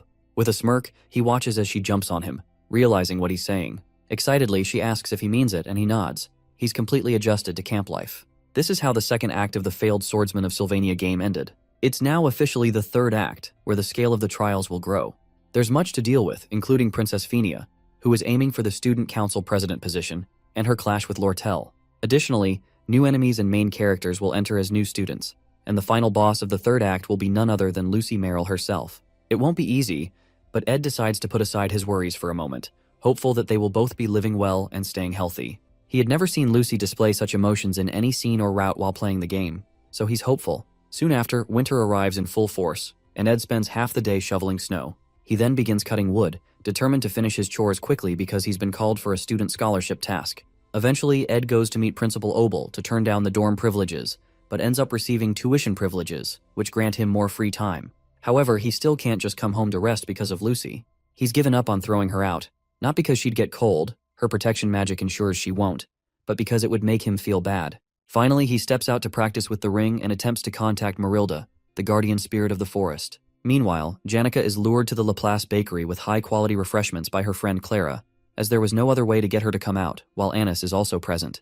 Clara immediately informs Janica that she thinks she is slowly approaching a dangerous line and has completely fallen under Ed's spell. Janica is shocked that Clara knows this, but Clara clarifies that she's not trying to stop her because her assessment of Ed has changed. She probes Janica by asking how fast her heart pounds and how nervous she gets when she's with him. After continuous probing, Janica confesses that she feels comfortable and snug around him. This further frustrates Clara, and she explains to Janica that she's heading for the worst possible ending in a dating relationship, becoming a comfortable girlfriend. Apparently, what frustrates Clara is that Janica is the only one showing emotion instead of making Ed desire her. She explains that following him around is a terrible approach to a relationship, and Janica's spirit friends give Clara a thumbs up for making a good point. However, Clara calms down and advises Janica to focus on activating Ed's desire to protect, rather than doing ridiculous things. While all this is happening, Anis watches silently as Clara dishes out solid advice she has gathered from her many friends' love stories. Clara is largely responsible for changing the negative perception people used to have of Ed, simply because he's the guy Janica likes. Everyone now seems to trust Ed, but Anis holds a different opinion. Sometime later, Anis returns to school and sees Professor Claire being scolded by the librarian for not returning a book on time. The scenario makes her feel that Claire has no dignity whatsoever, and she wonders how Claire ever became a professor. However, all the serious professors praise Claire's abilities. As Anis goes in to submit her report, a guy offers to help her carry it.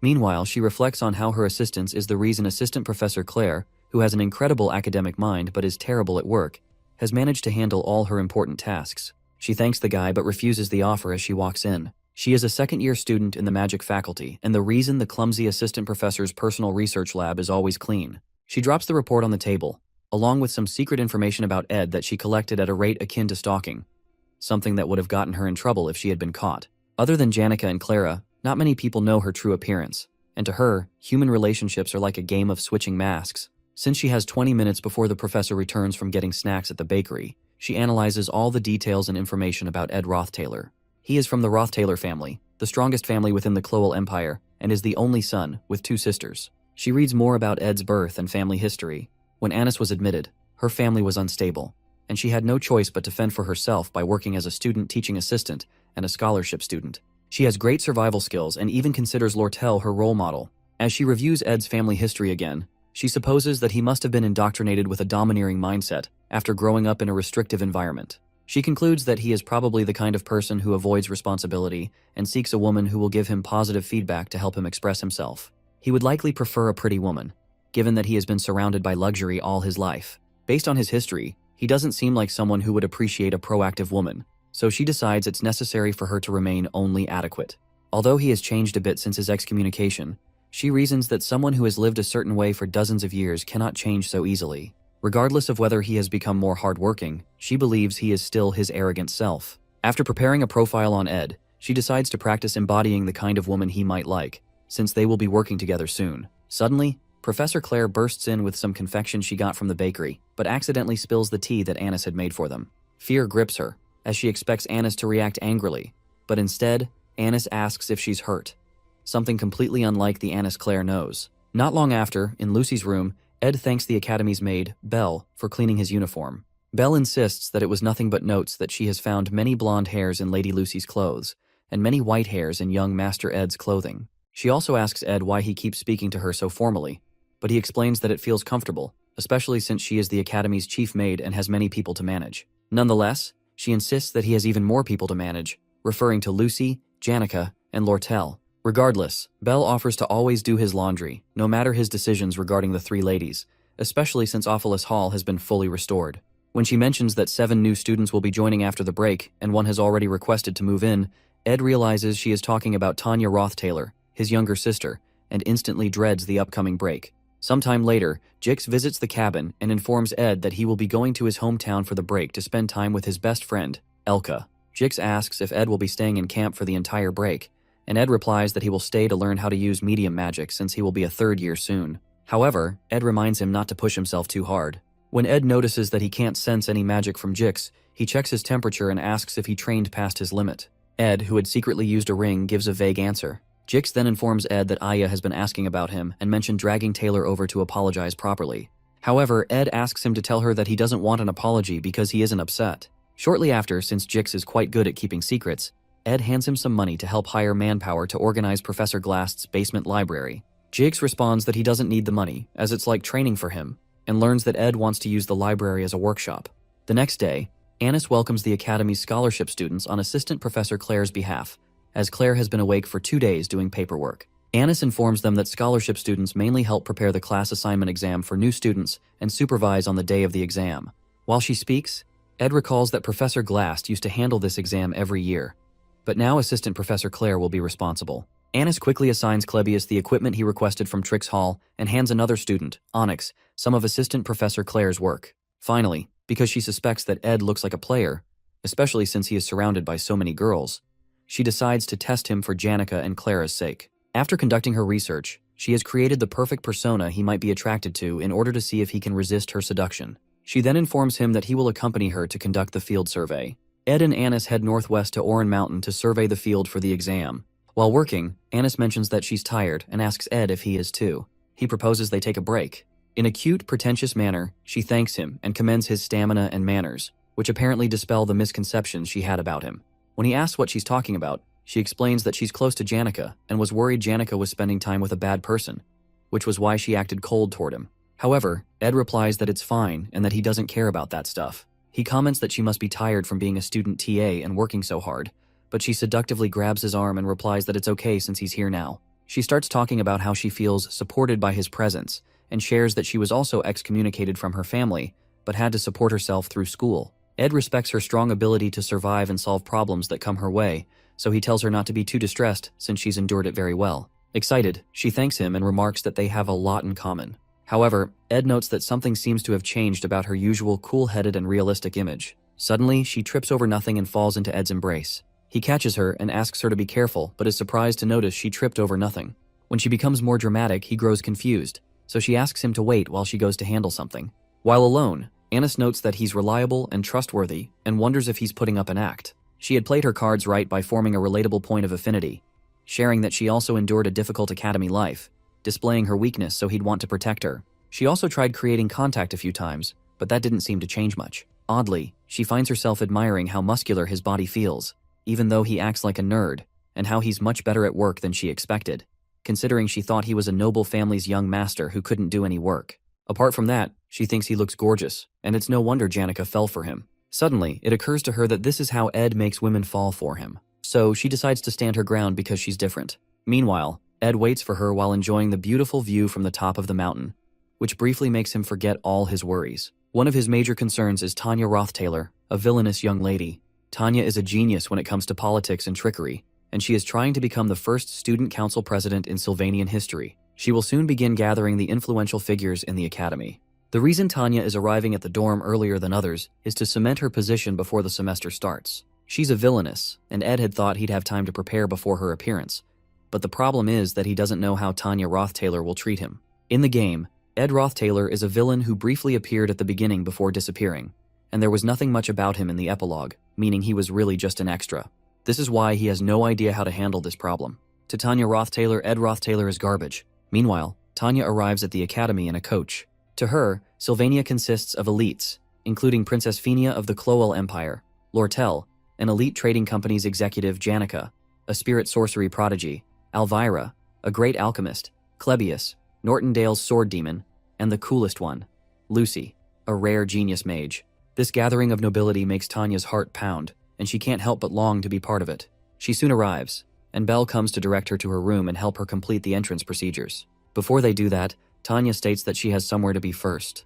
The first thing she plans to do at Sylvania is get rid of Ed Rothtaylor, the trash who disgraced the family name. Not long after reaching the academy, Tanya receives a letter from her father, Creepin, who encourages her ambition, instructing her to show her face around to represent him and strengthen her position. She eagerly promises herself to satisfy her father's expectations. He told her that Sylvania is a land of learning, and as such, she must treat her professors with respect as masters, so as not to commit discourtesies just because she's a noble. He also reminded her to regard everyone a grade higher than her as a senior.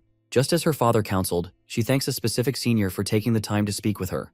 Tanya talks about Ed, referring to him as a disgrace and blemish on their family. The senior finds her words interesting, so she continues, saying that Ed is full of bluff, a crude person, and was only the heir of their family because of his age. She comments that his pride is so high he never acknowledges his incompetence, and that he barely managed to get into Sylvania. The senior responds with intrigue again, but Tanya becomes uncomfortable because the conversation seems to be one-sided. Her father had warned her to be careful when meeting people he introduced her to, so as not to disrespect them, especially when it came to Lortel, as he had met with her regarding the sage's seal grimoire business. She notices Lortel's hostility and stops talking, but Lortel asks her what's wrong and urges her to continue. However, she stammeringly asks if Lortel is upset, but Lortel only smirks and asks what she's talking about. Sometime later, Ed checks off establishing a workshop organization plan, finishing academy scholarship student work, understanding medium magic theory, and contracting with a high-ranking spirit from his winter break list. He has acquired a mid-rank magic skill known as Particle Explosion, and another named Root's Desire. He got these skills from a book in Professor Gast's library last night. That morning, he heads out and tries to ignite a flame, but he still can't use magic due to the effect of the ring, preventing him from practicing what he's been learning. To light the fire, he wakes up Lucy, who is curled up under his blanket, and carries her outside to help. He points at the fire, and she lazily blasts it with flames before requesting that he leave her outside so she can enjoy the warmth. As they sit together, she mentions that she smells perfume on him, which must have come from the flower scent on Anis's body since he was working with her all day. Lucy also asks if he's feverish or sick, and when he confirms, she tells him not to die. She attempts to release his magic in case it's twisted, but when she notices it's empty, she accuses him of doing something reckless. However, he replies that it's manageable. Suddenly, Lucy makes a strange request, asking him to pat her head. He obliges while reading a book. She rests her head on his legs and enjoys the warmth of his gentle touch. Out of nowhere, Lortel appears and tells Ed it's been a while since she last saw him. He assumes she's here because of the favor he asked her, and wonders why she didn't just call him to the trading company. However, Lortel tensely clarifies that she has other matters to discuss and wanted to ask him something. Meanwhile, Tanya thanks some seniors for listening to her and offers to reward them the best she can if they help her punish Ed. She offers several antiques from the Roth-Taylor family storage, which excites Elka, but Jix gives her an intense look, wanting to confirm if she's really Ed's younger sister. The ominous aura he exudes suggests his body is well-trained, and Tanya realizes she needs to be wary of him because of the strength of his magic. When Jix confirms she's Ed's younger sister, he smiles at her and announces it to Elka. Excitedly, he hands Tanya a mandatory magic engineering item for new students to help train her magic resonance. Tanya looks confused, but Jix also gives her Elka's copy of Professor Delorf's elemental study notes. After gathering several essentials for her first year, they fill an entire box with useful items. Surprised, Tanya asks if they properly heard her offer, but Jix dismisses it, saying that siblings always have trouble with one another. Soon after, Jix and Elka board a ship to their hometown, and Jix finally introduces himself as a second-year student.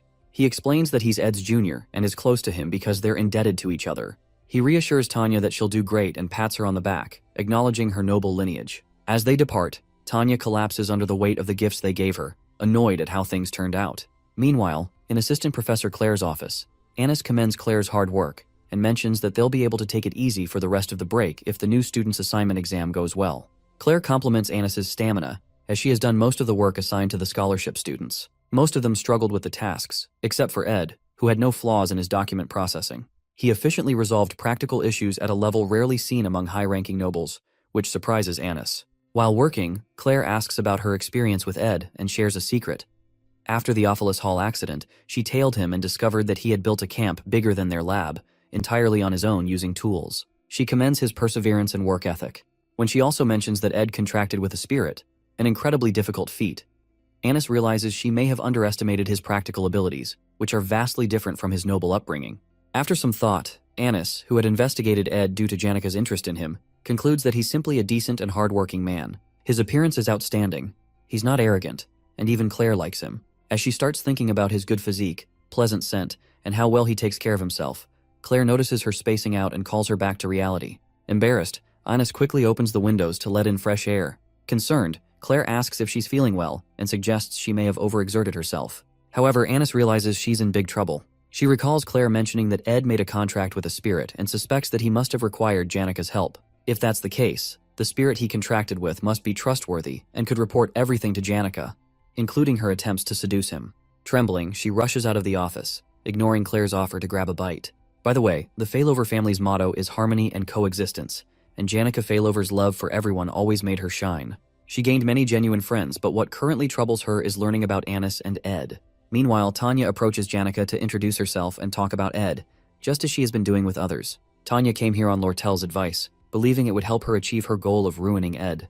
However, as she approaches Janika, the normally peaceful sorcerer rises with a fearsome spirit looming behind her. Lortel had told Tanya that Janika is kind and considerate by nature, but the Janika standing before her now looks ready to rain hail and brimstone upon her. In Ed's camp, Janika informs him that they've finished arranging most of the production materials he requested, but the legendary rank materials are difficult to find during the winter. However, he thanks her for accepting his request despite her schedule, but she tells him not to worry about it.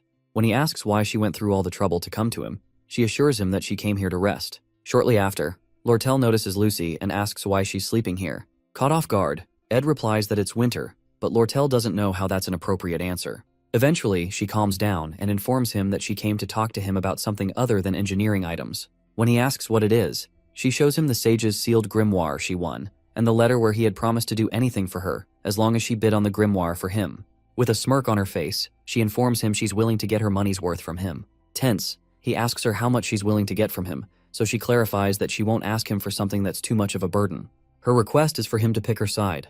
It's about time for the third act, and the opposition between Princess Fenia and Lortel will begin. Lortel is getting started on her politics and strategizing. The benevolent Princess Fenia Elias Clowell is Lortel's fated enemy, and according to the storyline, will rise to the position of Student Council President, control the Academy, and gain power.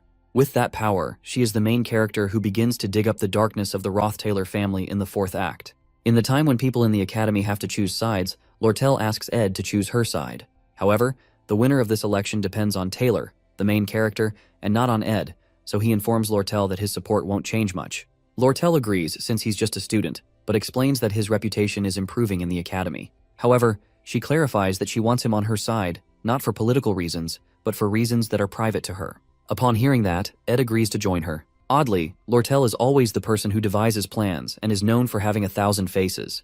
But for the first time, he sees her genuinely happy just because he promised to join her. The next morning, Ed wakes up early as usual and asks Lucy to light the fire as usual. During his long conversation with Lortel last night, she had told him about how his little sister had been preparing something.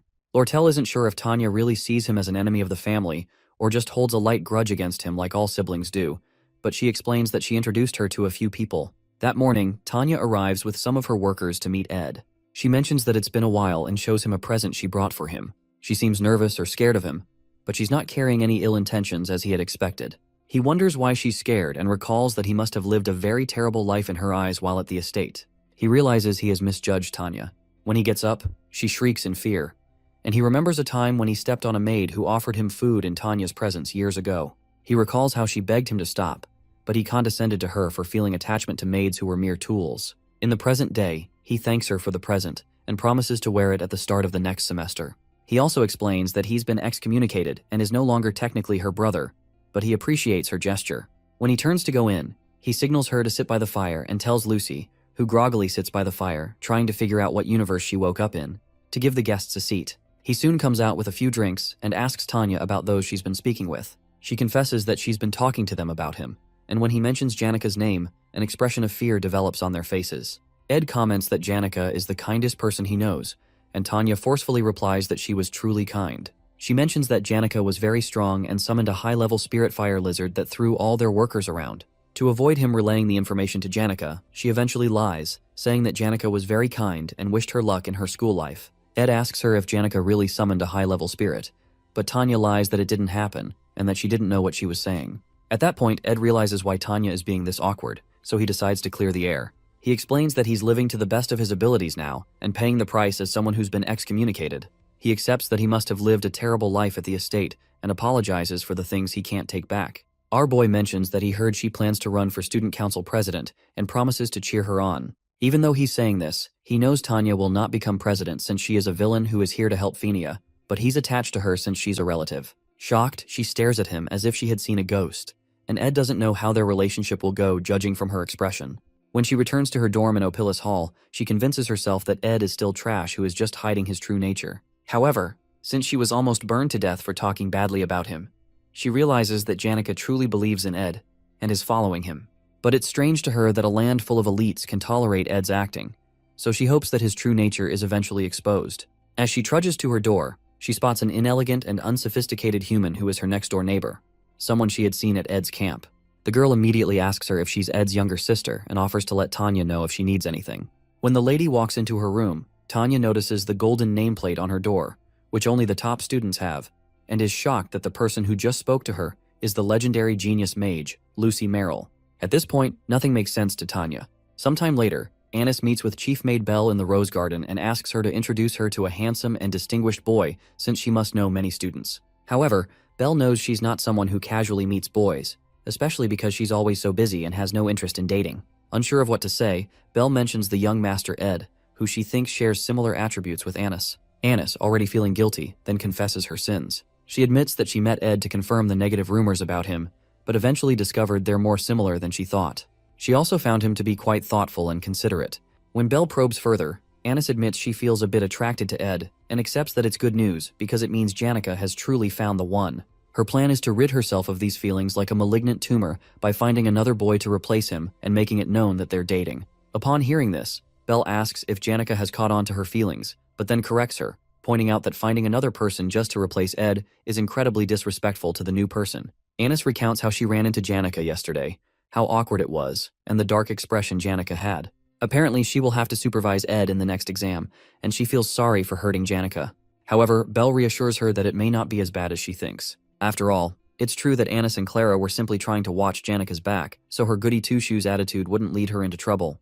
Belle expresses how grateful she is that Anis opened up to her, and eventually Anis starts to feel better about her guilt. That evening, Ed walks around the camp and finds Janica waiting for him. He plans to collect materials to build storage for himself and expand his living room space, but when he notices Janica's aloof expression, he pours her a cup of tea and asks her to talk to him. However, she refuses because she can't bring herself to say it, so he tells her she doesn't have to. She is surprised to hear that and watches as he covers her with a cloth to protect her from the snow. Concerned that she may be struggling academically and looking like an animal backed into a corner, he can't bring himself to brush her off. Eventually, she rests her head on his shoulder, and they both warm each other in the cold. Meanwhile, Tanya recalls how the Roth-Taylor residence was always peaceful. However, after the heir and eldest daughter Arwen Roth-Taylor died, a new heir took over, and everything changed. Ed changed once he gained power, becoming a pathetic piece of trash who acted as if the whole world belonged to him. She remembers a time when he spitefully reminded her that she could do nothing to him and forcefully handed her a sword, telling her to kill him and become the next heir. When she collapsed to her knees, he laughed at her, continuing the daily torment that sometimes made it hard for her to breathe. She always lived under his oppressive gaze, but he never hit her because they shared the same blood. Still, she couldn't save her family or the estate from him, making her life miserable, as if she were already dead. But an opportunity arose when he was eventually excommunicated, and all that remained was for her to prove herself, something she planned to do through the upcoming student council president elections. On the day of the new student's class assignment, Anis warns Ed to stay away from her because his advances won't work on her. He just watches her in confusion, certain she must have a reason for her actions. Meanwhile, Assistant Professor Claire joins them as they prepare for the next exam alongside the other scholarship students. This class assignment exam is taking place on Orin Mountain, and Claire is in charge this time. Unlike previous exams where students had to find difficult-to-locate magic marbles, this time, there are easy-to-find magic stones. They aren't particularly hidden and don't have varying point values. Anyone in this exam can qualify for A class as long as they find a stone and place it on the altar of substitution. That's the easy part. However, because she is the disciple of the ruthless Glast, there is also the challenge of fighting and defeating countless monsters and wild animals. Only the students who survive will qualify for A class. which is why she calls it the Oran Mountain Survival Exam of Hell. In the end, none of the new students make it to A class at Sylvania Academy this year. At least, that's the original scenario according to the gameplay, and it's crucial that no one advances to A class because it directly ties into an important future event in the game. That's precisely why Ed decides not to comment on the difficulty of Claire's exam. However, he only feels comfortable because no casualties occurred, even though the exam is essentially diabolical. This is because the students will be fighting imaginary monsters, summoned using a magical engineering device called the Vision Disc. There are standard Vision Discs, which summon apparitions of low-level monsters and beasts. However, there are also Purple Vision Discs, which summon high-level monsters, beasts, and even humans. This latter type ensures that no one will reach A class, and Anis is responsible for handling them. Because she struggles to carry them, Onyx offers to help, but she refuses. However, Lynn swoops in and signals for her to give him the purple disc. She instinctively jerks backward upon seeing him and mistakenly trips over a rock. To stop her from falling, Ed wraps a hand around her waist, and they end up in an unexpectedly intimate position. Unfortunately, the purple disc slips from Anis's hands and tumbles away, but they are lucky that Clebius catches it in time. Ed is relieved it didn't break but fails to notice Anis, who is nearly exploding due to the way he is holding her. However, Clebius doesn't notice the small crack on the disc, and moments later, it completely shatters in his hands. When Ed sees this, he immediately releases Anis, realizing that they've messed things up. Last year was the year that the failing student, Taylor, picked up a sword for the first time, and that was when he was supposed to beat Lucy and receive attention. But the scenario went wrong when Lucy beat him instead, leading to Janica going off the rails. The joint combat training for this year is equally important. The elite first years get to request combat training against the previous generations, and when the match begins, the first years go on a rampage against their seniors to win by any means possible. However, according to the storyline, they're all supposed to lose to Taylor alone. At that point, Taylor, who had gotten stronger during the year, becomes known to everyone. St. Clarice, who has also been hiding her identity, fixes her gaze on Taylor, and this act ends. The relationship between the Saintess and Taylor is important because her power plays a crucial role in the third act, Lucy's showdown, and what happens after. She has to help Taylor, so this class assignment exam has to follow the initial storyline to ensure that the elite first-year students can go crazy as planned during the joint combat training. However, the only reason they'll go into a frenzy is that none of the students get placed in the A class, and that is because Assistant Professor Claire used 2 purple discs to make the class assignment exam harder. They all look at the broken circuit and realize that it's beyond repair. Anis feels devastated and apologizes for being careless, but Ed clarifies that apologizing won't bring back the purple disc. At this rate, there'll be too many A-class students, so he proposes a solution and chooses Clebius, who doesn't know what he's talking about, as the one they're going to use. At the Oran Mountain entrance, Tanya is happy to meet other noble students as her classmates. Even the princess and the chancellor are part of her class, and everyone is dressed without showing their status or birth. However, there is one peculiar person among them from the Telos order, Saintess Clarice. The other first years bow to her, but she asks them to spare her the formalities to maintain the Academy's order. While she's speaking, Tanya introduces herself and expresses how much of an honor it is to meet her. The Saintess is happy to hear that Tanya is from the Roth-Taylor family, and comments that Crepin, the patriarch, was baptized by her, although she was too young to remember. Regardless, Tanya replies that it was an honor and expresses her hope to be baptized when she becomes an adult. Soon after, an announcement signals the start of the exam, and each faculty member is directed to their assigned area, even though the goal for all of them is to get into A class. Everyone soon sprints toward A class, which affords them free student welfare activities, fame, tuition exemption, and access to Ophelis Hall. One redhead quickly finds a stone and rushes to place it on the altar before anyone else so he can secure A class. While he's talking, another student named Joseph runs past him and reminds him to stop yapping and start running. Meanwhile, Tanya notices that there are too many magic stones on the mountain and figures there must be something else making the exam harder. She decides to conserve her energy, stay on guard, and move slowly. Suddenly, she notices a student taking off her shoes. Initially, she suspects the student slipped, but she is surprised when the girl leaps up cheerfully, explaining that she just wanted to feel the snow on her feet. Tanya is confused as to why she'd do that now of all times, but the girl doesn't see the issue. Tanya then becomes certain that the girl must have hit her head during the exam. Soon after, Tanya introduces herself, and the girl mentions that she heard members of the Roth-Taylor family hold high status. Tanya clarifies that not all of them do, as some are scoundrels, referring to Ed. Although Ed seemed reformed when she met him at camp, she believes he's hiding his true nature, which has ingrained deep fear in her over the years. Regardless, the girl thinks highly of Tanya and expresses deep respect. Finally, she introduces herself as Kylie Ekney, a country girl from a small city-state called Terranay Principality. She apologizes for her strange behavior, explaining that she doesn't know much about the modern world. However, Tanya cuts her short and signals that they need to hurry since they're in an exam. Kylie agrees but explains that she's not too concerned about getting into A class because it would draw too much attention to her, which irritates Tanya. However, knowing that Tanya is interested, she excitedly grabs her hand, thrilled to have a friend her own age for the first time, despite Tanya's protests. 30 minutes after the exam begins, the redhead keeps going and is fairly certain he'll secure first place, especially since his stamina is better than Joseph's, whom he calls a bastard. Eventually, he stops to rest due to exhaustion, but doesn't notice Clebius, who is transformed into the sword demon and is aiming a grueling punch at his cheek. The punch knocks him to the ground, and the redhead protests, asking Clebius why he suddenly popped up, saying it's unbecoming of a senior. Meanwhile, Clebius recalls how Ed had earlier explained that he and Anis would block new students from reaching the altar from halfway up, since only the strongest should be worthy of A class. In the present, Anis beats herself up for putting them in this situation and vows to do her best. Meanwhile, Onyx, a master of flight magic, is put in charge of safety, while Claire has to draft documents to report the changes in the exam. Since everyone has their assigned roles, Ed decides to stay back and guard the altar. However, Claire is concerned because Ed still can't properly sense magic, but he assures her that he has something in mind. As Clebius pounds the students, Onyx arrives to retrieve those who have been knocked down. Meanwhile, Ed checks out the purple vision disc and realizes that completely fixing it will be difficult, especially since his magic hasn't returned yet. However, since they have a large stash of high-quality magic stones containing immense magical energy, he decides to offer them on the altar to continuously recharge his magic. When he offers the first one, Mug, the spirit he contracted with, appears and tries to communicate with him, even though he still can't hear what it's saying.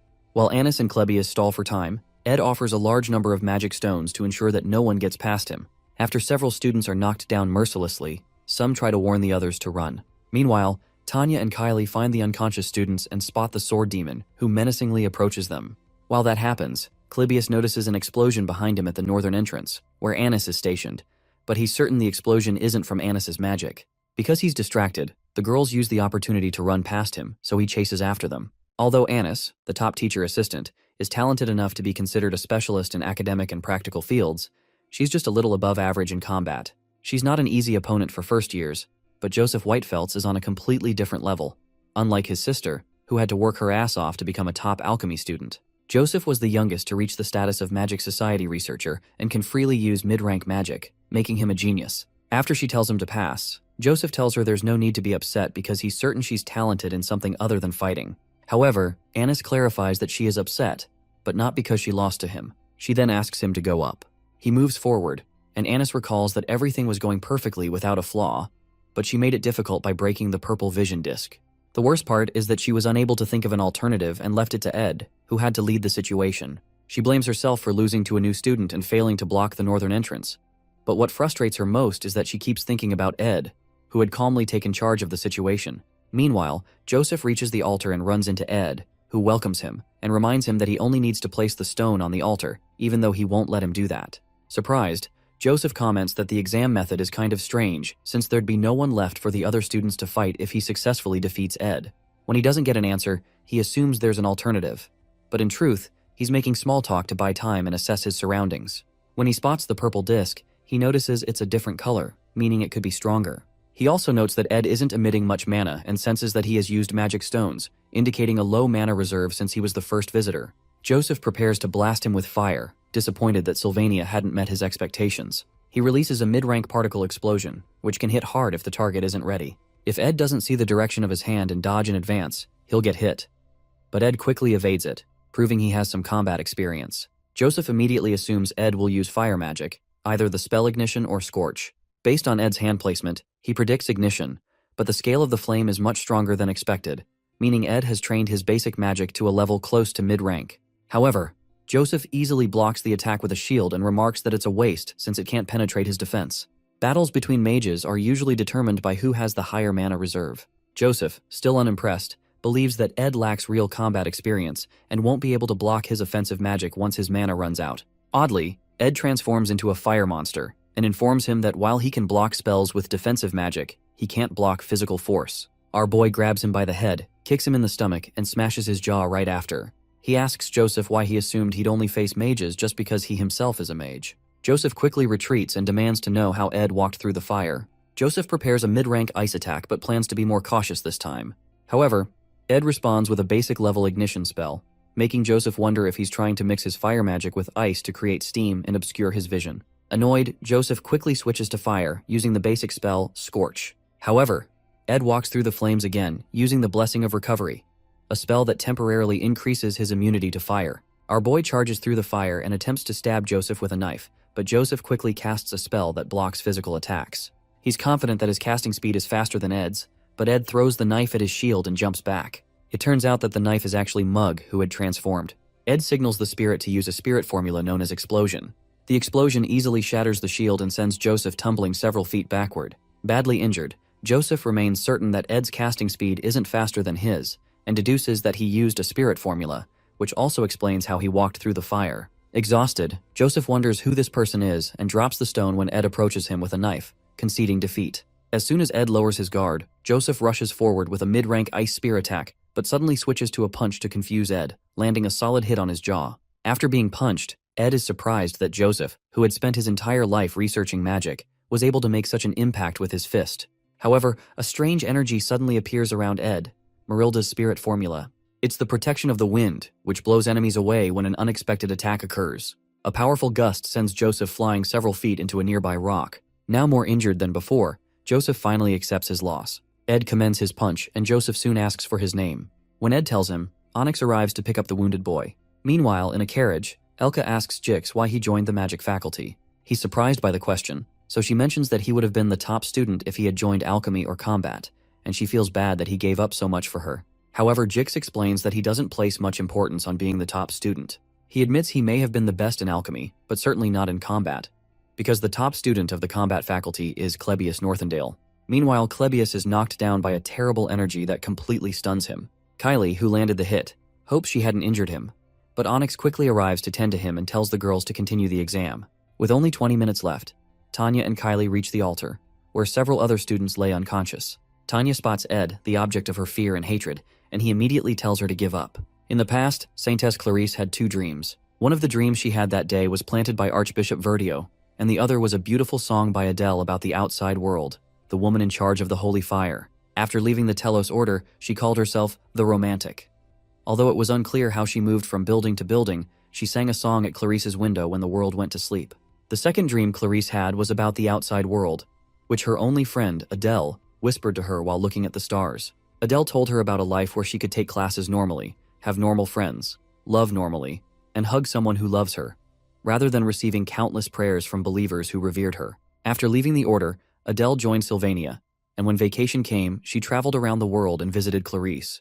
However, after Adele left, Clarice went to the places she spoke of in her dreams every night, and at the end of each dream, she would share a deep hug with someone. She and that person would explore the world together and enjoy a colorful journey, which contrasted with her pure white life up to that point. Before leaving for Sylvania Academy, Archbishop Verdio reminded St. Clarice, who was behind Kylie's disguise, to ensure she didn't reveal her identity. She assured him she'd be careful, and with the Order's arrangement to divert attention from her, she was brought to the academy. In this form, no one paid any attention to her, and she enjoyed sitting on a wooden bench, which deeply satisfied her. No one revered or bowed to her, and no one suspected that Kylie was the saintess, except Ed, of course. Meanwhile, in the present, Ed tells the girls to give up. Tanya watches in surprise as it turns out that facing her brother is the final exam. Ed pleads with the girls to return, but then activates a gnarly aura and challenges them to step forward if they insist. The aura is incredibly strong, and Tanya feels that this level of power is impossible even for people who have trained in spirit magic their entire lives. It surpasses even graduate-level skills. Currently, spirit sorcerers are called veterans if they can handle 5 to 6 mid-rank spirits, but Tanya is shocked to see a high-level spirit, Marilda, behind him. After seeing that, Kylie proposes that surrendering is the rational choice, and Tanya recalls the trauma she suffered when facing another high-level spirit while meeting Janica. However, she can't accept the idea of running away from her brother again, just as she did in the past, so she refuses to give up. Tanya recalls how Ed was 2 years ago, and wonders how someone who couldn't even use elementary magic could suddenly summon a high-level spirit. She concludes that it must be a fake. She plans to defeat the real spirit behind him, assuming it must be weaker. But as she moves closer, the energy is so overwhelming that she has to accept the reality. She really might be facing a high-level spirit. After a series of attempts, the energy knocks both girls backward, and Kylie is shocked to learn that this person is Tanya's brother. Secretly, Kylie had a fantasy about noblemen, neatly groomed, with charming smiles and graceful manners. However, meeting Ed, she is shocked to see that this is the same person Tanya had spoken of so disdainfully. Eventually, Kylie gets up and signals to Tanya to go for the spirit's main body, as planned, while she acts as bait, since she can't die except in special cases. Tanya worries she'll get injured, but Clarice assures her that she'll do it. After all, Tanya had said Ed was truly a bad person, and Clarice is willing to protect her first friend at Sylvania. Normally, Tanya would have dismissed such absurd words, but she had witnessed Kylie's abilities during their fight with Clebius, and how effortlessly she deflected his attack. She wonders if Kylie possesses a special power as she watches her charge into the storm with tears in her eyes. The sudden action confuses Marilda, who immediately tries to smash Kylie into the ground, but Kylie's holy magic blessing is suddenly activated. The blessing manifests a mid-rank or above power that automatically defends against any hostile force attempting to harm her. The clash between the two forces knocks Kylie backward, though her shield still protects her. Ed asks if she thought she could make him give up, but he soon notices Tanya leaping at him from the side with a basic magic attack known as Emit. The attack knocks him away from the altar and onto the ground, where Tanya spots the purple vision disc lying nearby. As she scans the area for Ed's body, she notices several arrows flying around her and hears Ed's voice telling her to stay still. She is stunned to see that the same person who once couldn't wield a sword properly now skillfully wields a bow. He reminds her that the first shot was a warning, and as Tanya observes the arrows made of magic, she wonders if the person standing before her is truly Ed Rothtaylor. Realizing that nothing has changed since childhood, when he used to oppress her, tears fill her eyes because no matter how hard she tries, she still feels powerless. However, Ed acknowledges her efforts, commends her for working so hard, and apologizes for putting up such a fight. He explains that there is a reason behind his actions, and adds that she wouldn't have enjoyed the challenge if he hadn't resisted. As she listens, he praises her incredible performance, admitting that he would have given up if he were in her position. When she notices him wearing the gift she gave him, she realizes that something truly has changed about him. Ed reminds her that she should be proud that she fought till the end, even though it was an illusion caused by the purple disc vision. As she cries, he tells her she's impressive, but that doesn't seem to help as she keeps crying because she didn't get into Class A. Suddenly, Kyle hugs Tanya and cautions Ed to step back so she doesn't attack him. Suddenly, Claire calls out to Ed for help because Clebius is completely knocked out and the exam is over. However, Kylia notices that her voice is beginning to revert to its original tone, meaning her transformation magic is being undone. This must have happened when she pushed back and dropped the magic engineering item Verdio told her to carry. She begins to panic that her identity will be revealed and her school life will end, but Mug suddenly shows up with the magic item. Ed hands it to her and almost calls her by her title but quickly corrects himself. She looks at him in shock as he walks away to meet Claire. The class assignment exam ended, and Ed was able to return everything to the original storyline, except for one thing. One change that was created, even though it was quite meaningless, is that the Saintess's eyes, which were supposed to focus on Taylor, are now focused on Ed because she noticed he almost referred to her by her title. While Ed lies on the ground, Matilda speaks to him about beauty that transcends generations and values, such as what is seen in the setting's nonsense. Ed, however, interjects that she's talking nonsense, so she protests that humans are unable to appreciate the moment, even though they live short lives. It turns out that Matilda wasn't just a vision, she was really there. But Ed didn't want to tell his sister. Matilda reminds him that he needs to learn how to appreciate small things, and Ed realizes she's a chatterbox, just like Janica told him. However, Matilda chastises him for always being thorough about everything and not paying attention to his well-being. Eventually, she spells it out for him. He needs to date someone who can help his well-being. To gain some credibility, she asks Mug if she's right. Mug agrees and even tells Ed to listen to Matilda, and at least pretend to agree. When Matilda asks what he means by pretend, the little guy apologizes for misspeaking and attempts to repent by offering up his death. Ed, tired of their yapping, throws Mug away and asks Matilda why Janica looked unhappy the last time he saw her. She asks him if he's worried but states that she can't tell him since Janica didn't want to tell him herself. However, she reminds him not to worry too much because even Janica needs to go through difficult seasons and grow from them, especially since the world isn't a fairy tale. Soon after, Matilda hurries them along so she doesn't consume all of his mana. She explains that she's an expensive spirit, and the only reason he was able to handle summoning her, apart from the mana stones he consumed recently, is because someone else was handling part of the mana load. She clarifies that a spirit like herself wouldn't contract with just one person, and Ed realizes he truly can't summon a high-level spirit for long. As he wonders whose mana it was, the answer becomes clear. Climbing to the top of a nearby structure, he finds Lucy and teases her about coming up here to take a nap. However, she clarifies that she didn't come here to sleep. She just didn't want to stay in the hut alone, so she took a walk that led her to the altar of substitution. The thing is, Ed knows that her coming here marks the final stage of the third act. Soon, the distrustful Saintess will begin to suspect the Order after she realizes the darkness of the Holy City. Then, Telos' apostles will come to Archon Island to condemn Clarice, and the characters in the Academy will decide to follow the Archbishop's orders since they don't know the whole story. In the end, everyone's swords will be pointed at the one girl trying to protect Archon Island. Lucy, who is following her master's final will. Regardless of their insults, Lucy will not complain and will remain firm until she finally awakens. When that time comes, she will defeat all the main characters at Arkan Island and take down more than half of the raid party by herself. But in the end, her stamina will run out, and she will be defeated by Taylor, who has learned the final swordsman form.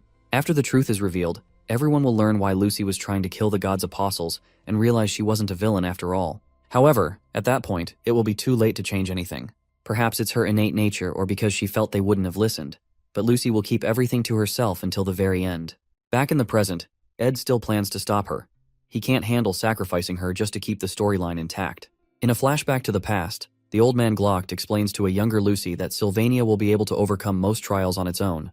But a time will come when a trial arrives that they cannot overcome. He pleads with her to lend them her strength, even if only for his sake. He told her of the events to come before they happened, and it felt terrible for her to lose her master and only family. Suddenly, she leans over and places her head on Ed's legs. She tells him that she recently realized she gets lonely, so Ed decides to always inform her in advance whenever he plans to leave the hut. The next day, Clara returns from her trip home and reunites with her family. She gives Belle a gift she got for her. Clara, who is from a very wealthy, noble family, ached to return and quickly heads out to see her friends, Annis and Janica, for a tea party since she hasn't seen them in a long time. Eventually, when she finds Annis and Janica, the table is awfully silent, and Clara wonders if the two had a fight.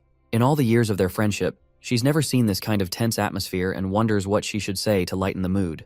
Before she can say anything, Janica finally asks Annis about the hug she received from Ed. Meanwhile, Ed Roth-Taylor builds a wooden wind-blocking wall and realizes that working on such low-rated items no longer raises his stats or production proficiency, so he considers looking for something new. He's doing this to prepare for strong winds, but he's soon approached by Belle, who has come to forcefully take Lucy. Belle explains that the Academy has implemented a new policy.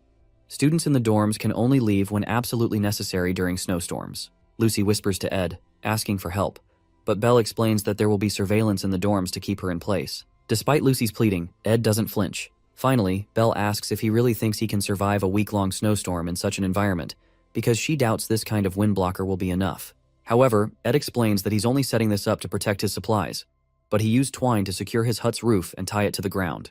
Since he plans to focus on magic engineering research at the Spirit Library during the storm, he assures her that he has another place to stay. When Ed notices the worry on Belle's face, he urges her to speak, but she only wishes him the best of luck and says nothing. Meanwhile, after Janica accuses Annis of hugging Ed, Clara turns to Annis in shock. Backed into a corner, Annis says nothing, while Clara tries to clarify that there must be a misunderstanding. To break the tension, Annis admits that she did flirt with Ed and apologizes. She explains that she didn't find him trustworthy because he looked like a playboy, so she was trying to get to know him. When Janica hears that, she asks Annis if she's lying, but Annis assures her that Ed isn't even her type since he looks like a thug and is quite rash. At that point, Janica stops her from speaking poorly about Ed, so Annis apologizes for flirting with him without talking to her. However, Janica, now crying, asks Annis why she's doing things she never asked her to, making her so worried she couldn't even sleep one night because her precious friend betrayed her. She's also distressed that she's not in a position to be betrayed because she doesn't even know where she stands. But Annis assures her that from what she's seen, she's more than a friend to Ed. After hearing that, Janica protests that it wasn't right for Annis to assess Ed like she did, but since she did it for her, there's no reason to be mad. She thanks Annis for being honest that she doesn't have feelings for Ed, and Clara is relieved because she was afraid Annis had fallen for him. Suddenly, Janica rushes away when she realizes she hasn't been to the Northern Forest in a while. With Clara and Annis left alone, Annis asks Clara to introduce her to a man, but when she realizes that's not enough, she decides to break the stereotype by asking Clara to date her. Confused, Clara just watches as Annis rambles. When Clara doesn't respond, Annis plans to kill her feelings by avoiding Ed once the Academy Scholarship student work ends after the break. However, she's devastated to learn that the Academy Scholarship students will continue working as student assistants when she returns, because they were quite proficient. Becoming student assistants will grant them more scholarships and other privileges, but to Annis, it sounds like a nightmare. Going through Ed's magic power details, he finds that he can now learn intermediate magic. He has 4 spirit slots, with Mug in one and Marilda in the other. When Janica arrives at the camp, she informs him that he needs to make a contract with a mid-level spirit soon. Ed comments that she looks back to normal since she seemed rather sad the last time she visited, but Janica pretends not to remember. Her reaction makes Ed smile as he realizes Janica makes him loosen up.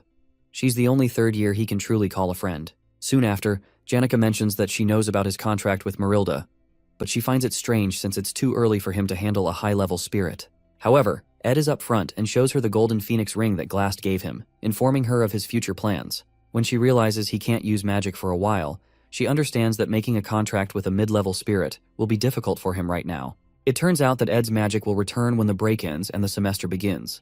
Janica congratulates him for making a contract with a high-level spirit, as it's rare among spirit sorcerers. Finally, she asks if he plans to stay in the spirit library through the snowstorm and comments that he works quite hard.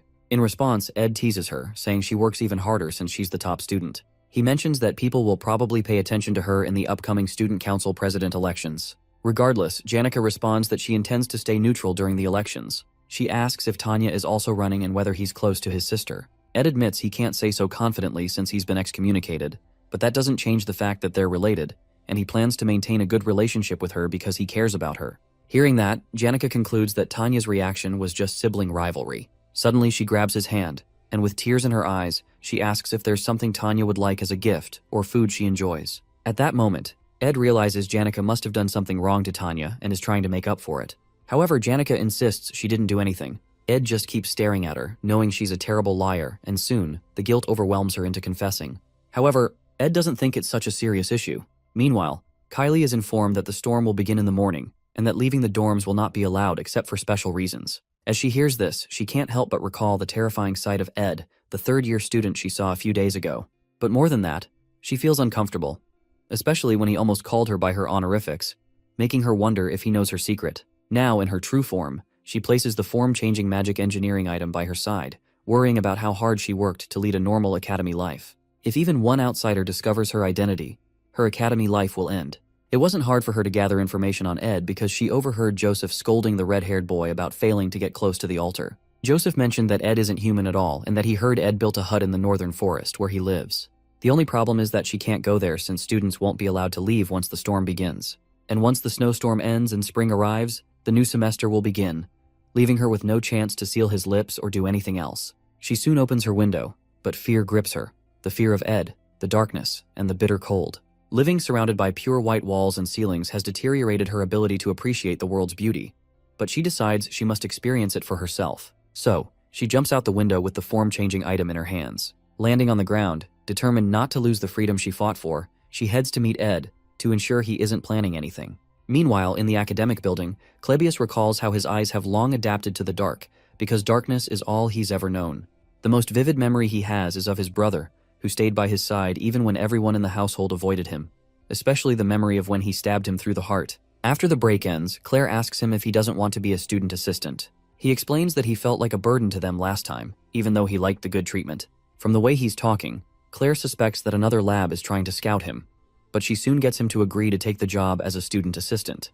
Meanwhile, Ed feels like he is trained to the limits of what he can handle. During the break, he was able to concentrate on training and increase his stats in the advanced crafting skill slot for spirit formula infusion and magic engineering. He has improved both advanced skills enough to be considered his specialties, and he plans to spend the remaining week working on them in the library to use them more effectively. As he climbs out, he recalls that he gave Jix some money to clean up the mess in the library with a bit of magic, but Jix had even helped organize the books by theme and title. For that to happen, it seems he got some help from Elka, even though he had told him it was a secret. He'll have to find a way to repay them later. He picks a book from the shelf and decides to focus on a few formulas instead of trying to learn hundreds, aiming to create at least one legendary magic engineering item. After that, he plans to craft a few more to raise his magic engineering skills, and then make other rare items once he masters the basics. While working on his plans, he reaches into his bag but doesn't find the items he needs. It seems he left them in the hut, so he's forced to return in the storm to retrieve them.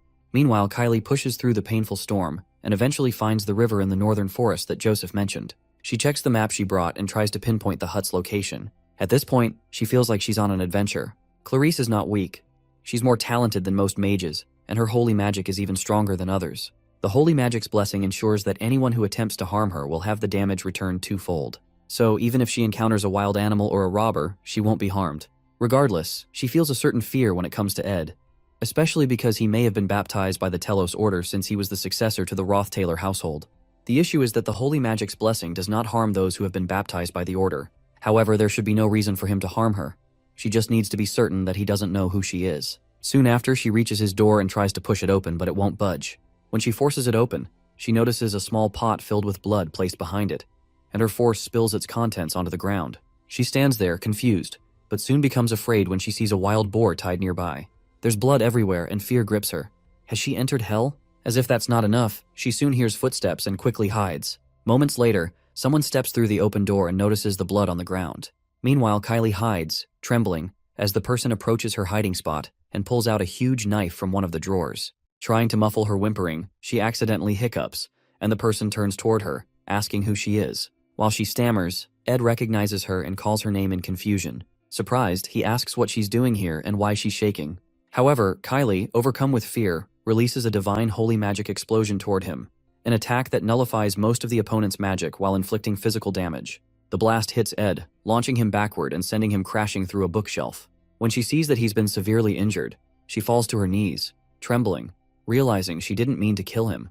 In tears, she prays to Telos, believing she has committed a grave sin. She was supposed to live a life of purity, but now she is stained with sin. Pledging to burn in the depths of hell to atone, her prayer is abruptly interrupted by an angry Ed, who walks up to her and asks if she's kidding him. Shocked to her bones, the spirit within her seems to leave her and she faints on the spot. Meanwhile, in Ophilis Hall, the chief maid is summoned when it is discovered that Kylie is missing. Belle is one of the few people aware of Kylie's true identity, as the order decided the person in charge should know what's going on. The nation would be in an uproar if they knew the Saintess had disappeared into a snowstorm. But Belle stays calm, determined to handle the situation discreetly, especially since the Saintess possesses the holy magic's blessing.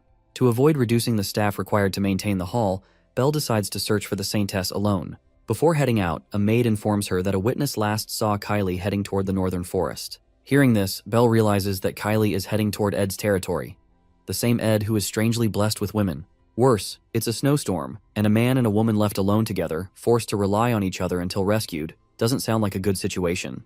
The imagery in her mind makes her uneasy, so she rushes out, knowing she must find them as soon as possible. The Saintess is in danger.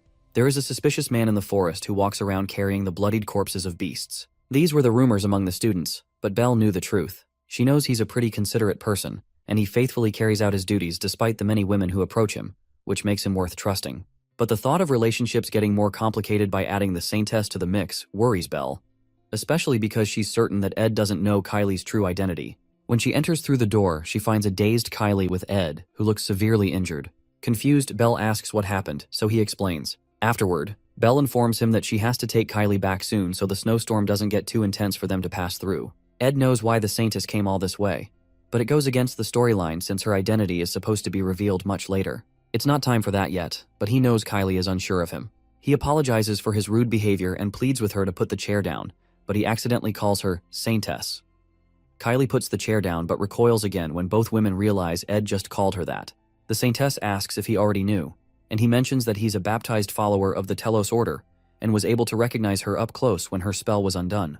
Within himself, he plans not to change his decision to avoid getting involved with the main characters. However, at this point, Saintess Clarice might do something unexpected, so it's better to let her know he's aware of her identity so she's no longer anxious. To help her, he explains that he understands she must have hidden her identity because she's tired of living without restraint. Before she can reply, he asks her what she thinks of the kind of life he's living in the forest. After hearing his question, she reasons that Ed isn't living a life of freedom. It looks more like survival. It seems there is a light and dark side to everything, and Ed's life is the dark part of freedom. However, Ed apologizes for being so rash, explaining that he spoke that way because he felt no one else would say it to her. Shortly after, he asks them to leave, so Belle takes the Saintess back to the hall. As they head back, the Saintess plans to enjoy a delicious soup in a warm room, while Ed will keep smelling blood and enduring the harsh reality of the storm. She had never imagined that the person who stood against the students at the altar would be living this kind of life. He had destroyed her idea of freedom, but she still respects him nonetheless. While they're leaving, Belle notices the Saintess looking back and hopes she hasn't also fallen for Ed, but she's not certain. Soon after, spring comes and the Laplace bakery opens again. Lortel meets Ed at the bakery, securing a seat for them without reservations because she supplies them with goods, and they can't refuse since she runs a monopoly. She finds it amusing, but Ed doubts the baker does. Later, Lortel explains that there was a bit of an error in the distribution process due to the snowstorm. The bakery had ordered a bunch of supplies they didn't need beforehand, but canceled all their orders when the storm got closer. It was unethical for them to monopolize food that could have gone to other businesses by placing fake orders, so Lortel had to handle it. While they chat, the baker returns to beg Lortel to change her colleagues' minds about limiting orders, as it will affect the bakery. However, Lortel ignores him and simply asks Ed if he'd like to walk her to her afternoon class. Ed notices Lortel's cold attitude toward the bakery. She explains that she doesn't want to be harsh, but the snowstorm cut off their main distribution base, and funds are tight at the moment. Ed accepts her explanation. so she reassures him that she's an expert in managing money and will ensure the company's funds aren't wasted because that's what it takes to run a business. Suddenly, she notices he isn't carrying his textbook, so he explains that he'll have to run to the library to borrow one, but running is good for his health. That surprises her since the textbook isn't expensive, so she asks why he doesn't just buy one. When she thinks about it more, she realizes that textbooks aren't actually cheap for most students, so she asks him how much it costs. Seeing her pull out her purse, Ed replies that he appreciates the offer, but it's not necessary. Soon after, she mentions that the student council election is approaching, but she won't run for a position because the trading company is her priority. However, she wants someone who likes her to become student council president, so she suggests Ed run for the position, promising to support him. Ed refuses, so Lortel asks if his sister is running, especially since she doesn't want to suck up to Princess Phinia if she becomes president. However, it will be hard for Tanya to win, even if all the top students support her, because the gap between her and the princess is too large. Hearing that, Ed realizes Lortel is right. It makes more sense for the princess to become president. Tanya, on the other hand, does almost anything to get votes, no matter how desperate, but she can't close the gap and will eventually lose by an overwhelming margin. Suddenly, Lortel asks if Ed supports the princess. He confesses that he leans more toward Tanya. That answer makes Lortel happy, because most people admire Princess Phinia, and she was worried he might be the same. Lowering her head, she asks if he knows she likes him, admitting that she almost got jealous. In a vulnerable moment, she places her hand on his chest, but isn't sure if her attempt works since Ed doesn't say anything. Regardless, she rests her head against his chest and suggests checking his heartbeat. Immediately, Ed pushes her away. Lortel protests, asking if she did something wrong. Ed responds that she didn't, but he doesn't plan to date anyone until he graduates. Hearing that, Lortel asks if he plans to date after graduation, but he doesn't reply. Happy that she's gained some insight, she rejoices. Graduation isn't too far off, and she's eager to see if he can keep rejecting her. While she talks, Ed remains silent, thinking about how graduating safely isn't an easy goal. The main character must defeat the final boss at the end of the story to restore peace, allowing him to graduate. Clarice, the symbol of the Order, and Phinia, the symbol of the royal family, need to support the protagonist in order for him to defeat the final boss, the Sacred Lance Dragon. In other words, Taylor must grow as the storyline intends and make allies. The class placements went as planned, and Clarice seems to be hiding her identity well. Even though he feels bad for Tanya, Phinia will become the council president, allowing the storyline to return to normal so he can rest easy. However, despite Ed's expectations, the scenario is already breaking down, because Princess Phinia suddenly wakes up one day and decides she doesn't want to run for council president after all. Meanwhile, Clebius freaks out because a first-year student had sent him a duel request form and wonders why they didn't pick someone else. He's the first person the student sent the form to, and he begins to curse about his damned life and why it has to be him that this person wants to duel. While that is going on, this first-year student also goes to inform Jix that he'd like to duel with him. When Jix asks why, the guy says he'd like to learn from him, but Jix tells him not to give some shallow reason like that. When the guy hears that, he comes out plain that he'd like to prove his worth. Jix asks him why he needs the duel since he's already claimed the position of top student in his year, but the boy protests that being top student doesn't mean much since he's just a first year. However, since Janica is the top student of all the third years, Drake is the top student of the Faculty of Combat, and Ed is popular among the first-year Faculty of Magic, he plans to duel against them all. But, to follow the proper order of things, he sent a request to Clebius, the top student of the second-year Faculty of Combat, but it seems like he's avoiding it. The guy plans to win against him and then duel with Elvira, the top of the Faculty of Alchemy, before dueling with Jix. Jix wonders why he's next when he's not a top student, so the guy explains that the top student of the second-year Faculty of Magic, Lucy, is out of the question, so that's why he chose Jix. Intrigued, Jix tells the boy he's self-centered, and it seems that the first lesson he needs to be taught in Sylvania is that he's not always right. The guy informs Jix that he doesn't think it'll be easy to defeat him, but Jix responds that what he means is that he won't even get to fight him, Janica, or Ed, because he won't even be able to defeat Clebius. That statement annoys the first-year student, but Jix tells him to learn to perceive reality properly if he wants to defeat him. Shortly after, Jix steps out and runs into Ed, who thanks him for his help in the library. Jix soon informs him about Wade, the first-year student who's sending out duel requests to all the top students. Interestingly, Ed already knows that Wade Callermore's challenges will go on from Act 3, Episode 3 to Episode 5. In the third episode, Wade, who is a skilled swordsman and the son of the commander of the Northern Border Territories, was able to easily become the top student in his year. Unsatisfied, he goes on to challenge his seniors, and in the end, he defeats them all with ease, even Jix. Jix had already been exhausted going into the fight, so it was kind of unfair, but it still ended in a loss. Wade's rampage, which seemed like it wouldn't end, was eventually stopped by Taylor, who had improved over the year. Jix asks Ed if he'd like to check Wade out at the welcome party for the first years that night.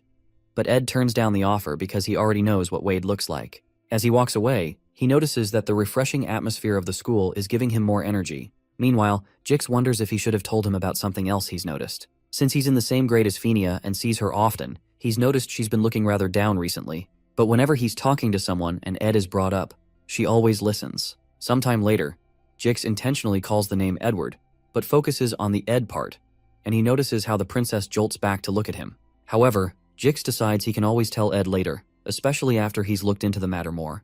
Because it's spring, the scenery of the northern forest soon becomes warm. Lucy, who's chilling on the hut's roof, chases away butterflies that are disturbing her while Janica teaches Ed and compliments his improvement. She explains that he should be able to enter a contract with a mid-rank spirit now, and adds that it would be unbelievable that he did this in 1 year. Janica seems to be in her teacher mode, so to play along, Ed comments that he was able to because he has a great teacher. Surprised by the comment, she replies that usually he'd have to climb mountains and valleys to find a spirit whose mana flow matches him well. When Ed protests that he didn't think about mana flow when he made a contract with Marilda, Janica explains that that is because he matches well with fire and wind elements. She suggests that he look into a spirit that's not also wind or fire, and he considers that she's right because finding another element would make it easier for him to respond to various situations. When Ed realizes it will be pretty difficult to find this spirit, Janica responds that most people consider finding their mid-rank spirit a work of fate.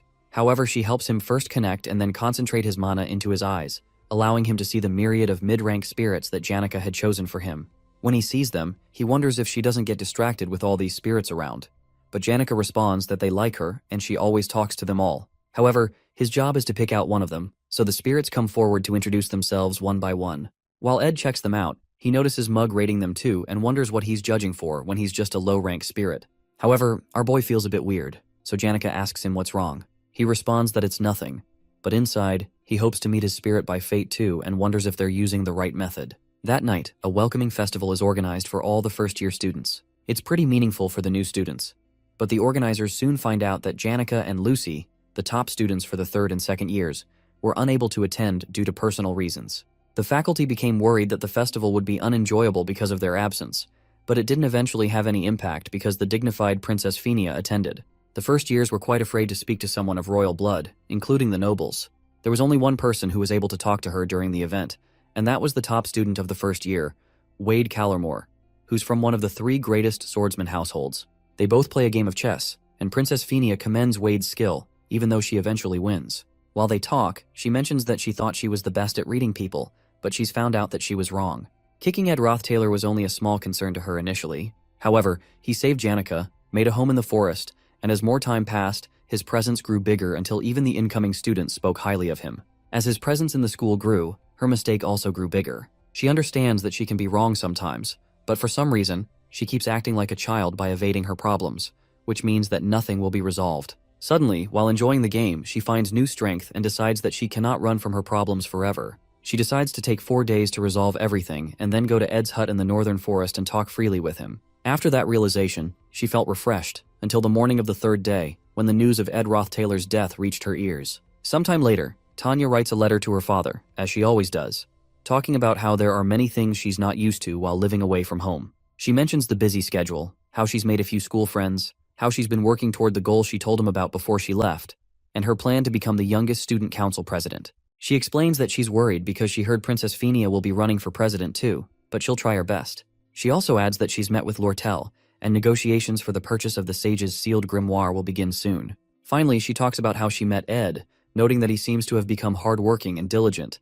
as if he's a completely different person. She recalls a dream from her childhood where her older sister Arwen held one of her hands, while the other person was either her father or Ed, back when he wasn't much of a scoundrel. She suggests that he's either turned over a new leaf or returned to the way he was before, and she ends the letter. After reading through the letter, Crepin holds a deadly poisoned sword, capable of killing with even a slight graze. Soon after, he hands it to a butler and informs him that he sent a response to Tanya to assist her with the student council president elections and the negotiation for the grimoire's purchase. He has decided to send her a trustworthy subordinate, to whom he also hands the poisonous sword. Normally, sending a subordinate into Sylvania isn't allowed, but since this is for business purposes, the academy has to permit it. After dismissing the men so they can set off for Sylvania, Crepin removes his gloves, exposing a very red-colored hand with eyes on it.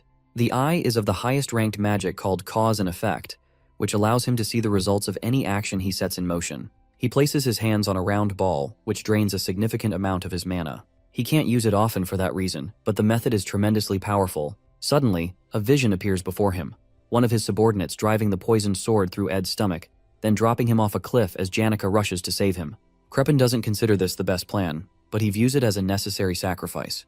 3 days before Ed's death, Tanya considers how popular Princess Fenia is, and realizes her chances of winning against her are nearly zero. As she thinks about giving up, Jix walks past and asks if she's heard of elemental studies training. Noticing her expression, he asks what's bothering her and suggests they have tea with Elka later. Meanwhile, the other girls in their class fawn over Jix, whom they consider the strongest person in the academy, impressed that he's talking to Tanya. Later, Lortel shows up in Tanya's classroom to set a time for their negotiation meeting.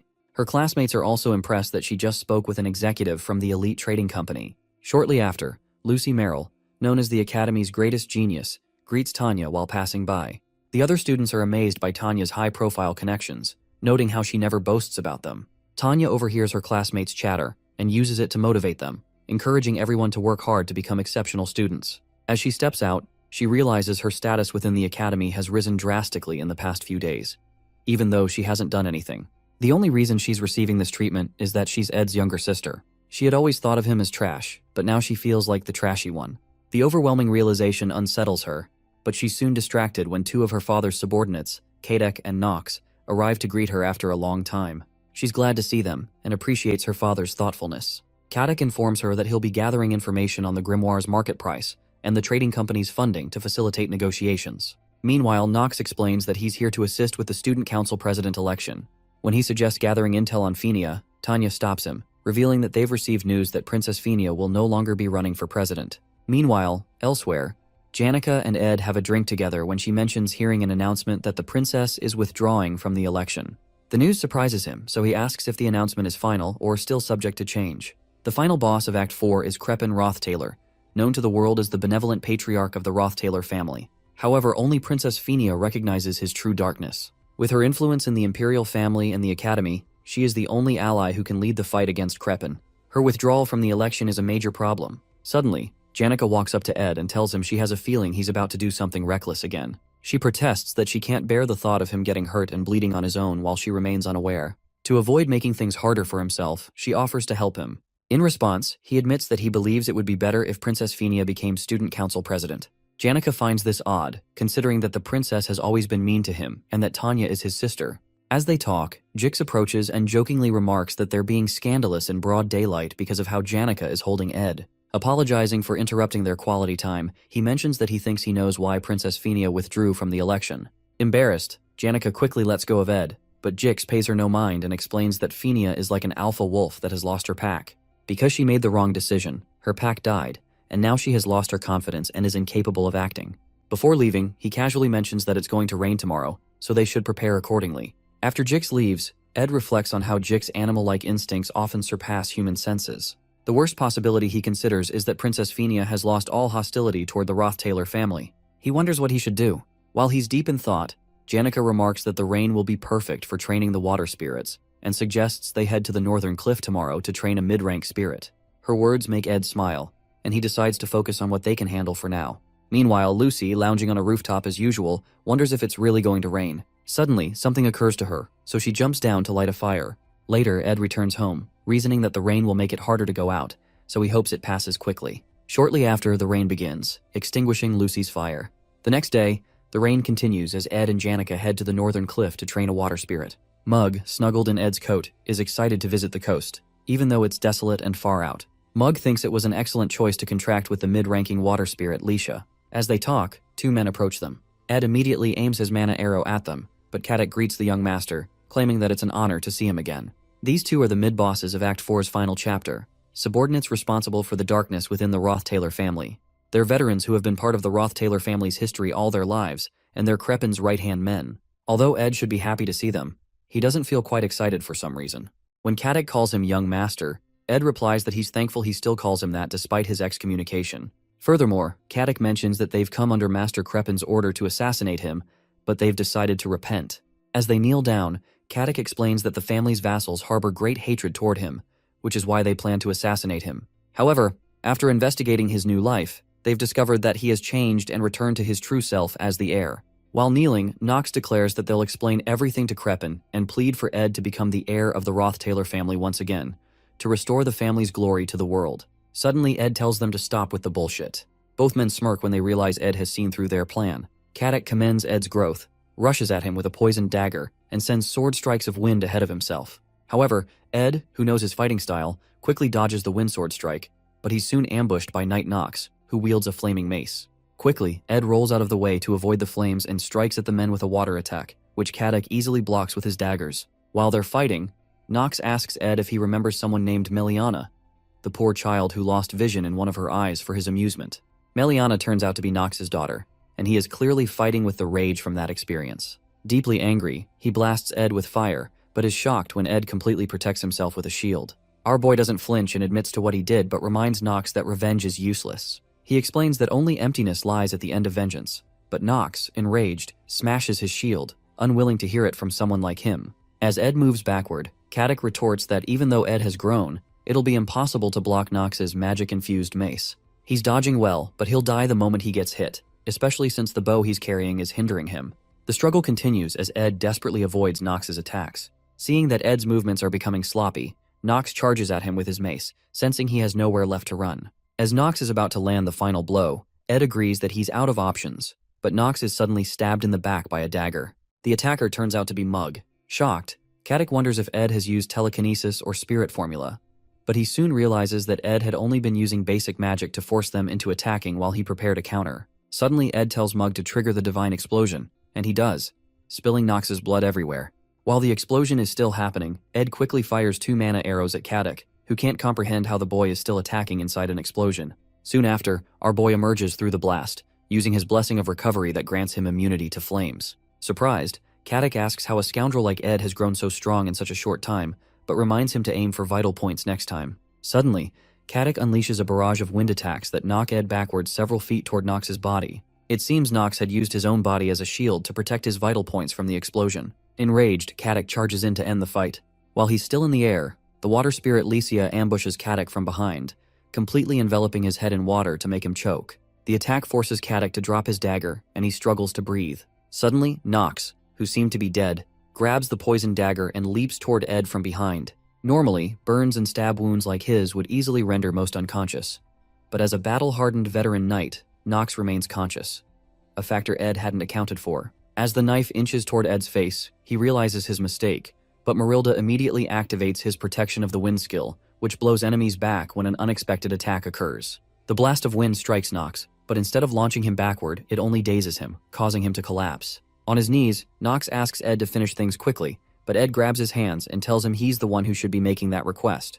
Ed acknowledges that the two of them would only be here if his father truly wanted him dead, meaning he is destined to die regardless. He concludes that killing them won't end this, so he'd rather die here. He informs Knox that his death would only leave emptiness, but it wouldn't be meaningless, because at least Knox wouldn't live shackled by revenge anymore. He offers this as a small gift for his loyalty to the Roth-Taylor family, so Knox pushes the knife through his stomach. Soon after, Janica arrives, apologizing for being late because her class ended later than usual. As soon as she reaches the scene, she sees Knox pushing Ed's body off the cliff and rushes toward him, but she's too late to catch him. Knox realizes they're in trouble because there's a witness. Suddenly, his body becomes immobilized, and he doesn't understand what's happening.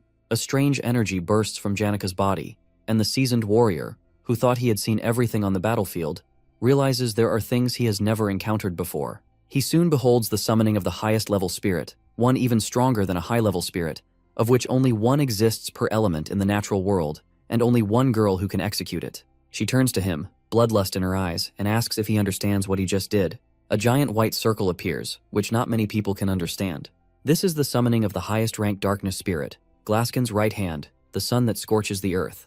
It possesses a tail larger than the Imperial City, and is the one who burned down the Alphonse Mountains during the Age of Myth. This is the highest-rank fire spirit, Teorphus. Even summoning just one of his hands would be enough to burn all the northern forest to ashes, and Knox doesn't even know whether to be in awe or afraid. It is clear that what comes next for him is absolute death. When Janica turns to him again to ask if he understands what he just did, he starts choking on his spit. Suddenly, an intense wave of heat covers him and begins burning his skin. Out of nowhere, Marilda appears behind him, shielding him from the heat wave, and urges him to run. When she repeats the instruction, it makes no sense to him why she's helping him. But she insists he must survive and report everything he has seen and experienced. Severely injured, Nox crawls away from the site. Annoyed, Janica demands to know what Marilda is doing and orders her to move. Marilda refuses and explains that she wasn't the one who summoned Teorphis, urging Janica to think about it carefully. In a flashback, Lortel asks Ed how his magic engineering is going, since she had given him some magic engineering items and ingredients before. Actually, all Ed did throughout the break was train his magic engineering skills, and his efforts were so successful that he managed to create a legendary rank engineering item. The item he created was Delheim's Hourglass, which reverts all physical states by a few seconds, removing all damage and wounds. However, it is a one-time use item. As Ed crawls out of the water onto shore, he recalls how he reversed the effects of falling off the cliff and the poisonous dagger. Since he only reversed time by a few seconds, the injuries he sustained earlier remain, but the salt water that seeped into his wounds is causing his temperature to drop rapidly. He had summoned Marilda because the situation at the top of the cliff seemed abnormal, but he doesn't know how things turned out because of how injured he is. This legendary item shouldn't exist in the third act, and he never expected to use it this early. His long-term efforts now seem wasted. However, at least he survived. To him, Krepin's cause and effect determination magic is extremely troublesome. Even if he were to defeat Katic and Nox and survive, Krepin could repeatedly use his enormous mana pool to find a future where Ed truly dies. That's why he needed to die once. So Krepin would lose interest in him for a while, believing him to be dead. He figures that the only reason the Academy would allow the subordinates inside would be to help Tanya with her election and purchase the grimoire. After that, they would have to leave. In the meantime, he'll have to live like a dead man. He can survive, but the issue is that his body isn't moving well. While lying on the ground, a fire spirit belonging to Janica finds Ed, which brings him relief. Before he can say anything, Janica jumps on him, hugging him tightly and pushing him to the ground. Happy, Ed apologizes to Janica for always making her worry and hugs her back. Later, he explains to her that it's better for him to stay hidden until the election ends. To help, Janica promises to bring him essential supplies and daily tools. When he mentions that his injuries hurt, she quickly removes her hands from around his neck and apologizes for hugging him so tightly. Meanwhile, Lucy hides under the hut's covering, watching the falling rain. Although it seems like she's doing nothing, she's practicing the art of waiting. Normally, Ed would walk through the forest grass, and once he confirmed the fire had gone out, he'd kick the wooden reinforcements to ensure they were sturdy. Then, he'd put away all the clothes drying on the line, place rust-prone tools under the tent, greet Lucy, and sit at his desk to read a magic engineering book. Meanwhile, Lucy would always sit near the fire and sleep while listening to the rain and the sound of Ed flipping through his books. Suddenly, she detects mana laced with the scent of blood but chooses to ignore it. Eventually, she heads out to investigate and runs into subordinates of the Roth-Taylor family. When Nox spots her, he asks for help, claiming he tripped in the forest and that his partner was mauled by a wild animal. However, much to Nox's confusion, Lucy's eyes light up, and she offers to let him live if he tells her the truth about what he was doing in the forest. Meanwhile, some guards discover the seal of the deadly poison dagger, an advanced seal so rare that one might only see it once in a lifetime. The lead guard laments that these kinds of incident reports always happen during his shift. However, from the traces on the dagger, he deduces that it was used to kill someone. Considering the fall from the cliff, finding the body will be difficult, especially after the rain stops. The man turns to Janica, who explains that she was on her way to meet Ed to practice spirit sorcery. But when she arrived, he had already been stabbed. He asks if she saw the culprit, and she confidently states that it was the subordinates sent from the Roth-Taylor house. The guard proposes that he will speak to the dean in the morning, but before he can finish his sentence, Lucy appears. Janica immediately tries to calm Lucy down, promising to explain everything back at the camp, but Lucy reveals that she has already captured the murderers. As she picks up Ed's bow, a bright energy pours out of her body, and she instantly vanishes. Janica urgently informs the guard that they need to catch Lucy before things escalate further. Meanwhile, back at the camp, Nox writhes in excruciating pain under Lucy's power. Lucy stands before him and demands answers about the Roth-Taylor family. Nox, however, tries to explain that they were only assisting Tanya and had permission from the Academy. Mentioning Tanya's name only makes things worse. Lucy immediately storms off toward the hostel, enraged, to confront Tanya. In deep rage, Lucy demands Tanya Roth-Taylor, and Belle quickly rushes out to ask Lucy what's going on. Belle activates one of her magic engineering items to try to subdue Lucy, who is levitating with the Katic and Nox by her side. Belle asks Lucy why she's doing this, but Lucy breaks apart the magic engineering item in her hand with just a glance, demanding that they bring Tanya to her. Meanwhile, another huge explosion occurs somewhere else, and Wade commends Elvira for putting up a good fight, even though he beat her. She accuses him of arrogance for beating the second years, but Wade explains that he still has to beat Jix to complete his plan of defeating all the second years. Jix, who is standing nearby, is surprised that Wade was able to beat Elvira, the top alchemy student, even though his specialty is one-on-one battles. Wade is the heir of the renowned swordsman family of Callermore, and some onlookers gossip that he might really beat Jix after all. Before they begin their fight, an explosion shakes the building. It turns out to be Lucy, who is in a fit of rage. They quickly rush toward the noise to investigate, but when they arrive, Jix realizes they're too late. He sees Belle and the others turn to stone. In reality, they are all frozen in a time prison using time-type aspectual magic. And Lucy is likely the only genius who can witness aspectual magic, which someone spent their entire life researching, and copy it after one look. Still deeply angry, she orders them to bring Tanya to her, and one of the maids signals to the students to quickly follow her. The maid explains that they don't know what to do, but if Lucy is telling the truth, it seems Ed Roth-Taylor has died after being killed by the subordinates of the Roth-Taylor family. Shocked, Jix stops running and tells the others to go ahead. Wade warns him not to seek revenge but to evacuate with them. However, Jix insists they go ahead, saying he'll evacuate later. Jix rushes to Tanya's room and realizes that no one has seen Tanya Roth-Taylor 5 minutes after the first loud noise and that her door is locked. The only place she could be hiding is her wardrobe. He opens it and finds her trembling in fear, wondering why any of this is happening. All the evidence points to Tanya, but Jix doesn't understand, especially since Tanya's reputation was improving due to Ed's influence. Although she had some ill feelings toward Ed, orchestrating an assassination seems strange. Immediately, he calls her attention and asks truthfully if she had Ed assassinated. Trembling, Tanya swears she didn't. Even though he can't be sure, Jix decides to protect her because he knows Lucy will eventually kill her. Though he feels desolate hearing about Ed's death, there are too many things he doesn't understand. He decides to get the details later and tells her to stay in the room for now. If she steps into the square, she'll die. He must stop Lucy because he knows Ed wouldn't have wanted her to get blood on her hands. Suddenly, Wade appears and informs Jix that he has to achieve his goal, even by force, so he demands that Jix hand over Tanya. Meanwhile, Lucy continues destroying the hostel, and Clybius, who jumps into the square, stumbles upon another frozen statue. Dorothy, a top third-year alchemy student. Shocked that even a top student has fallen victim, he notices Lucy spotting him from above. He quickly runs for his life, lamenting that there is no peace in his life and that he didn't come to Sylvania to die. Suddenly, he trips over a stone, falls on his face, and curses once more about how much he hates this. While he's on the ground, Elvira approaches him and asks what he's doing. She informs him that only the top students can stop Lucy for now, and they need to hold out for 30 minutes until the academy workers arrive. She then walks away and tells him to escape to the academy building once his legs have recovered. He watches as she heads toward Lucy, preparing to subdue her until the academy workers arrive, knowing that she is also a top student. Meanwhile, Lucy rushes to Ed's cave with Teorphus and informs him that the situation is bad.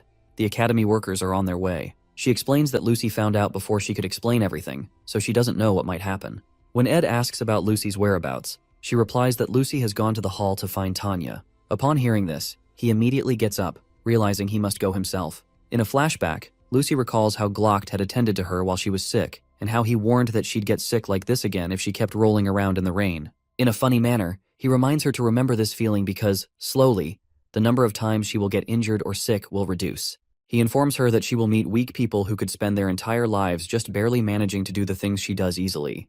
In the present, several academy workers fire different attacks at Lucy, but they don't affect her at all. When she realizes they're not going to bring Tanya to her, she tells them it's fine because it won't be long before she finds Tanya herself. Glock had told her that she would become such a powerful mage that no one would rival her, and life might get tedious because of her innate talent, even seeming meaningless. Meanwhile, as Lucy walks toward the workers, all of them become stone as they're frozen in the time prison. She recalls that Glock had told her that everything, including pain, would eventually become a distant memory to her, but she believes he's a lying old man because she's certainly in pain right now. As she takes a step forward, she steps on a trap that triggers a huge explosion. After the smoke clears, Lucy appears unscathed, and Elvira, who had thought the trap was a good plan, laments that Lucy's casting speed is abnormally high.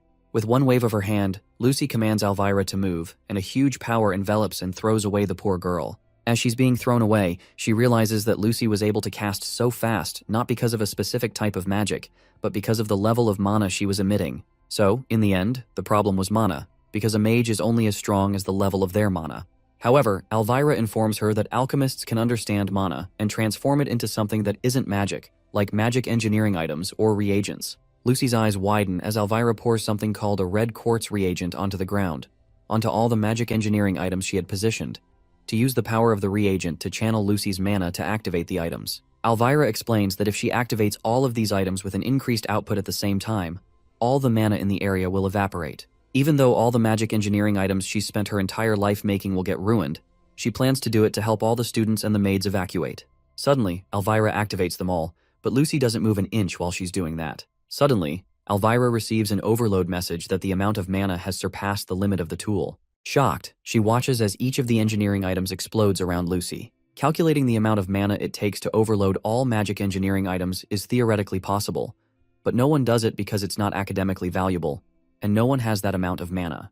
If someone like that existed, it would be impossible to stop such a person in the first place. The time it took to apprehend the headmaid, Bleal, the 4th-year top alchemy student, Dorothy, 14 high-class maids, and 2nd-year top alchemy faculty student Elvira, is 3 minutes. Lucy walks past Elvira, who is severely injured, but Elvira grabs her leg and asks if she doesn't think she will regret it if she keeps going. She reminds Lucy that she could have easily sent the entire hall flying at once with all this mana. But the fact that she hasn't done that probably means she feels that Ed wouldn't have wanted her to do this. Regardless, Lucy continues and says she'll decide that after meeting Tanya. While she's talking, a strange being approaches her in the dark with a sword. However, Lucy had detected him and cushioned the hit of his sword by protecting herself with a shield. It turns out to be Clebius, who tells Lucy he's not going to let her get past him, even referring to her as a mother fair. In response, Lucy creates a small explosion in her hands and releases it into Clebius's torso. The time it took to apprehend the 2nd-year top combat faculty student Clebius is 1 second. Meanwhile, Wade tells Jix that he has to achieve his goal, even if he has to do it by force, and demands Tanya. He swoops in to strike Jix with his sword, but Jix quickly averts the attack and retaliates with his own sword. Wade is surprised that Jix is able to use the island family swordsmanship, the swordsmanship of a beast that once roamed the northern grasslands and became civilized after staying at the island estate. As the men continue to battle, Wade reasons that this is real swordsmanship experience. However, it's incomplete, and he can find a weak spot in Jix's center of gravity. He goes in for his next attack with a maniacal smile, certain that he's won. As he's about to strike Jix by his side, a bright green light appears called the Wind Blade, which knocks back Wade's blade and allows Jix to knock him to the ground. When Wade is on the ground, Jix asks him if he wants to keep going, and Wade gets up, prepared to continue. The swordsman confesses that he enjoys fighting strong people, so there's no need to give up this opportunity. As he leaps in for another strike, he begs Jix to entertain him more, but Jix comments that it's shameful that Wade only enjoys victory and not fights. He accuses him of only showing drive when it comes to fights in which he sees the potential for victory, because if he truly wanted to fight someone strong, he wouldn't have chosen Jix, especially because Lucy Merrill is the magic faculty's top student. Stung by his comment, Jix calls Wade a cowardly bastard who keeps looking for an excuse. With one move, Jix pushes his sword down and goes in for the last strike, but eventually stops when he gets close to Wade's throat. Wade asks him what he should have done against an impossible opponent like Lucy, since it would be foolish to challenge her. Jix tells him that that's his limit. Meanwhile, Lucy makes her way into the hall. In a flashback, someone considers how pride is the leading cause of warriors' downfall more than anything else. This person advises caution against men who charge pompously into battle, with no respect for those who have put their lives on the line. He believes Clebius would be wiser if he relied on fear rather than pride. Behind Lucy, Clebius still follows after her, despite the fact that he's literally oozing blood. In the flashback, the person tells Clebius that if he lives with fear in mind, there will come a day when he will not be able to move his feet off the floor, and he will be able to escape. But as his body trembles, his hand will be firm and steady on his sword, and he will know loss is inevitable. That will be his conviction. Suddenly, a crimson energy surrounds Clebius's body, and he transforms into the sword demon. Elvira, who is still watching nearby, is shocked by the beast Clebius has transformed into. However, Lucy isn't fazed and uses Ed's bow to fire a fire arrow using a mid-rank fire magic called Flame Pillar, then multiplies it by 100, causing a huge explosion. As she does that, she keeps in mind that she promised not to kill anyone. The reason she can do that despite making a promise is because she's confident that she cannot kill that monster with just this much. Her eyes widen when she realizes the arrows didn't touch him, and that he has gotten faster. She looks back and notices him charging toward her with his sword. Before he can hit her, her protection of the wind is activated, since she has a contract with Marilda, and the wind blows Clebius backward. However, he's not knocked down and manages to stabilize himself with his bare hands. More wounds form, and more blood spills over Clebius's blood-stained body. It wouldn't be strange for him to have fainted from all the blood loss. But the amount of mana surrounding his sword and body increases the more he is injured, and the more his blood flows. With ridiculous speed, he makes several strikes on Lucy's shield, and even though she's protected, it worries her that he's holding a cursed sword. This is the Nortondale family's taboo: blood swordsmanship. Several drops of sweat cover Lucy as Clebius attacks the top of her shield again with intense rage. Finally, she raises her hand and generates an explosive force in her palm, firing it at him. Oddly, instead of destroying him, the monster charges through the attack and breaks through the shield.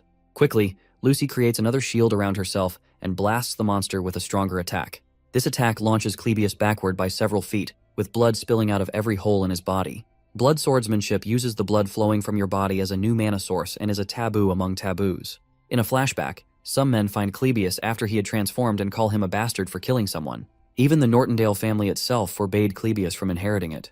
While the men shout at him, Clebius's brother walks up to him and reminds him that he's not a monster. In the present, while blood oozes from his body, Clebius wakes up again and gets back on his feet. He's the monster who learned blood swordsmanship on his own, and after many years, he had to acknowledge that he's a monster. However, when Lucy raises her hands into the air and activates a high-level lightning magic called Divine Punishment, he has to acknowledge that Lucy is the real monster. Meanwhile, Jix runs away with Tanya, but they abruptly stop when Lortel blocks their path. Lortel tells Jix that he can escape if he goes through the door at the end of the hallway, but Jix stops Tanya from moving forward because he senses that something is off. Regardless, Lortel comments that Tanya is lucky to have Jix helping her. Jix, still cautious, asks Lortel if she's heard about Ed, but she replies that she's not sure. Jix asks her what she was going to do if it was just Tanya by herself, so Lortel replies that she would have ripped her to shreds. However, Jix reminds her that would be rash, so she agrees that instead of killing her, she should start with her fingernails to make her confess. When Tanya hears that, she pleads with Lortel, insisting she wasn't the one,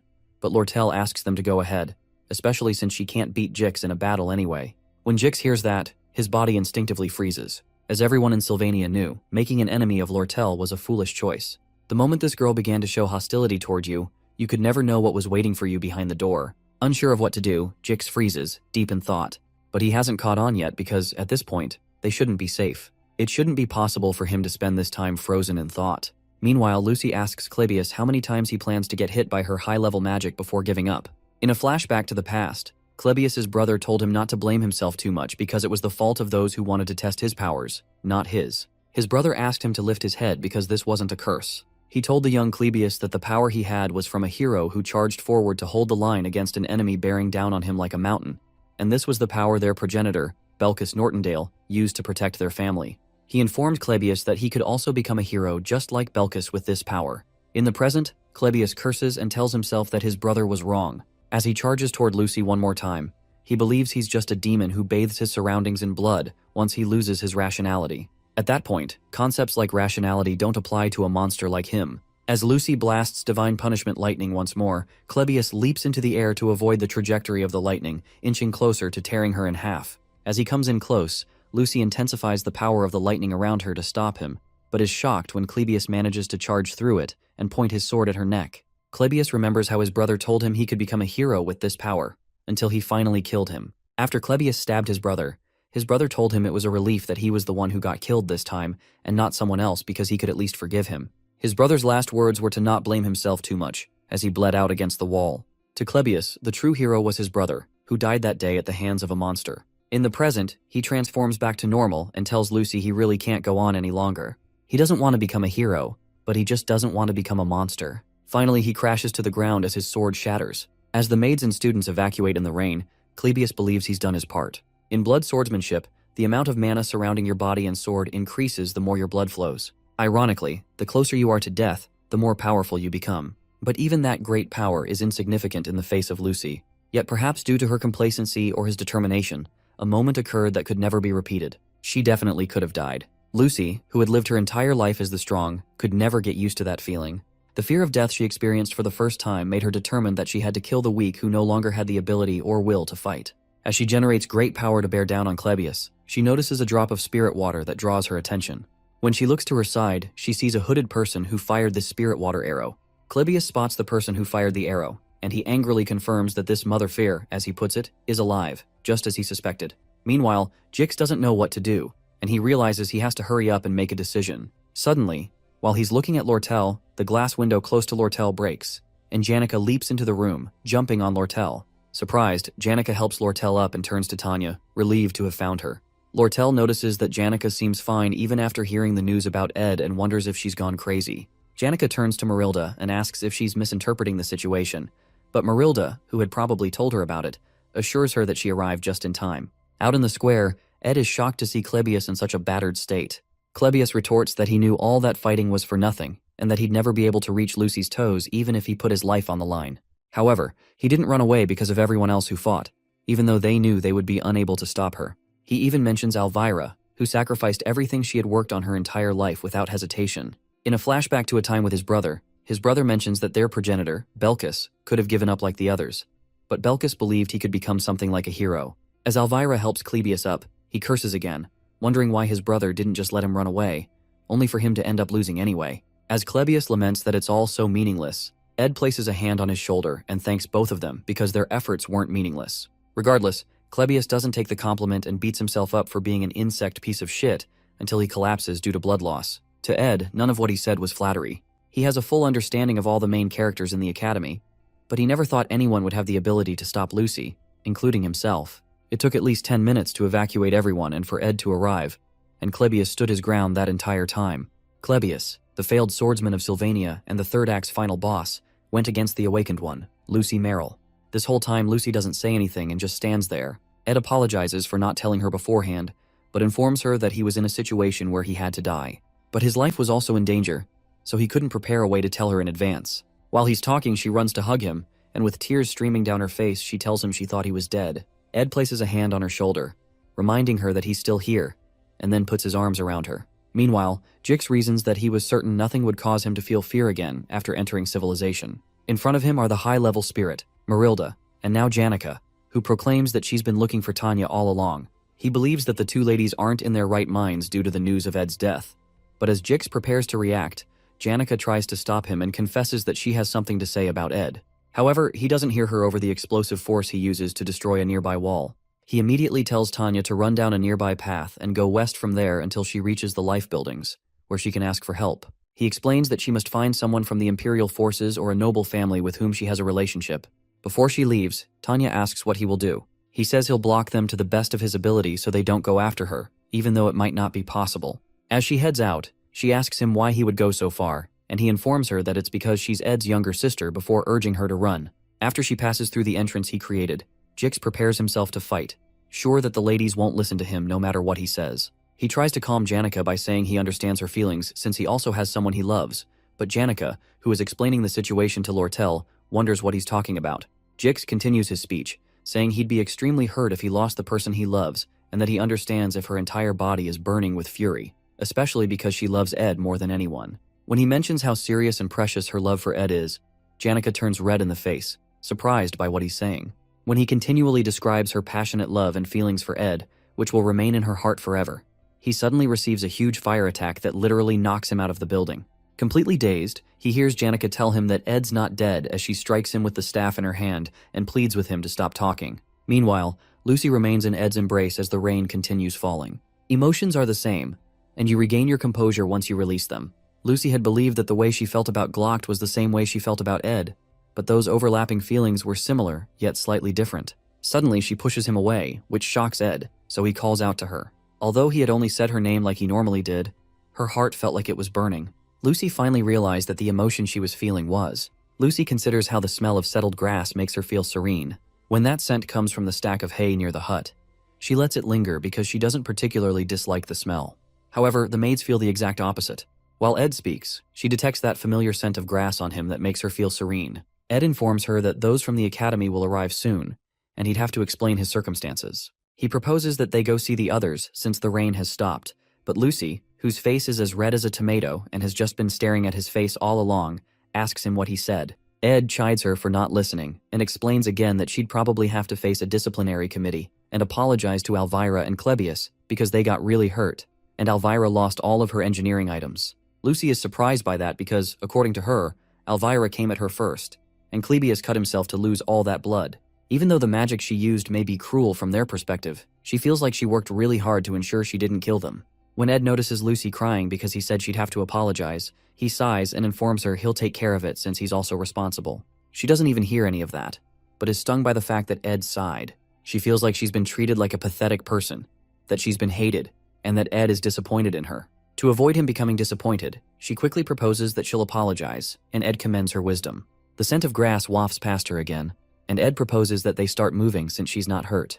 Meanwhile, Lucy, who is love-struck, just keeps staring at Ed's face. When she smells that scent of grass, if she lets her guard down for even a second, she can't breathe and feels shivers run down her spine. She wonders why this has happened since she had just considered Ed as someone who took care of her perfect nap spot at camp, who fed her, sat with her, and allowed her to lay on his leg. She realizes they've spent most of the year together, and now she's awestruck by his scent. Meanwhile, Ed turns to go look for Janica, but Lucy suddenly grabs him from behind. With tears in her eyes, she asks him if he really has to leave now, but Ed doesn't seem to understand what the heck is going on. At the Aphilus Hall central entrance, Janica chides Jix for talking too much, and Ed soon arrives with Lucy. Suddenly he notices Lortel looking the other way and asks her what she's doing. She's obviously red in the face, so she clears her throat and calmly turns around to acknowledge the fact that Ed is safe after all. Our boy immediately apologizes for making her worry, but Lortel claims she didn't, because she had logically thought that he wasn't someone who would die easily, especially since he had the Delheim's hourglass that he requested from her. As she continues to narrate how merchants always remain calm and rational, Jix looks at her in confusion, and she turns to Jix to confirm how calm she was. Since he's scared of her, Jix affirms that she wasn't emotionally stirred at all. Furthermore, when Tanya glares at him, he also covers up her own emotional outburst. Soon after, Lortel fixes Ed's collar and claims that she didn't think he had died. She explains that seeing his face puts her at ease and confesses that she was a bit anxious though. Suddenly, she grabs him by the collar and attempts to pull his face toward her because he has to pay for making her anxious. But Ed doesn't understand that logic. Before she can make her move, Lucy comes between them and pushes Lortel away, red in the face with jealousy. For a moment, everyone remains silent, and Jix just looks at them all in confusion. At this point, Lortel becomes extremely angry that Lucy just blocked her chance. Worried, Ed places a hand on Lucy's head and asks her what's wrong.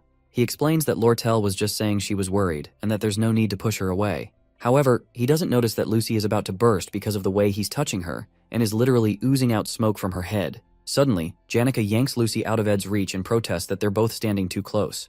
But Lucy aggressively pushes her away too. At this point, all three women face each other defensively, and for some reason, Ed feels like there's an emergency. He stands there in shock as he watches the face-off, and Jix watches from behind with keen interest. All three women glare at one another in an intense staring competition, and Jix watches excitedly, hoping for some action. However, the emotions are doused when Elvira reminds them that they don't have enough time to be doing this. Ed quickly agrees with her because the Academy people will arrive soon, so he informs them that he plans to hide the fact that he's alive, and he explains why he's doing that. Eventually, Lucy apologizes to Clebius and Elvira and decides to help Tanya, who had run away. Jix suddenly regrets letting Tanya run away, and they eventually agree on a story about what happened before Lucy turns everyone back from their frozen state. Meanwhile, Nox and Caddick remain tied in the middle of the square, while Ed disappears from the Academy before anyone discovers that he's alive. Shortly after, Clebius is shocked that all his injuries have been healed, and he wonders what happened. When he looks up, he sees Elvira, and he starts to panic because he thinks he's dead since he was certain that he was bleeding profusely just a moment ago. Elvira soon stops his yapping and informs him that the Academy workers are coming soon, and he has to testify that he stopped Lucy. Moments before, Lucy bowed her head to apologize and healed Clebius's injuries. Lortel promised to provide secret maintenance funds for Ed, and Elvira still can't wrap her head around the unexpected things that Ed said to Clebius while he beat himself up. After Elvira drags him down to rest, Clebius concludes that it must have been Ed who blocked Lucy and beats himself up for not being able to beat Ed again. While he talks, Elvira considers how the most intriguing thing she's discovered from this experience is Clebius. When he laments that life is shitty and expects her to yell at him, she affirms that life is truly shitty, and they both look up to watch the night sky for a while. Meanwhile, Tanya, who had been frantically running through the woods, slips over some mud, and she quickly gets up, urging her legs to move. She urges herself to move because she's certain Lucy would be after her. Unfortunately, no one is chasing Tanya, but her plan is to get to a safe place and find out the truth about how Ed died to clear her name. With tears in her eyes, she runs through the woods so she doesn't get caught, but there's no one to stop her. Sometime later, the guard who was summoned to the site of Ed's murder reports that the investigation into Ed's death is nearly concluded. They use something called thoughtography magic to analyze the scene and attempt a reenactment, which matches Janica's testimony. It appears that subordinates of the Roth-Taylor family stabbed Ed, causing him to fall off the cliff. The subordinates, who seem to be the culprits, have been imprisoned in a facility in the Academy basement, and their punishment will be transferred to the Royal Palace. The principal, Obel, listens to the guard's report and confirms that Ed's death has been essentially verified. He proposes organizing the facts properly for an official report to the Royal Palace, aiding in the conclusion of the investigation. The influence of a student's death seems greater than expected. Lucy had an extreme reaction upon hearing the news, leading to a situation where students had to be evacuated in the middle of the night. It's clear that Ed had a significant impact on many people, and reports indicate that Lucy was eventually stopped by Clebius. Obel is intrigued by Clebius's strength and suggests that the Academy prepare a commendation for him. Regarding Lucy, they plan to hold a disciplinary committee hearing, which is overseen by the Academy's vice principal, Rachel. During the hearing, Elvira and Clebius are called to testify. While the damage to Ophelis Hall is not insignificant, it is minimal compared to the previous Ophelis Hall occupation incident. Lucy might have received a lighter punishment if she had shown any sign of remorse. Other educational institutions, as well as the royal family, consider Sylvania the best academy because it produced the rare genius mage, Lucy, and the academy frequently uses this for promotion. At this point, expulsion is not an option, and it would be preferable not to leave any disciplinary records. However, Lucy's attitude toward the situation greatly frustrates Vice Principal Rachel, despite her intent to be lenient. Eventually, Rachel revokes Lucy's scholarship eligibility, suspends her for 10 days, restricts her access to student facilities for 70 days, lowers her practical exam score by 2 ranks, and revokes her eligibility to stay in Offalis Hall. Although the punishment seems harsh, the scholarship means little to Lucy since the Glocked Scholarship Association has already covered her tuition. Even with a 2-rank grade reduction, the gap between her and Jix, who ranks second, remains vast. She also rarely uses the school's facilities, so the restrictions do not affect her significantly. Lucy is about to sign the punishment agreement when Belle interrupts the proceedings. As a witness, Belle suggests that forcing Lucy out of Offalis Hall is not an effective punishment and won't make her truly reflect on her actions. When Belle starts speaking, Lucy frantically urges the vice principal to hand her the document so she can sign it quickly. But Belle argues that expelling Lucy from Offalis Hall is a reward rather than a punishment. Instead, Belle suggests restricting her movements within the dormitory for a probationary period. Lucy pleads with the vice principal to just suspend her from school entirely, but Belle assures Rachel that the maids will stand guard 24/7 to ensure Lucy doesn't leave. In the end, Rachel grants a 30-day probation. Upon hearing this, Lucy bursts into tears, finally beginning to reflect on her actions. As she begs, Belle reassures her that she will personally make sure Lucy is unable to step outside. Sometime later, Janica visits a cave to inform Ed that Lucy is under probation. Ed considers the punishment lenient, though he knows Lucy must feel like she's dying inside. Meanwhile, Janica prepares her favorite beef stew, which piques Ed's interest. He is surprised that she insists on doing his laundry, helping him with spirit classes, school lessons, and cooking.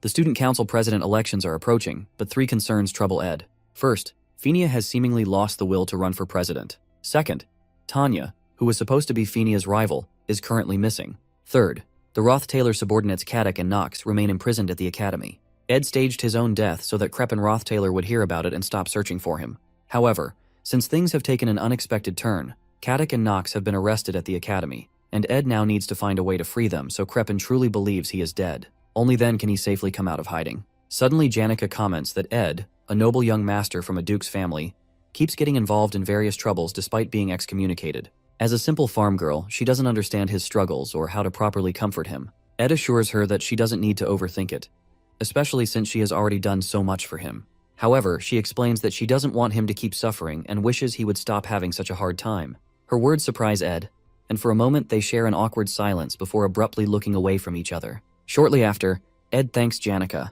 acknowledging that she is the only one who worries about him this much. She laughs, embarrassed by her own words. Anyway, their top priority now is finding Tanya. Ed mentions that he has a hunch about where she might be. In the failed Swordsman of Sylvania game, Tanya Roth-Taylor was always portrayed as a proud, fearless, and strong girl. Since he has witnessed her strength firsthand, he is certain that Tanya is fine and is somewhere, confidently planning for the future as always. Meanwhile, Tanya is in tears in front of Princess Fenia, desperately trying to explain that she never ordered anyone to kill her brother. Before Tanya arrived, Fenia had already heard of Ed's death and had canceled most of her work to deal with her complicated emotions about him. She had wanted to talk to him, and with just one more day, she might have done so.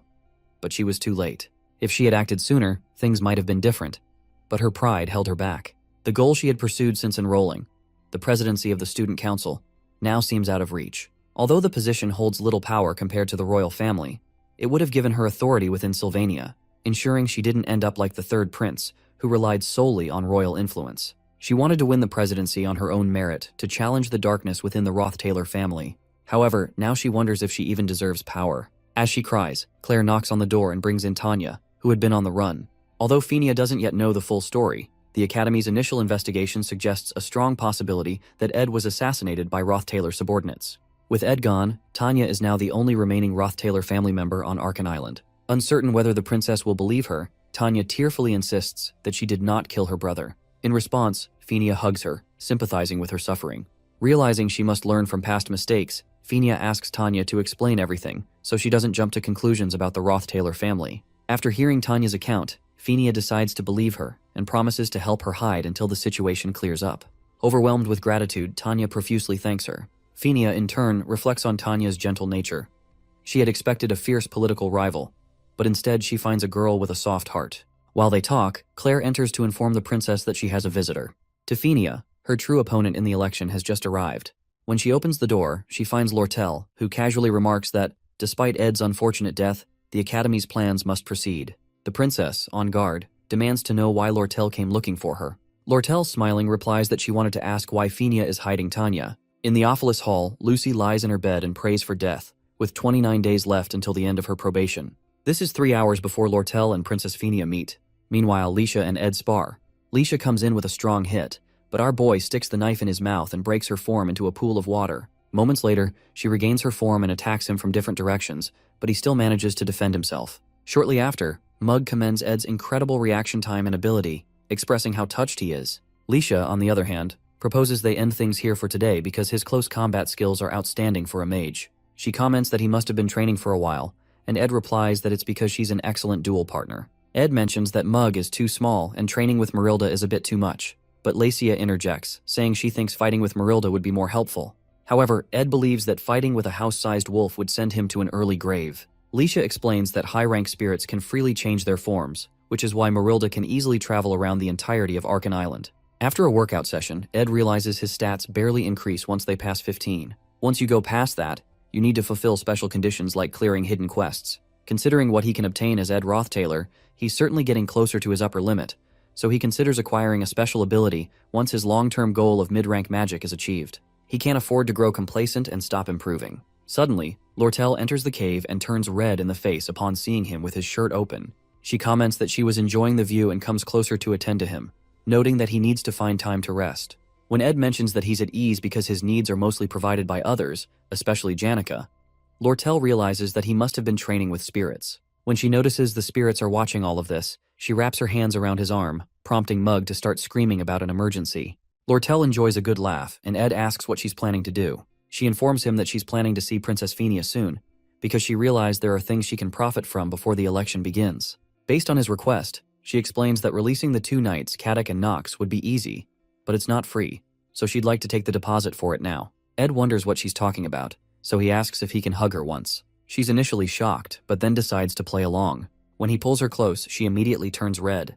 With her hands on his chest, she pushes him away and pleads for him to wait. Her reaction makes Ed ask what's wrong, and she responds that it feels different from how she imagined it before coming. She asks why he's not wearing clothes, protesting that he should know she's already walking a tightrope in her heart and should have some courtesy. When he replies that he only did what she wanted, she hugs him again and says he was supposed to do it slowly. Eventually, she confesses that she came because she wanted an answer in advance to her request for him to take her side once the election begins. Ed wraps his arms around her and suspects she's up to something regarding the elections. With her head still on his chest, she explains that she thinks she'll have many enemies soon, but if the entire school turns against her, she at least wants him to remain her ally. Later on, at the royal dorm, which is exclusive to Princess Phinia, Lortel informs her that she's come to find out why she's hiding Tanya. Lortel had overheard Jix telling Tanya to run to the imperial or royal family for help, so she deduced that Tanya would most likely be here.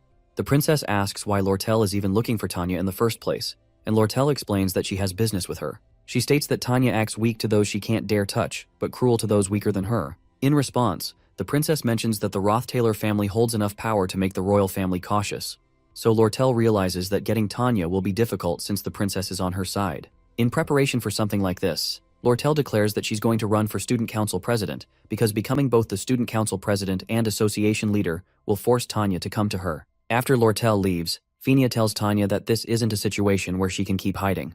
The Rothtailor Knights have been arrested, and all the routes off Arkan Island are in Lortel's hands. Because of Lortel's evident feelings for Ed, she mentions that Lortel must believe Tanya is the culprit, which is a dangerous situation. Suddenly, Princess Phinia asks Tanya who she thinks may have killed Ed since she didn't. Finally, Tanya confesses that she was the one who killed Ed, shocking Phinia.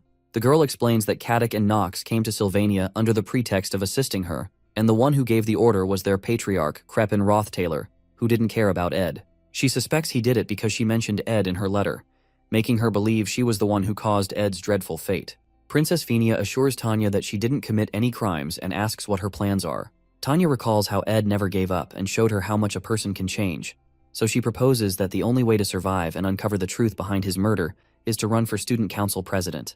The princess reminds her that it won't be easy since she's currently a murder suspect, but Tanya considers Ed and those who have helped her. Since she's been backed into a corner, she refuses to remain intimidated. Upon hearing this, Phinia informs Tanya that she will publicly support her. Those words shock Tanya, and when she asks Phinia why she would go that far, the princess confesses that she's not sure but has a debt she couldn't repay to Ed Rothtailor. Sometime later, Lortel's secretary Liena gathers several related documents to help Lortel run in the upcoming elections. Liena reveals that she has obtained information that Tanya will also be running with Princess Phenia's support, but she doubts Tanya will gain much support since she's a suspect in a crime. Liena also protests that Lortel is doing all the work herself, losing sleep, and questions whether the council president position is truly achievable.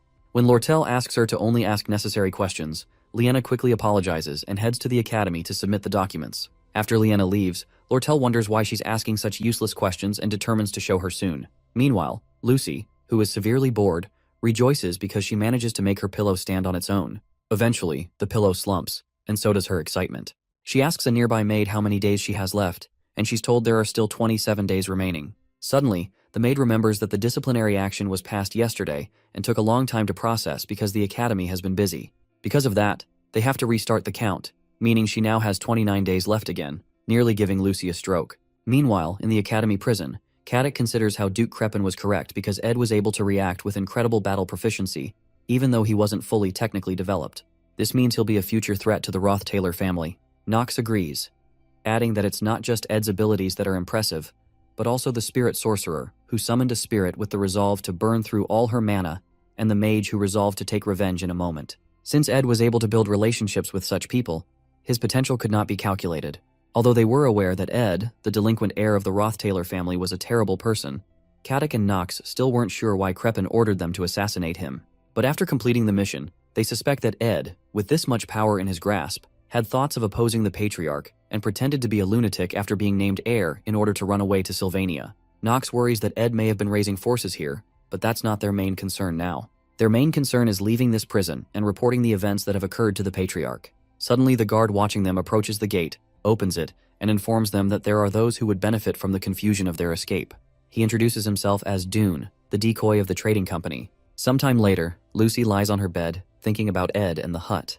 When Belle informs her that she has 24 days and 3 hours left, Lucy asks her to kill her. Meanwhile, a beautiful lady walks around the academy, receiving glances from everyone who passes her. She's quite pretty and has a fascinating aura, but she suddenly disappears, only to reappear in front of Kylie, who had been admiring her. Surprised, Kylie wonders who she is, and the woman pledges to learn all she can about this place and live her life to the fullest. Her excitement is soon doused when she opens the academy newsletter and sees Tanya, whom she had hoped to see after the incident, still in seclusion. She is surprised to hear that Tanya is running for student council president, but is quite glad that she's safe. The more shocking news is that the third-year student, Ed, is dead. She recognizes that the subordinates of the Roth-Taylor family are the likely culprits, and she still remembers what she saw at Ed's hut and the things he said. The painful part is that Tanya, her first friend, is said to have a hand in the murder. Although Kylie believes in Tanya, public opinion about her in the academy is worsening, especially after news of the Roth-Taylor Knight's escape. Also, the air around the academy after Ed's death is quite dark and gloomy. Meanwhile, Principal Obel realizes that the paperwork concerning Ed's death is massive, so he is pleased to assign it to a professor who has interacted with the people involved in the incident. When Obel asks if there's anyone like that, the work, as usual, gets assigned to Assistant Professor Claire. While doing the grueling paperwork, she comments on Ed's death, saying that one never knows what will happen in the future, and Clebius gives a short reply. Claire notices that Annis has also stopped talking. Annis, staring at the profile she made of Ed, feels tears fill her eyes and pain swell in her heart. She comforts herself, telling herself she'll be fine, and recalls that it was Janica who testified about the event in court. She considers that Janica must be having an even worse time than she is. She goes to check on Janica, who excitedly declares that she's going to try using curry to cook today.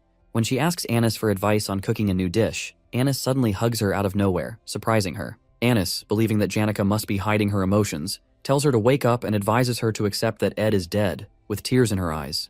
Janica, who doesn't know what to say, simply remains in her embrace and silences Driss, who has returned from picking up groceries, so he doesn't ruin the moment. Sometime later, Ed receives a copy of the Academy's newsletter from Janica, who also informs him that Tanya has returned to the Academy on her own after leaving the royal dorms, where she had been hiding. Apparently, Tanya has been actively cooperating with the investigation to prove her innocence, and the princess has chosen to publicly support her, even though more people support Lortel. Suddenly, Janica asks what happened when Lortel came to the cave, surprising Ed. She pretends it's none of her business, as girls do, but Jix soon interrupts by saying that Lortel will become student council president.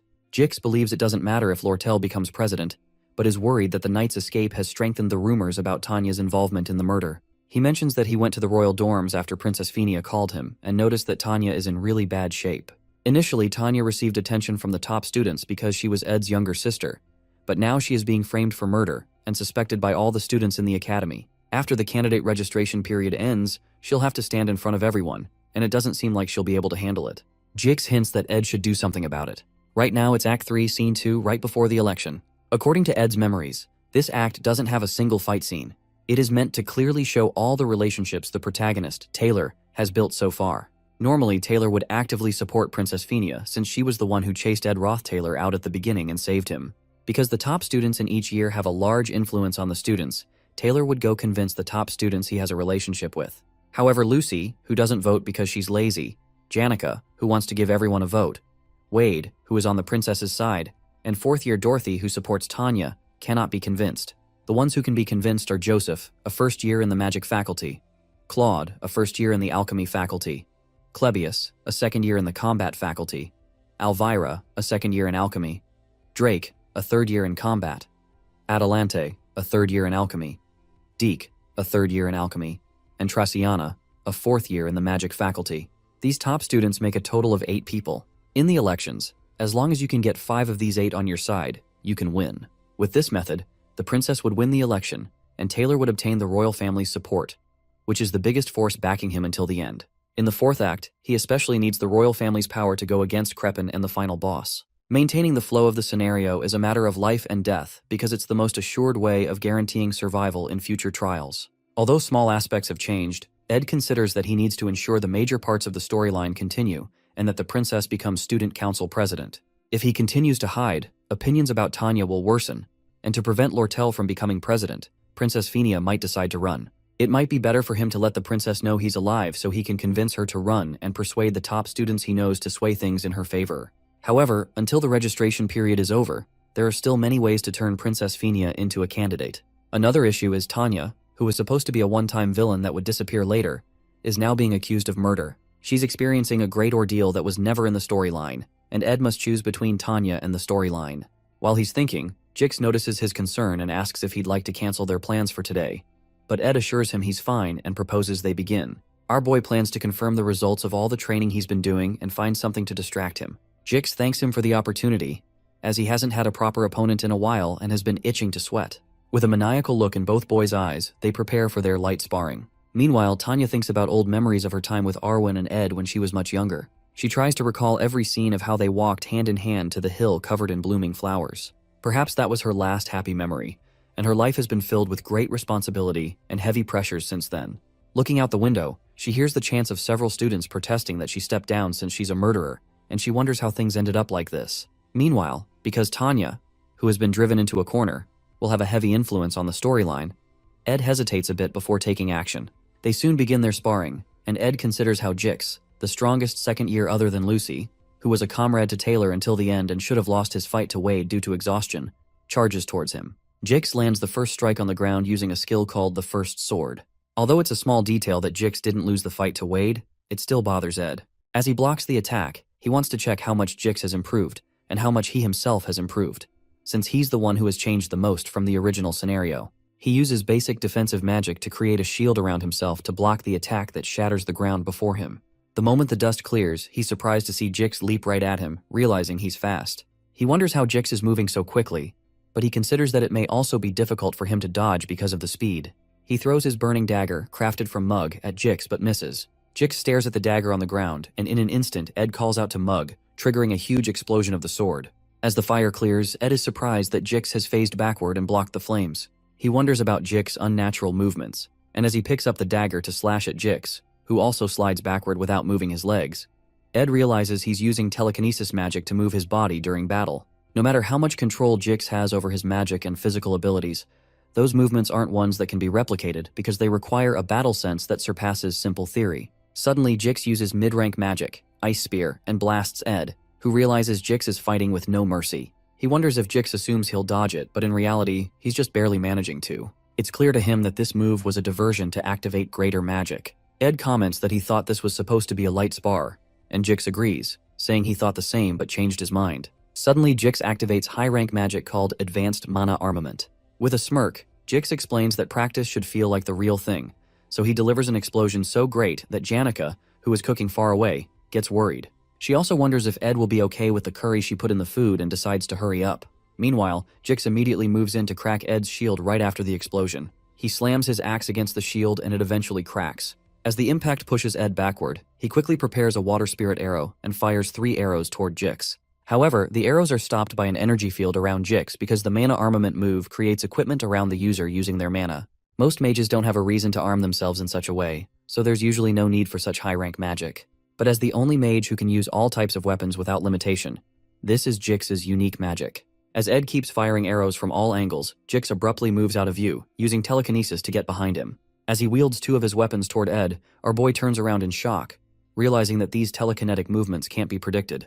As Jix comes in to strike, Ed's Blessing of Wind activates due to his contract with Marilda, knocking Jix backward and cutting him enough to draw blood. Eventually, Jix lands on his feet, but he's surprised to see he has landed on one of Ed's water arrows. He immediately wonders when Ed managed to fire the arrow, but our boy quickly activates a spirit formula known as Manifest Waterhead. The move causes the water droplet on the ground to transform into Leisha's form, and Leisha immediately jumps at Jix, who quickly slices the first form with his blade. The moment he turns the other way, he sees Ed inches away, preparing the mid-rank magic, Particle Explosion. Our boy releases the explosive energy toward his sparring partner. After the move, Ed realizes that Jix is strong, especially since he was able to learn mana armament. At this rate, Taylor's party would have no problem facing enemies. While he's thinking, something incredible happens. Jix immediately flies back into the air, declaring to Ed that he can't let his guard down and will be getting serious from now on. With a deadly look in his eyes and explosive energy around him, Jix smirks and activates an advanced mana armament known as Convergence. Ed immediately directs Leisha toward him to match the energy Jix is throwing at him. This is only the beginning of the 3rd act, and the ability that Jix has shown so far is the maximum of what Ed expected at this point in the storyline. There's apparent shock on his face because he hadn't expected to see Jix use this form so soon. This is the same form from Act 4, Scene 7, during Jix's final battle at the Grigol Cathedral infiltration. Jix wields a huge lance known as Nature's Lance, with several bright swords hovering around him. Jix explains that instead of fighting Ed in a ridiculous mental battle, he'd rather crush him with the overwhelming difference in power. Jix points the lance and all the swords toward Ed, who immediately launches fire attacks at the incoming swords to stop them. At one point, he becomes worried because he had to use Particle Explosion and the sword, leaving him almost out of mana. As if that's not enough, the major problem is the next attack that follows. As another wave of bright swords is launched at Ed, he slams his fist on the ground to create a bright shield around himself. Breathing heavily, he brings out a magic engineering tool known as the Impact Amplifying Ball. Jix comments that Ed's use of a magic engineering tool means he's out of mana. Excited, Jix moves in for the final attack and tells Ed that this is the end. As he moves in to impale Ed with the lance, he's shocked when Ed suddenly triggers something resembling wind magic. He wonders how Ed is able to do that since he's out of mana. But Ed replies that he needs to go all out since Jix is prepared to do the same. The tool Ed is using is the legendary rank magic engineering item, Glast's Phoenix Gold Ring. Since he can't afford the ring rendering him unable to use mana for a while, he decides to use the least amount of mana possible while still manifesting its power. As he's about to blast Jix, he hears a spirit tell him that he's finally been able to summon her without the help of the Altar of Substitution, Lucy, or Janika's mana. The spirit commends him for being able to make a great strike, and it turns out to be Marilda's human form, which was previously impossible to summon due to the drastic mana pull. Days later, at the academy, Lortel gives her candidacy speech, and the crowd goes wild with excitement. Dune, who is standing in the crowd with Liena, wonders why there are even 4 contestants when the election's result is clear. Suddenly, the crowd begins to chant Lortel's name because her sincerity and leadership ability in the trading company proves she'll do well as president. Liena asks Dune what he will do if Lortel becomes president, and he affirms that this means nobody within Sylvania Academy will be able to stop the company leader. As Lortel proudly walks off the stage, she runs into Tanya, who looks tense, and makes a snide remark to mock her. As she walks past Tanya, she asks what's wrong because she seems nervous. But Tanya musters up the courage to say she did not kill her elder brother. Tanya then bravely steps onto the podium and prepares to give her speech to a crowd that doesn't seem interested in listening. She clears her throat, introduces herself, and declares her intent to run for student council president. The air in the crowd grows cold, but Tanya continues to deliver her heartfelt speech. While that's happening, Lortel notices that Tanya is putting on a mask, pretending nothing is wrong. However, no one has reacted to her words since her speech began 10 minutes ago. The moment Tanya ends her speech, several people in the crowd call her a murderer and start throwing things at her. They demand she explain the murder charges brought against her and whether they stem from internal conflicts within the Roth-Taylor family.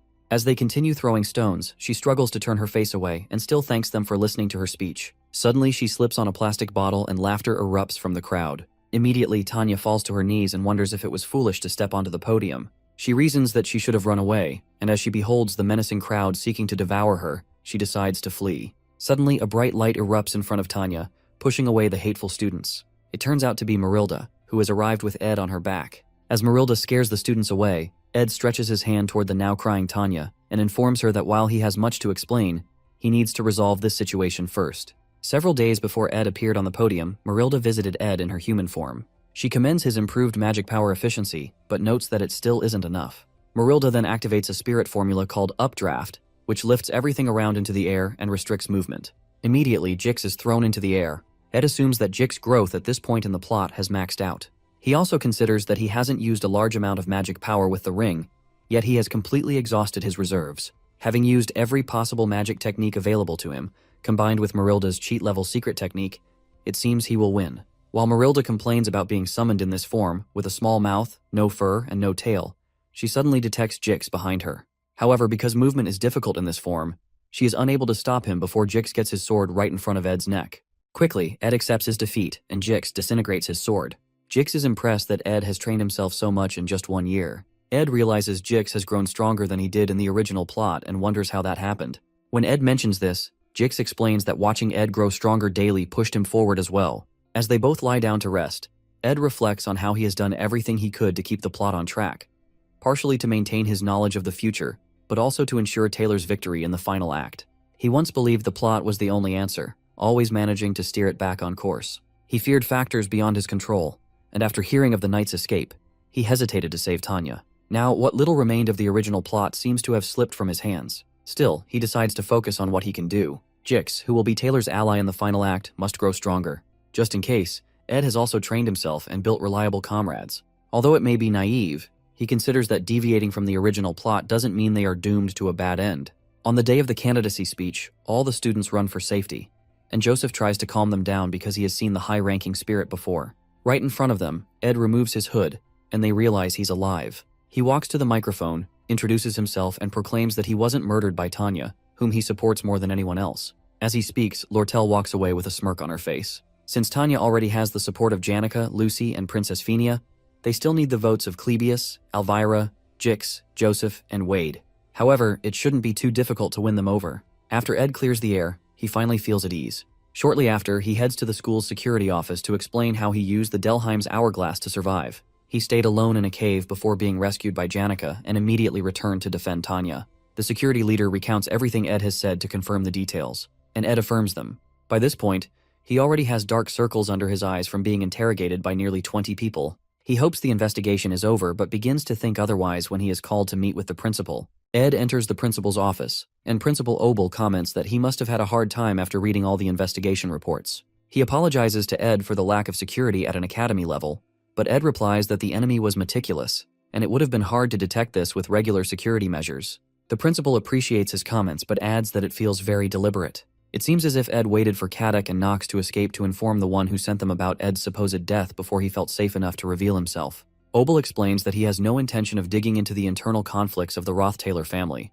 but as the head of the academy, he has to report Ed's appearance to the Imperial family. However, if he reports to the Imperial family, the Roth-Taylor family will also find out that he's alive. When Ed suggests postponing the report, Obel asks why. Ed explains that his death was ordered by Crepin, his father, who is the real power behind the Imperial family, but Obel comments that he has no interest in matters outside the academy. When Ed continues to plead for a postponement, Principal Obel mentions that his grades are rising rapidly, and his reputation among the students is increasing.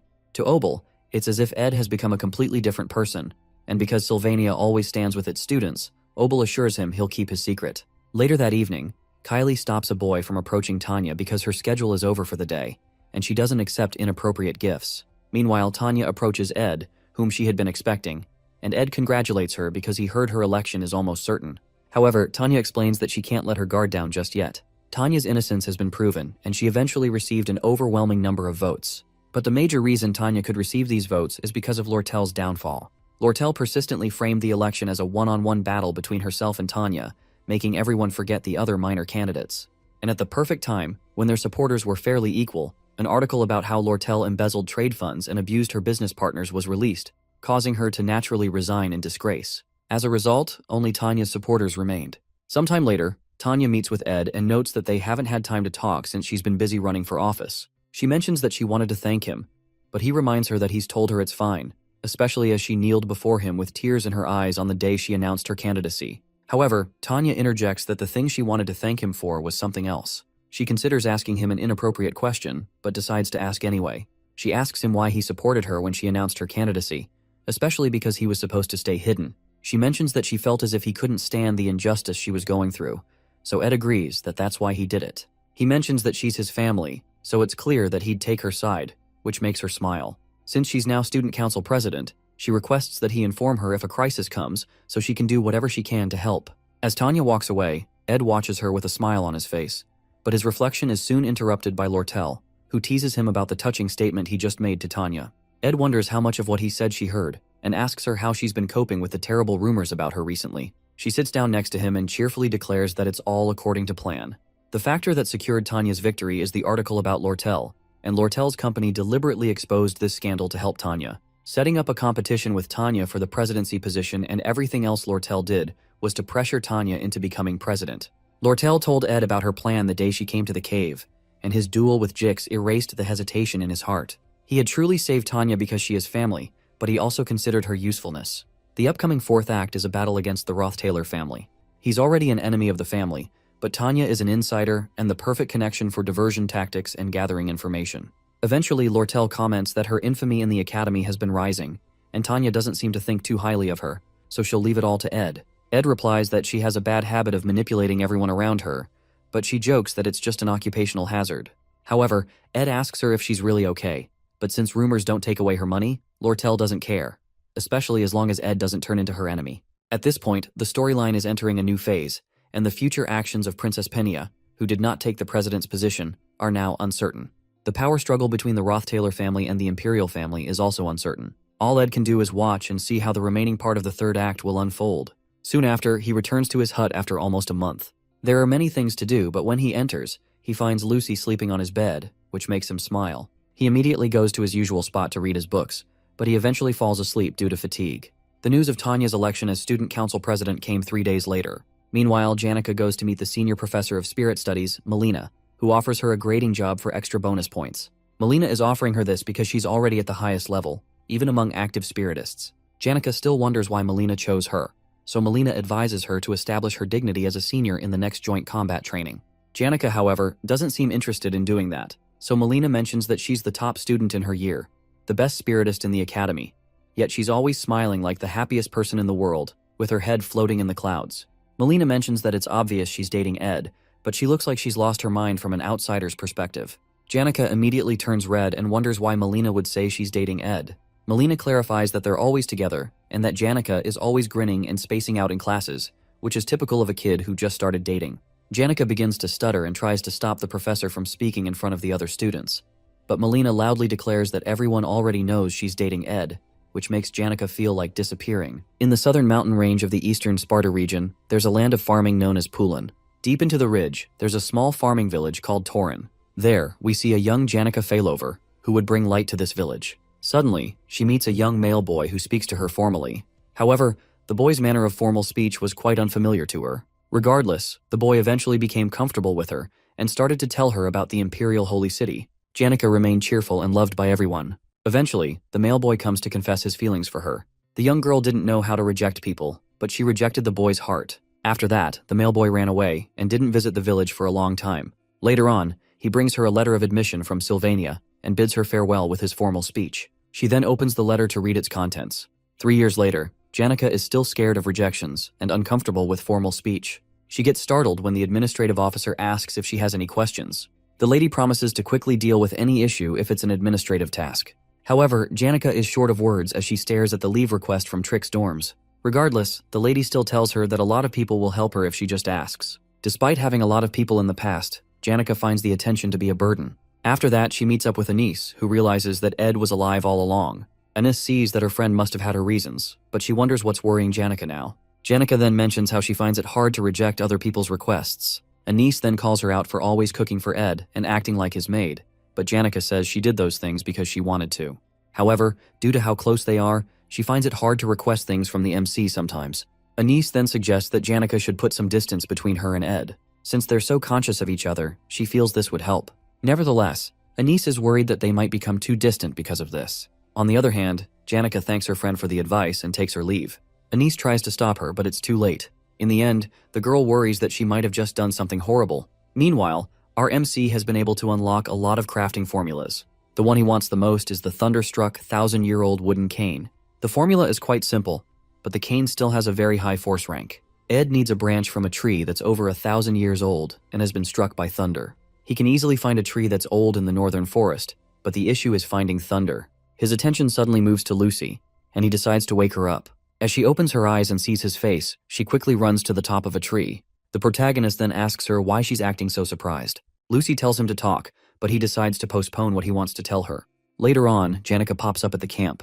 Ed notices that she's late, but she tells him that she has no particular reason to be late. He then asks if she wants tea, and she accepts while wondering how she's supposed to put distance between them. Later that evening, she commends how good he has gotten with handling spirits, especially Mug. Our MC suddenly stops as he sees Belle, who tells him that Rachel has requested for Lucy. He apologizes for making her worry due to the news of his death, but she's glad to see that he's fine. As the two of them lock eyes, the protagonist lets the maid know that he'll continue to speak formally to her. She tries to persuade him, but Ed refuses. Janica, on the other hand, is shocked to see Belle acting so frustrated. This suddenly reminds her of the mail boy from back then. The maid then mentions that she's glad to see that Janica is doing well too. As she heads off with Lucy, Janica bids her farewell. After that, our hero's lover asks if they can speak to each other formally. She tries to explain how it's better to talk in a manner where they show respect towards each other. After she tugs on his shirt, the MC nervously agrees to her request. After that, Janica addresses our protagonist as Sir Ed. This catches him off guard, and he finds himself short of words. At the same time, Janica is feeling embarrassed as well. 3 minutes later, they try to have a conversation around the campfire, but Janica brushes it off. The air is really awkward and Ed has no idea what to do. While she remains quiet, he tries to think of a way to get rid of the awkward atmosphere. Suddenly, she gets up and remembers that her curfew is almost over. Janica thanks the MC and quickly runs back to her dormitory, leaving our boy completely speechless. A chilling fear runs over Ed's body as he realizes that he has to keep up this formal speech with Janica. Later on, we see Ed reading a book in the middle of the forest. Marilda then asks if he's going to continue his formal speech with Janica, but he doesn't get why the spirit is asking when she saw everything. However, Marilda says that she wants to know if anything interesting happened in the academy. Ed then explains that things are still quite awkward between him and Janica. Because of this, he's worried that something may be up with her. Marilda then teases him about being worried about Janica, and he accepts it. He quickly brushes the topic aside and asks for permission to snap some branches of the tree. The spirit points out that he doesn't need her permission for a few branches. Despite the tree being named after her, Marilda says she's protecting the forest because of an old friend who put her name on the tree. She then points out how her human form wasn't easy to get from the start. Usually spirits take on the forms of animals because it's more convenient. She then asks the hero if he knows the form she had to copy. Since she can read his thoughts, she tells him that her human form is closest to his ideal type.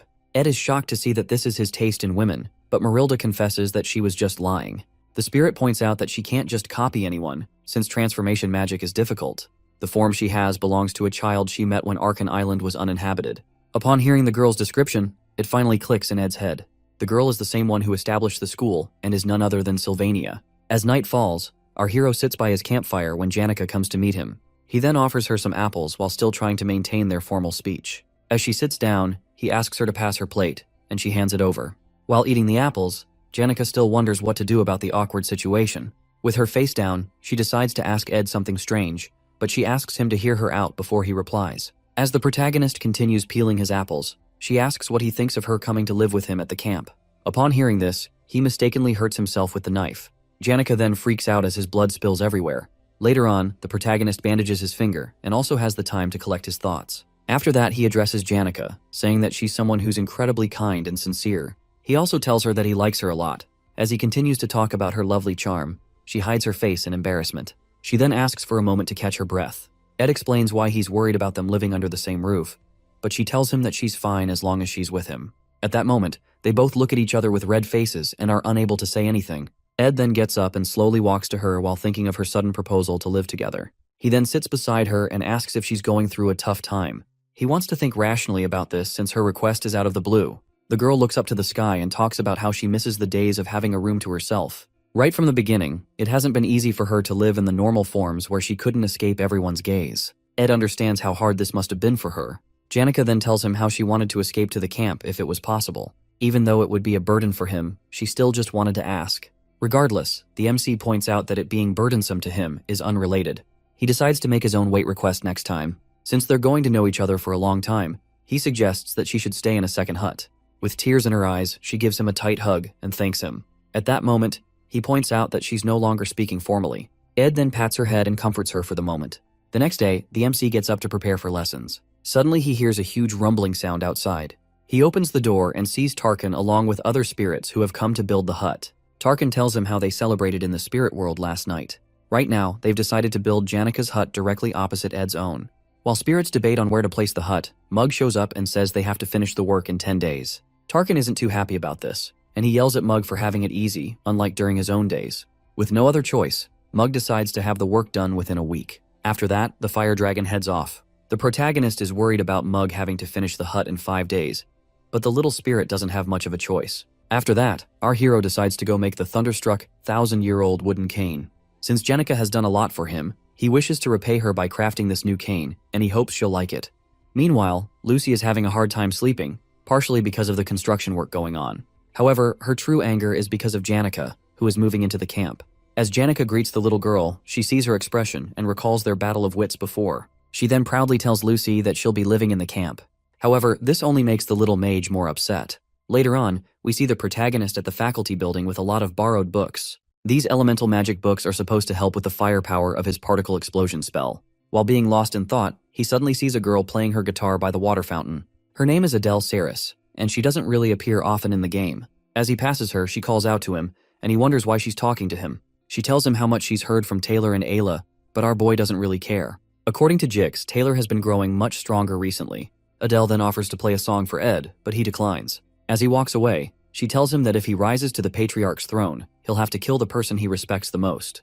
The protagonist becomes shocked by this sudden prophecy. However, he feels he doesn't have to worry much since her prophecies don't always come true. On the other hand, he feels more unsettled because Adele will die in a scenario in the third act. Our hero returns to the camp and doesn't seem too happy about his current situation. He wants to make 2 canes for both him and Janica, but Lucy says she'll only strike one of them with thunder. Seeing how stubborn she is, he decides to make only one and give it to Janica.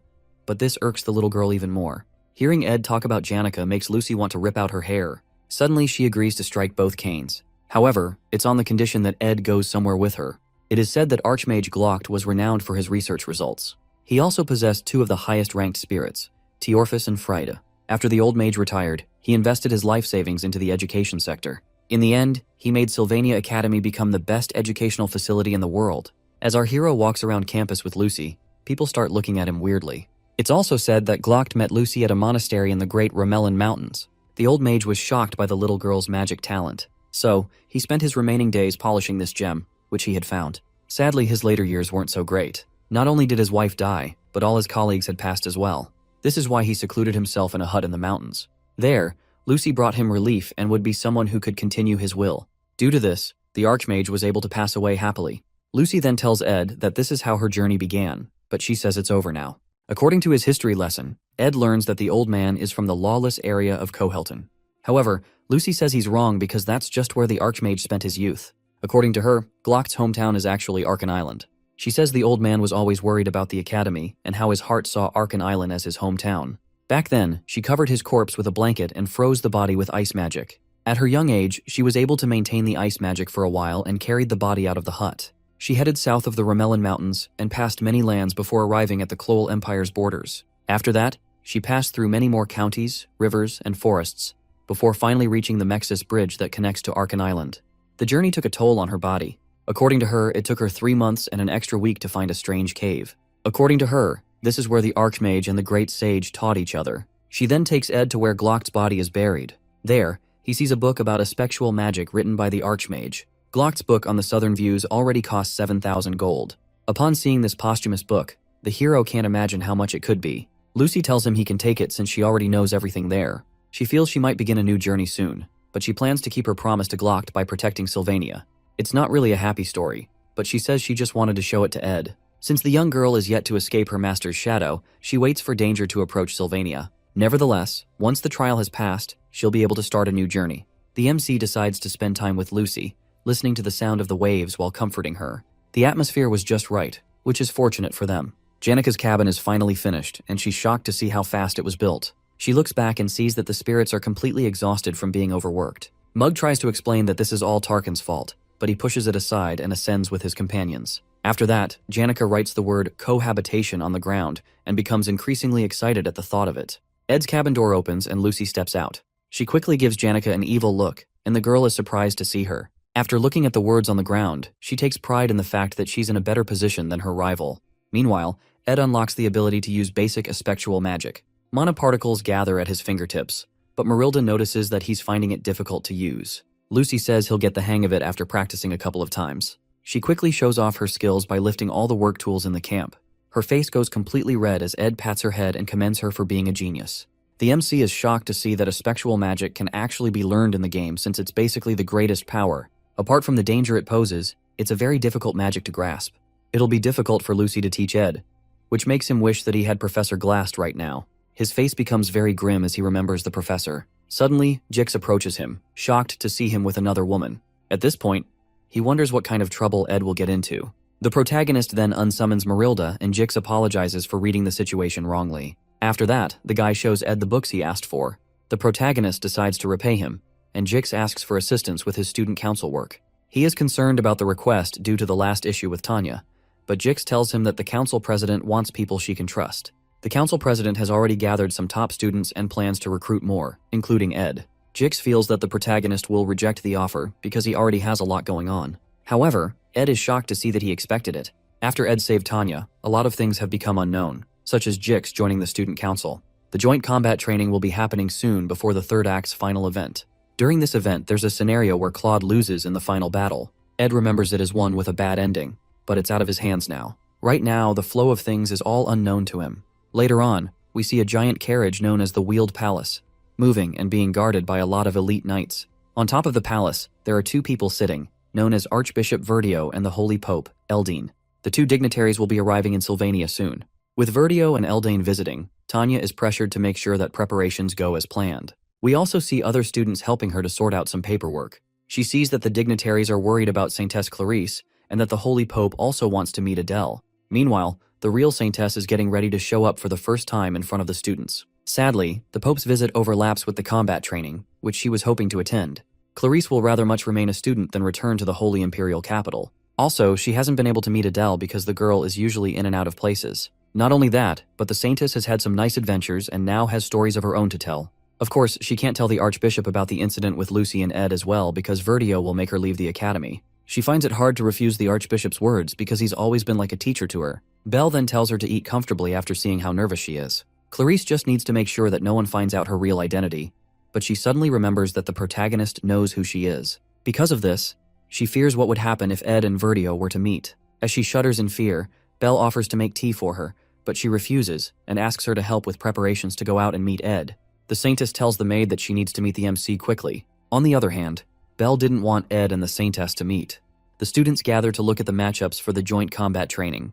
Meanwhile, Janica is feeling bad about not having any challengers for the training. Just like last year's exam, the results reflect in the grades of the students, and lower grades fight with higher grades as well. The only difference this year is the rule that you can challenge an opponent through a duel request. Currently, there are no first years in Class A, which makes them eager to win against a second-year student. These matches between the first and second years will be worth watching too. On the other hand, not many people are interested in the third and fourth year matches. Aside from when Janica beat Lortel, no one else was able to beat their junior. Janica notices that Ed is reading the book Lucy gave him, and he says it's important. She starts feeling jealous and he wonders why she's making such a face. Suddenly, the knights clear the way for the Saintess to come through. The protagonist becomes nervous when he sees the chariot because it's weird for Clarice to be there. As she steps out, he starts wondering if the Pope's visit was delayed. He and Janica are shocked as Clarice steps up to our boy, saying that she wanted to hurry and meet him. After greeting him, the Saintess requests to have a short conversation with the MC. On the other hand, Janica nervously introduces herself to the Saintess. Ed figures her reaction is normal since the Saintess isn't a regular person. However, he can't believe that the girl in front of him is the same as Kylie Ekney. Clarice then tells him that Eldine is currently visiting Trix Hall. This makes Ed more wary as to why Clarice came to see him. She then mentions how Verdio is really smart and could make someone wonder if he could read minds. She explains that there are rumors stating that the Archbishop can read one's thoughts. As Ed listens to her, he finally realizes why she must have come to see him. This is because she's worried that Verdio will find out that Ed knows her identity. He then tells her that there's no way the Archbishop will meet him. Since he'll be partaking in the joint combat training, he'll most likely never meet Vertio. Upon hearing this, the Saintess is relieved. Suddenly, Janica asks her if she just came there to see Ed. She then starts to give Clarice a deadly look. The Saintess tries to explain herself, but only makes things worse. In the end, she admits that she wanted to see our boy. After getting embarrassed, she runs back to her carriage. As the carriage zooms off, all eyes suddenly focus on our hero. Ed also admits that Clarice is a hard person to spend time with. Later on, we see students cheering as the combat training takes place. Rumors are also flying around about Ed being just strong among the third-year weaklings. One of the combatants, Kordek, brings out an upgraded weapon and says he'll show why the upper grades are different. The other students become nervous and scared as they see the guy's blunt weapon. The professor then signals the start of the match between Ed and Kordek. In a split second, the fourth-year brute appears in Ed's face and tells him that it's not too late to run if he's scared. However, our boy blocks his opponent's strike with his magic and blasts the guy. Kordek lies on the ground, wondering how a third-year student is so strong. The protagonist then sends his spirits after the guy and finishes him with a huge explosion.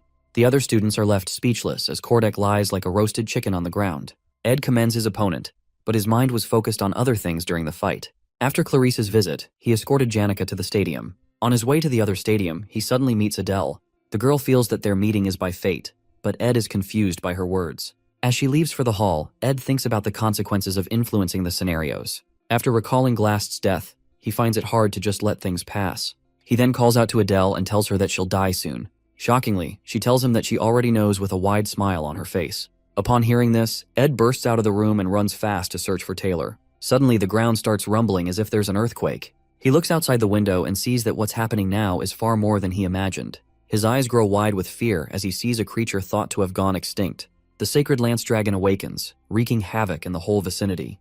In the original story, Taylor crushes the strongest freshman and takes down Claude, who drank the evil god's blood. As he exits the room, he hears of Adele's death. This incident causes Clarice to lose trust in the Order and become a different person. Due to this, players named her the Faithless Servant. As the Order dispatched troops to deal with Clarice, an awakened Lucy completely wipes them out. However, this is changed with the appearance of the sacred dragon, Wellbrock, which is supposed to appear towards the end of the main story. Ed wonders just what the hell is going on. Meanwhile, the dragon is causing so much destruction with just its foot. As it takes a step forward, the shockwave is too much for him to handle. Students run for their lives, trying to escape the explosions as well. As the protagonist staggers to get back up, he sees that half of the dormitory has been reduced to ashes. After that, he dashes forward and breaks out of the window. He then powers up his magic ring, knowing that he might never be able to use magic again. He uses all the power he can muster to summon Marilda and tells her to run quickly. Over in Trick's Hall, the knights try to get the Saintess to safety. She tells them to gather the others as they offer to take her back to her carriage. In the blink of an eye, the knights are impaled by sharp objects that burst through the window. Clarice shields herself, and as the dust settles, you can see the frightened look on her face. She sees the scales, and as she walks out, she wonders who could have created such a horrid creature. The surviving knight tells Marv to prepare the carriage. The guy tells them the carriage has been destroyed and offers them a horse instead. Clarice is then told that the horse will take her outside Arkan Island. With tears in her eyes, she says she can't ride a horse, but the knight urges her to hold on to it tightly. With his remaining strength, he taps the horse, and it sets off with the Saintess. As Clarice looks at the horrible scene before her, she recalls the stories that the Archbishop once told her. Wellbrock rages out, and she rides to safety. With its magic breath that resembled the sun, it completely destroys everything beneath him. As Clarice screams in fear, a barrier suddenly appears, defending her from the dragon's attack. She looks up and sees Principal Obel, who says that the dragon has awoken too early. Wellbrock raises its foot to crush Obel as the man prepares a spell. As things look grim for him, suddenly, purple chains sprout out and hold down the beast, thanks to Lucy. The dragon thrashes out and breaks the chains, leaving the young girl bewildered. After that, the dragon stomps her back to the ground, shattering the earth. The shockwave is so strong that Clarice can barely hold on to her horse. Luckily, Lucy survives, thanks to her magic shield. Obel then thanks her for buying enough time for him. He then unleashes a high-ranked defensive magic to hold back the beast. Lucy also comes in to support him. Meanwhile, the Saintess is completely traumatized by the dead bodies around her. She needs to run away quickly, but the fear and shock have left her confused about what to do. Suddenly, Ed shows up in front of her, and he's glad to see that she's safe. He extends his burnt-out hand to help her up and explains that he knew she would be at the Tricks Hall. He also tells her that she can't escape the dragon's range even if she were to leave the island. The protagonist then helps her onto the Spirit Wolf. He looks over to Lucy and Obel, knowing that their strength will barely be enough to hold back the dragon. In the original story, Taylor would raise his power and acquire the ultimate swordsman form. At this point, Ed wonders if he should give up, but he then tells Marilda to run. In order to resolve this, he needs to find out what caused the plot to change. At first, he blamed himself for the recent changes in the plot, but this doesn't explain why the final act of Chapter 5 is taking place now. In order to find out what summoned the dragon, he needs to get information about the major characters of Act 3. Lucy is currently fighting the dragon, and Clarice has no idea what's going on. Since Taylor must be trying to save people, Ed is shocked to see who this leaves out. Over at Nail Hall, as the students are running for their lives, Adele sees that the combat training plans have been cancelled. However, she is sure that fate will allow her to meet the Saintess one day. As the battle goes on, Ed figures if he finds Adele, the truth will be revealed. With him using the ring to borrow power from his future, he doesn't have much time. He arrives at the Ophilis Hall and tells Clarice to head inside. However, it turns out that the barrier wasn't able to block the dragon's scales. The Saintess shudders as she sees that most of the students are dead. The protagonist quickly grabs her land and runs inside, knowing that someone is still maintaining the barrier. As he rushes to the top floor, he finds Belle's body impaled by scales. Clarice offers to use holy magic to save her, but Ed already knows it's hopeless. Our hero figures that Belle crawled up to the top floor after suffering the dragon's attacks. With her remaining strength, the maid gives the MC a key before passing out. Knowing her, she'd say she did what she had to do. Tears flow down Clarice's eyes as she looks at the dead maid. As Ed closes Belle's eyes, Clarice believes that the maid will be all right. However, the protagonist grits his teeth in anger and runs out of the room with the Saintess. He opens the door to Clarice's room and tells her to keep a strong heart while he heads out. The Saintess tells him it's too dangerous, but as he tries to explain how things are outside, his words get cut off when he sees a huge gathering of mana particles in the air. He notices that it's aspectual magic and begins to search through all the books in the room. He feels the book he's looking for has to be there. Eventually, he comes across Glock's introduction to aspectual magic. As he assesses the situation, he notes the method of aspectual magic being used is nothing like he's seen before. Meanwhile, the sacred lance dragon blows down fire on Obel's shield, and he can barely hold on any longer. As the flames head for where Ed is, he finally figures out why things are so weird. When Clarice asks if he has figured out something, the dragon's flames burst through the window, causing a blinding light to shine in the room. The entire room is destroyed in a huge explosion, and as the dust clears, there's barely anything left of the building. The Saintess then opens her eyes to see Ed standing over her with an iron rod through his body. While barely holding on, he tells her to ask for help if she needs it. Tears fill her eyes as she looks at him. He suddenly starts calling out some numbers, but the Saintess tells him to save his strength as she tries to heal him. Sadly, her efforts aren't enough. Our boy then dies and falls on her shoulder.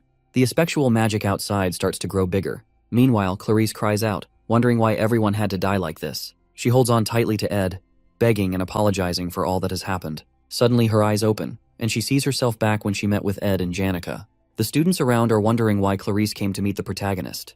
With the confusion, Ed asks the Saintess why she came to meet him. She suddenly dashes over the table and rips his shirt open, embarrassing our boy in the process. She doesn't see any wounds on his body and wonders how this is possible. Janica quickly calls her out for her actions. Clarice sits back down, breathing heavily, and wondering if everything she just experienced was a dream or a hallucination. She doubts the possibility after seeing the blood marks on her hand, and she realizes that she must have come back to the past. The Saintess recalls how she came to warn Ed about Vertio. After that, she went to Trix Hall to wait for the Holy Pope. While waiting for the Pope, the Sacred Lance Dragon attacked, and a lot of people died. Right now, she stares at her hand in complete disbelief and fear. As Ed calls to her, she quickly grabs his hand and runs off with him. He tries to tell her that she needs to meet Eldine as he gets shoved into the carriage. On the other hand, Clarice desperately says that they have to hurry to the Mexis Bridge. As the carriage speeds off, the other students are still confused by what just happened. Janica wonders if the Saintess is eloping with her love. Meanwhile, the protagonist tells Clarice that her actions will cause problems. She then tells him how a dragon will attack the island and everyone will die. Clarice explains that she already died once and has now returned to the past. Back then, Ed was about to tell her something before being crushed by the rubble. However, she reminds him that he told her to come to him for help no matter what. Upon hearing this, our hero has no idea how to respond. As they get to the bridge, they have to wait for the inspection personnel. Ed tells her that it's better to go back and meet the Pope, but she starts reciting the numbers that he said back then. Upon hearing this, Ed is completely shocked. The carriage's driver notices how crowded it is and tries to tell the Saintess that this will take time, but Ed tells him to get through fast because there's an emergency. He tries to highlight how everyone will be in danger if they don't break through. The coachman then tells them to hold on tight as he breaks through the crowd. Our hero decides to believe Clarice after she recites the numbers that no one else in that world would understand. Those numbers were his military service number before he came into this world. As they ride off, Ed starts to understand why the Saintess chose to escape. For time to have been rewound, it means aspectual magic was definitely involved. While he continues his explanation, Clarice asks him to allow her to lie on his chest for a little while. Meanwhile, Ed figures that the magic used should have been impossible with a human's magic power. Suddenly, Wellbrock rises up and roars loudly over the horizon. Clarice screams in fear, but they have successfully escaped this time. However, the same nightmare occurs again for her. She turns back to look at Ed, who calls to her and is terrified to see him impaled by the dragon's scales. As she weeps, she tries to heal him and apologizes for not being able to help him again. Once again, our hero has died for her sake, and all she can do is say sorry. Nevertheless, Ed comforts her, telling her not to cry and saying that he's sure that he'll help her again. After those final words, he dies. Clarice begins to blame her blessing, wishing that Ed had it instead of her. As she wishes to return to the past once more, she finds herself at her initial meeting with the protagonist again. As he asks why she came to talk, she rushes to hug him with tears in her eyes. This time around, she swears to save him. She quickly shoves him into the carriage again and tells the driver to head towards the east. After explaining the situation to Ed, they decide to find a place to hide. However, the dragon's attacks still reach them, and the protagonist dies by her side again. She regresses for the 4th time again, but Ed still dies in a cavern by the Western Sea. On her 12th time, they go to Glast's secret lab, but the dragon still strikes them there. Clarice regresses up to 22 times, but the results are always the same. Again and again, Ed keeps dying, and Clarice only sees herself in a pool of blood and misery. No matter where they ran to, the Archbishop and the Holy Pope were never present, but our hero kept dying and saving the Saintess. She calls out Ed's military service number to him again and wonders what to do now. Meanwhile, they're back at the Mexis Bridge where inspections are taking place. As Ed leaves the carriage, she expects him to yell out how they need to pass, but this time he asks the driver to stop. Then, he asks the Saintess to get off because he can tell that she has been through this process a lot. Ed gives her his jacket and tells her to get some rest. He then tells her that he knows some people worth asking for help from. Clarice asks the protagonist to run away because she's tired of seeing him die. Despite trying countless times to save him, nothing worked. In the end, all her efforts are in vain. Ed tells her that it's okay and wonders why her wounds won't heal, despite going back in time. As he tends to her wounds, he notes how the holy magic's blessing protects her body and gives her resistance against the same type of magic as well. This means that time is being rewound due to holy magic in the first place. She then realizes that Ed must have found this out when he was searching through books the first time he died. With this, he tries to show her that there's hope. As she flings herself on him, he asks how many times she has repeated the day. The Saintess tells him that she lost count after the 10th time. Ed tells her to calm down and commends her for coming this far. As she looks up at him with her teary eyes, he tells her to leave it all to him. Now, they have to remove the source of this issue. Ed finds it strange the way Clarice changed after Adele's death. The faithless saint was basically a destruction of her original character. It only makes sense that she experienced so much for her personality to change. Now that he has seen how much she has gone through, it makes sense why Clarice would go against the order. This also means that the original story hasn't changed. Later on, Ed storms into the Nail Hall and tells the Saintess that they need to stop the resurrection of the Holy Lance Dragon. They need to find the Archbishop and the Holy Pope, but no one knows where they are. She finds it strange because these two dignitaries should attract attention normally. As they enter the training room, they see Taylor and Wade sparring. Taylor gets distracted and hit on the head, then their attention turns to Ed and Clarice. Ed quickly covers the Saintess with his jacket and moves through the crowd. Seeing that they have to find Verdio and Eldane quickly, our hero meets with Lortel, who will most likely know their whereabouts. As she grabs the hero's hands, she's shocked to see that Clarice is with him. She calls him out for trying to hypnotize the Saintess, but Ed tells her that he needs to find someone quickly, and he offers to pay any amount of money she wants. Upon hearing this, Lortel asks him to explain what's going on. At the carriage depot, she successfully gathers all the intel and teases Ed about charging a high fee. She understands Ed's behavior, but doesn't understand why the Saintess has changed so suddenly. The protagonist begins to tell her how the combat training will be ending soon, and he also highlights how she keeps a clear head in most situations. He then tells her to stay calm and believe what he's about to say. With time running out, he starts explaining the situation, and Lortel can't believe her ears. Suddenly, the ground begins to rumble and destruction engulfs the city as the dragon begins its attack again. Ed uses his body to protect Lortel from the scales, leaving her shocked by the current situation. As the dragon moves, the tides shift, and a great storm befalls the city. As Lortel comes back to her senses, she sees the protagonist leaning over her with injuries. He then asks her how much she wants. She is speechless for a moment but decides that she owes him for saving her life. From the intel she gathered, Verdio and Eldane used a concealment rune to hide their movements. However, they headed towards the academic cathedral in the faculty building. As Ed and Lortel head towards there, Clarice bursts out of the carriage and tries to stop Ed. Seeing how worried the Saintess is, Lortel starts to feel awkward. The merchant girl then tells them to get moving. Luckily, there's a horse that can still get them to the faculty building. Ed gets on it and asks for the reins. As Lortel hands it over, she tells him that one of them needs to stay back. She quickly helps Clarice to get on the horse and tells Ed that she believes in him. While Ed swears to repay the favor, she quickly grabs him and plants a kiss, leaving the Saintess feeling awkward. Clarice then looks at Lortel and notices her deadly gaze. Nevertheless, Lortel now has her insurance. After that, the horse starts to move out. The merchant girl then tells Clarice that clinging onto someone's property can get quite messy. After bidding them farewell, she slowly walks through the field of dead bodies. She forces herself to put on a smile as the dragon is about to crush her, but those who laugh in the face of danger find themselves as the victors in the end. While Obel and Lucy fight the dragon, our hero and Saintess ride off to find the culprits of this calamity. Ed tells Clarice to take to heart what he has told her. However, she wonders how he's so calm in the midst of all this. Suddenly, their horse gets struck, and he shields her as they fall to the ground. As she opens her eyes, she notices that Ed is bleeding a lot. However, he tells her not to worry because he's had far worse injuries. Luckily, they finally arrive at the cathedral, where they see a strange person standing on the roof. This is one of the people revered as the greatest of holy sorcerers. Even Lucy will have a hard time against one of them, and they are known as the Apostles of Telos. As the guy lands before them, Clarice tells him to step aside. However, the apostle tells her that he can't let them pass because of Eldon's orders. In that instant, Ed's dagger reaches his face, but the guy quickly parries it. The protagonist then tells Clarice that she needs to break through quickly. As the apostle tries to stop her, he sees a magic wave ball that Ed tossed towards him. The ball explodes and pushes the guy back. After that, he gets attacked with wind blades, but he is able to block it. However, the Saintess uses the chance to enter the building. The Apostle of Telos then wonders who Ed is. Seeing that he has lost a lot of blood, he tells the MC to give up.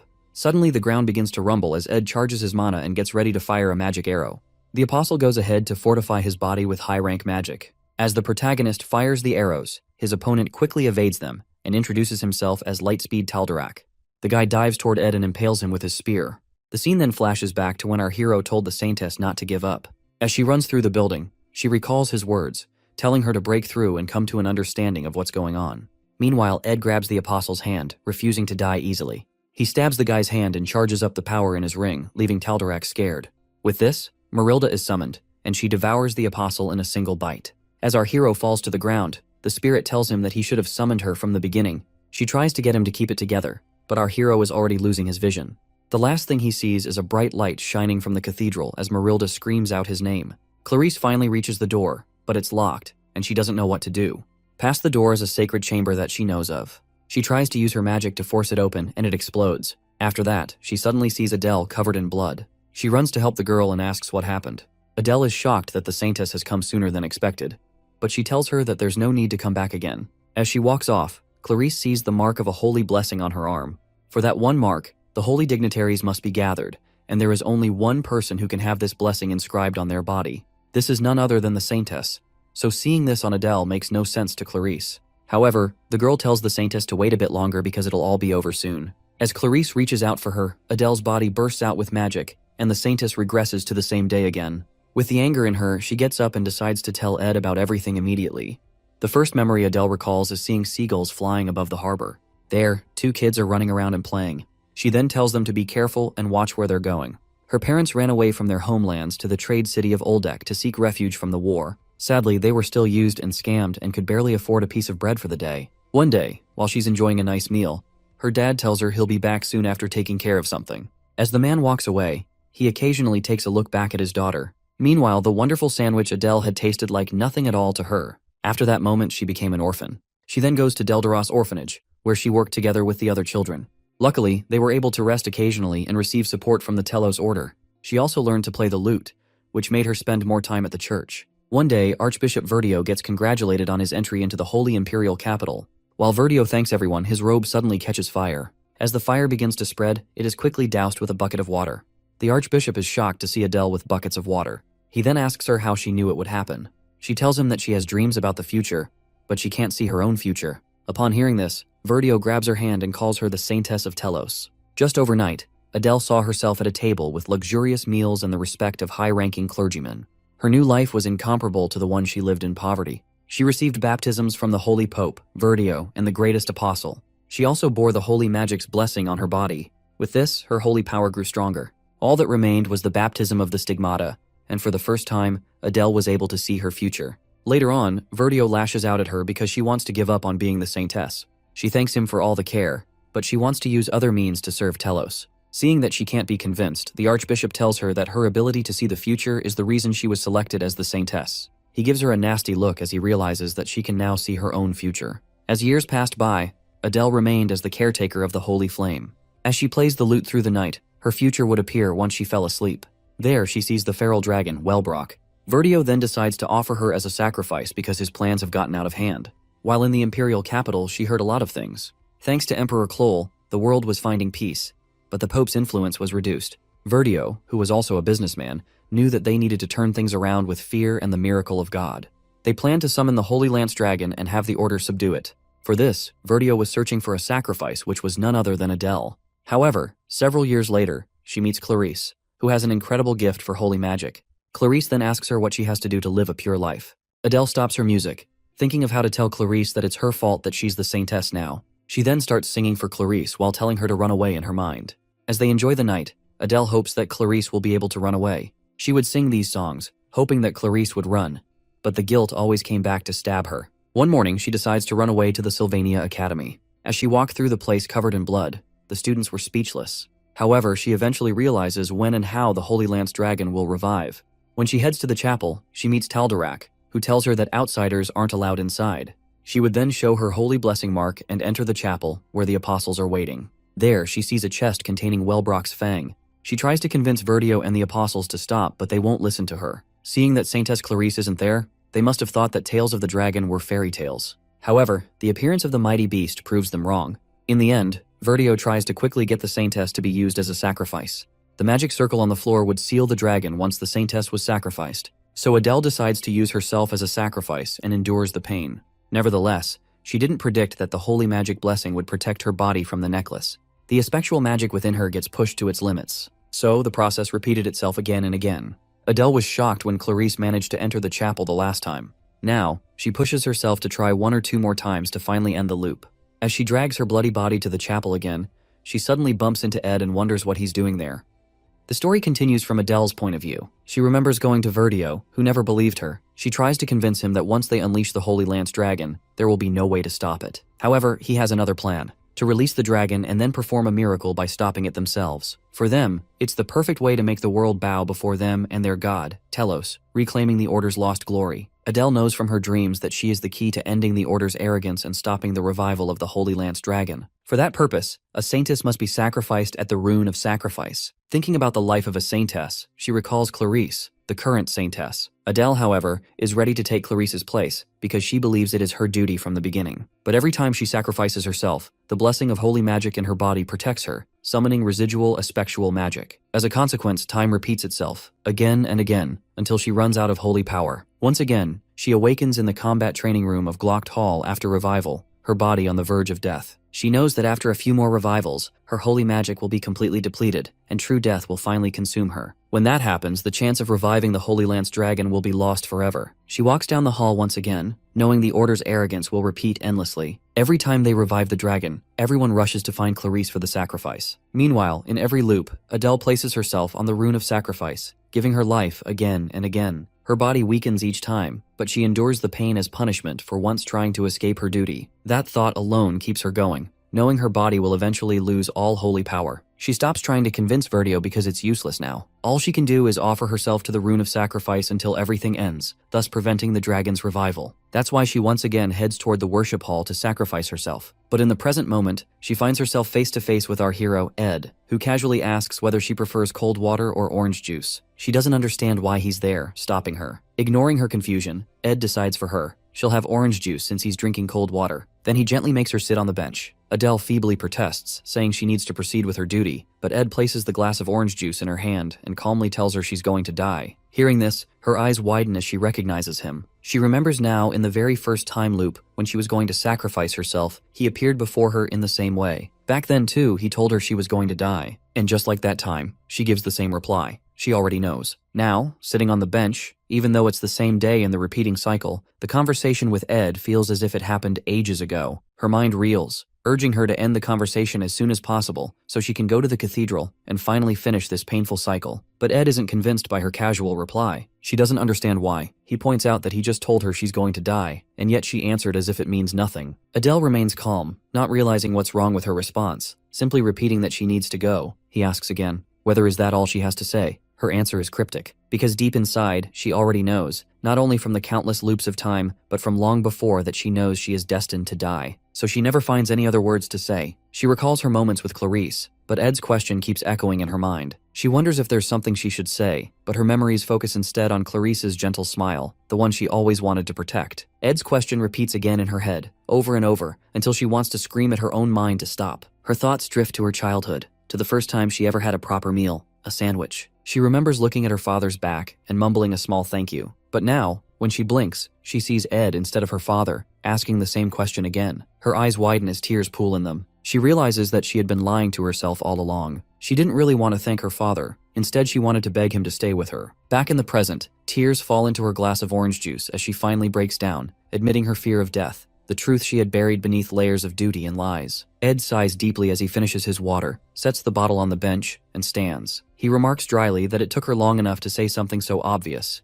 then tells her to explain everything since they are going to end the loop. A little while ago, Clarice had already told him everything, about the endless loop of time and her encounters with Adele. So Ed decides to meet Adele while Clarice prepares to go to the cathedral. Now, standing before the massive gates of the cathedral, Clarice steps inside. Taldarek, startled to see her, asks why she's here as she's supposed to be in Trick's hall. Ignoring him, she walks past. She can't afford distractions. Inside this sacred place lies the truth she must confront. As soon as she opens the inner doors, she commands everyone to stop what they're doing. Her voice echoes across the hall, drawing the attention of the holy priests of Eldine and Archbishop Verdio himself, who greets her with a knowing smile. She begins her accusations, as she tells Verdio that she once believed him to be a selfless man, one who put the capital above all else. He smiles proudly and admits it. He adds that their lord watches them from the skies, but they must prove his existence to the ignorant people of the earth. In order to do this, they need to show them something referring to dragon. With dread, Clarice realizes his true intent, to revive and then kill the Holy Lance Dragon to make people believe in God. Verdio assures her the process will be short, when she protests that no one has even considered the possibility of failure and risk. Then she stops dead as she realizes that her life is their last solution,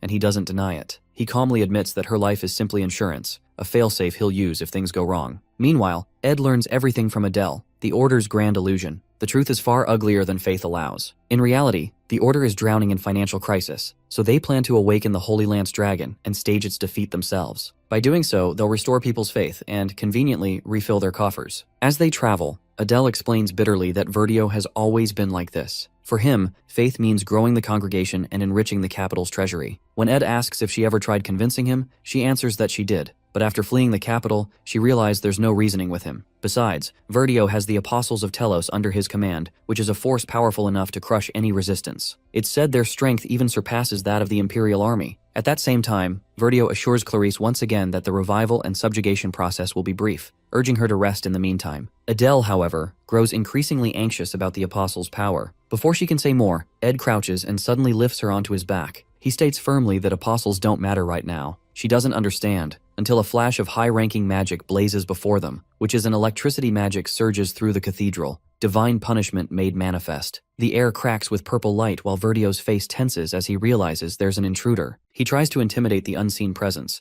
invoking the name of Lord Telos to scare them off. But the figure steps inside, her magic lashing out violently, striking the people standing near Verdio. Finally, the intruder reveals herself. She is none other than Lucy, who coldly declares that she doesn't fear Telos, because she is an atheist. When she grips one of the apostles with her magic, she repeats her lack of faith in God, adding that she believes only in punishing sinners. Verdio, taken aback, protests at her calling them sinners. In response, she hurls the apostle against a distant wall, and coldly replies that sin is something engraved within the Order's laws and the Church itself. Now she turns her magic toward Verdio. He can't believe what she's doing, that she's truly turning against them and the Order of Telos. Meanwhile, the Apostles of Telos, the 8th seat, Lenos, and the 2nd seat, Reuben, prepare to take down Lucy. She remains completely unfazed. As Reuben charges forward, ready to strike her, she moves first, unleashing her lightning magic. The blast hits him squarely, making him shriek in pain. Another apostle appears, his voice ringing through the cathedral as he accuses her of daring to sully the holy chapel. He is the 3rd seat of the apostles, the Lightspeed apostle, Taldarak, who steps forward, his spear gleaming with divine energy. He levels it at Lucy, declaring that he will end her for her blasphemy. But Lucy proves faster, not through speed, but through spatial leap magic. In a blink, she vanishes from his sight and reappears behind him. With a snap of her fingers, electricity bursts forth, striking him from behind. Taldarak lets out a piercing shriek as lightning courses through his body. Verdio watches the scene in disbelief. The apostles are supposed to be the strongest warriors in the nation, yet this girl, alone, is overwhelming them. Even though there are 6 apostles in total, she's crushing them without hesitation. His mind races, wondering what her true reason is for attacking the chapel. Their plan to awaken the Holy Lance Dragon is already in motion,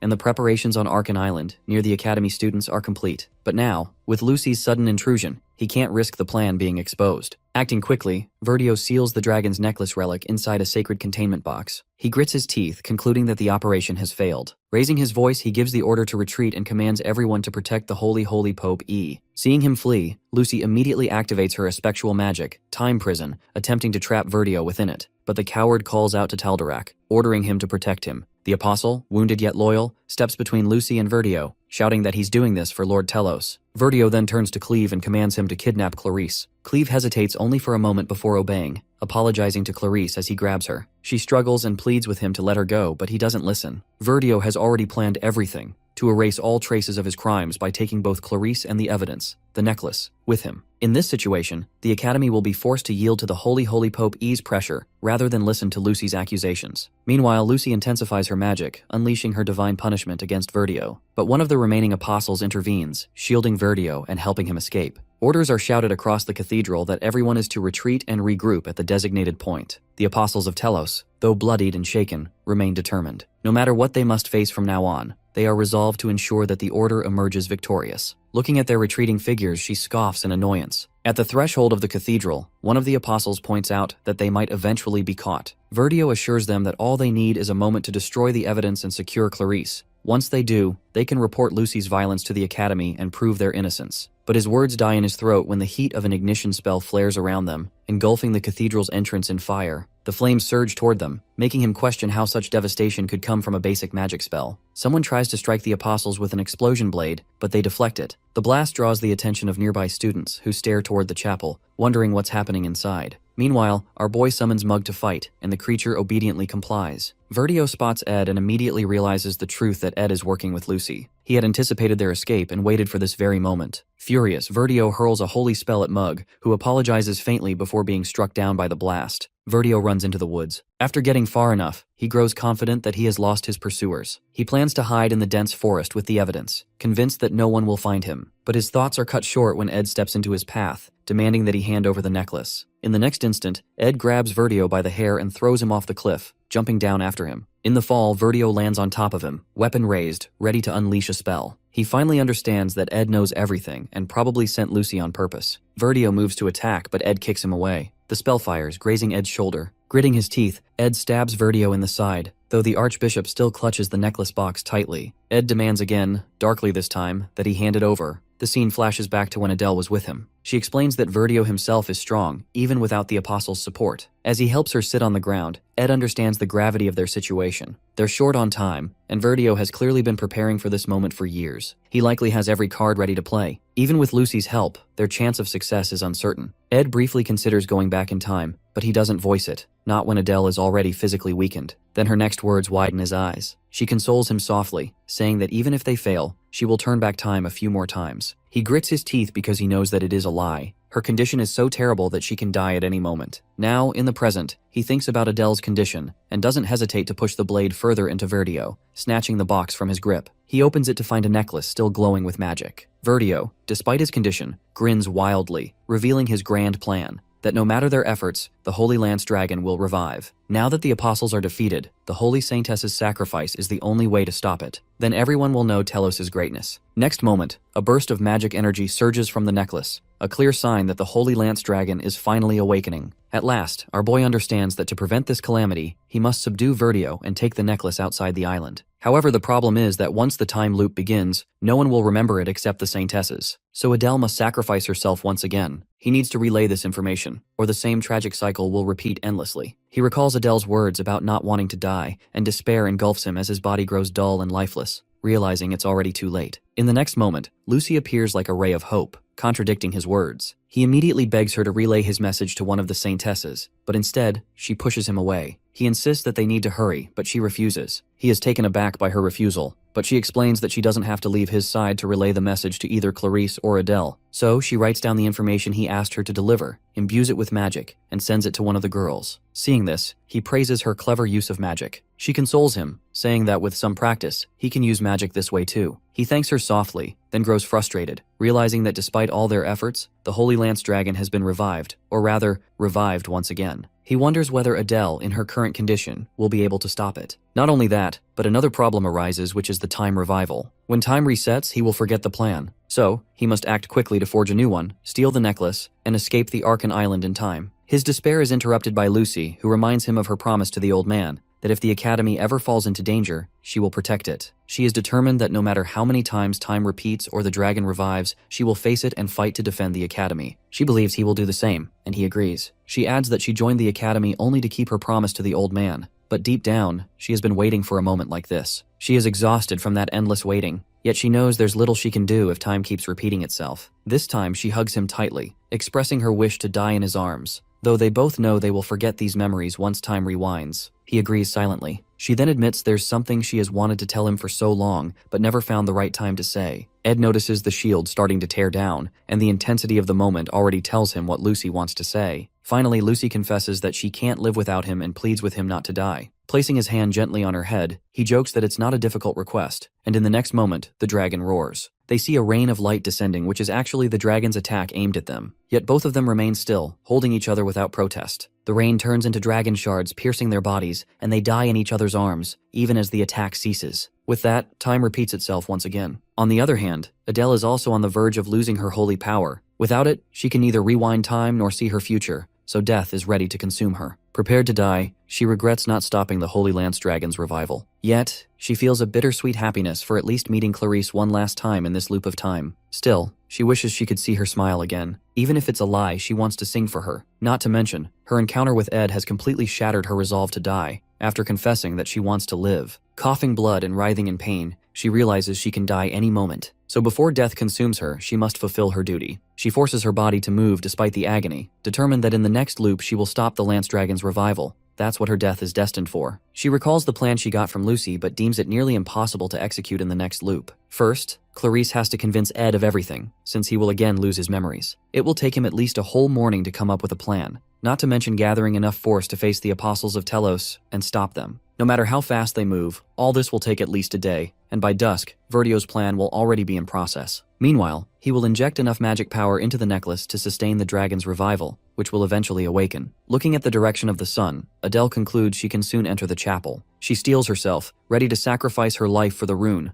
but suddenly her eyes widen. Outside there is bright morning light without the looming presence of the dragon. Meanwhile, our boy is clutching his head and collapsing to the ground, while Janica looks at him in concern. He holds a book titled Glock's Introduction to Espectual Magic, meant for those who have developed resistance to espectual energy. There are rare individuals who are naturally immune to it. In reality, Adele's magic is a mixture of espectual and holy power. That same blessing grants resistance to holy magic. That's why, as a saintess, Clarice never lost her memories in the time loop. At the same time, Ed is also affected by the time rewind, but not completely. Perhaps because Adele doesn't have enough power left, or because he's already studying espectual magic, his body's espectual resistance starts countering Adele's magic. As a result, when he wakes up this time, he awakens with his memories intact. At first, he's in unbearable agony as every loop's memory crashes back into him. Both girls are worried, but when he notices the wounds on Clarice's arms, he realizes he doesn't have a second to waste. Meanwhile, Verdio is preparing to revive the dragon. Ed knows he must move fast. Verdio begins the ritual to revive the creature's glory, unaware that Ed is already behind him, his ultimate goal being to reach the cathedral and snatch the necklace, which he does immediately. Verdio is shocked to see him and orders Lenos to stop him. Lenos fires a flurry of arrows at our boy. Ed dodges and endures the attacks while his mind races back to the beginning of every time loop. It's always the same. Clarice trying to convince him, reminding him of everything, even reciting his service number to make him believe her. Verdio, meanwhile, remains arrogant, certain that someone like Ed doesn't stand a chance against the frontline apostles. But Ed regrets always overlooking the one chance that could have changed everything from the very beginning, Janica. Now riding on her spirit animal, he realizes how much he has underestimated her. She's faster than any carriage, stronger than him, and most importantly, she doesn't need any explanation to understand what must be done. Sensing his determination, she looks ahead, her energy flaring like wind and flame combined, urging him onward. They have already taken the necklace. Now there's no turning back. He immediately mounts behind her, knowing they are racing against time. Instead of a carriage, this way they reach their destination within an hour, but it's already too late. The magic within the necklace has already been activated. This necklace is the key to unlocking the Holy Lance Dragon, but the lock lies within the seal on Arkan Island. Once the magic between the seal and the necklace resonates, the dragon will be revived. To prevent its awakening, they must take the necklace as far away as possible before the resonance completes. Verdio doesn't even grasp what Ed is actually doing. Before he can finish his sentence, Ed sends a blade flying toward him. The moment both of them step outside the cathedral, the blade detonates in a violent explosion. In the air, he reminds her of their initial plan. She's supposed to escape while he finds his own way out, but she refuses to leave him behind. She reminds him of his dire situation. Just last year, he was nearly expelled, and this incident will definitely get him thrown out of the academy. Attacking the order is no small matter. She then offers him a choice, to hide either in her homeland, Pulin, or among the deserters and isolated regions. He tries to protest, but before he can speak, she takes his hand and confesses that she knows how much he has suffered alone. He doesn't understand. She explains that she knows what he has gone through each time he wakes up in this endless time loop. So she declares that if he is going to be expelled, then so is she. Not only that, she's choosing a fugitive's life with him. Finally, with fierce resolve, she insists that she can't just leave him to suffer alone. He doesn't know how to respond, but he doesn't get the chance. When he looks behind, all 6 apostles of Telos are pursuing them, weapons drawn and ready. He shouts for her to escape as fast as possible, and she immediately complies. Meanwhile, Verdio emerges from the rubble and finds Clarice standing before him. Clarice recalls the moment Ed told her that there is still something only she can do. She already knows everything that happened in the time loop. Now she has to stop Verdio. While Verdio tries to justify what happened, she steps forward, ignoring his words and following the plan Ed laid out. According to that plan, she needs to awaken Holy Pope, the only one capable of stopping Verdio. She tosses the candles aside and demands if Holy Pope is just going to stand there and watch. Her voice trembles with urgency as she pleads with him to confront Verdio. Elsewhere, some students casually discuss the upcoming duel between Taylor and Wade, speculating that Taylor might lose, completely oblivious to the battle raging in the skies above them. As Ed and Janica attempt to escape, Janica remarks how she was idly sitting in Glocked Hall just 10 minutes ago.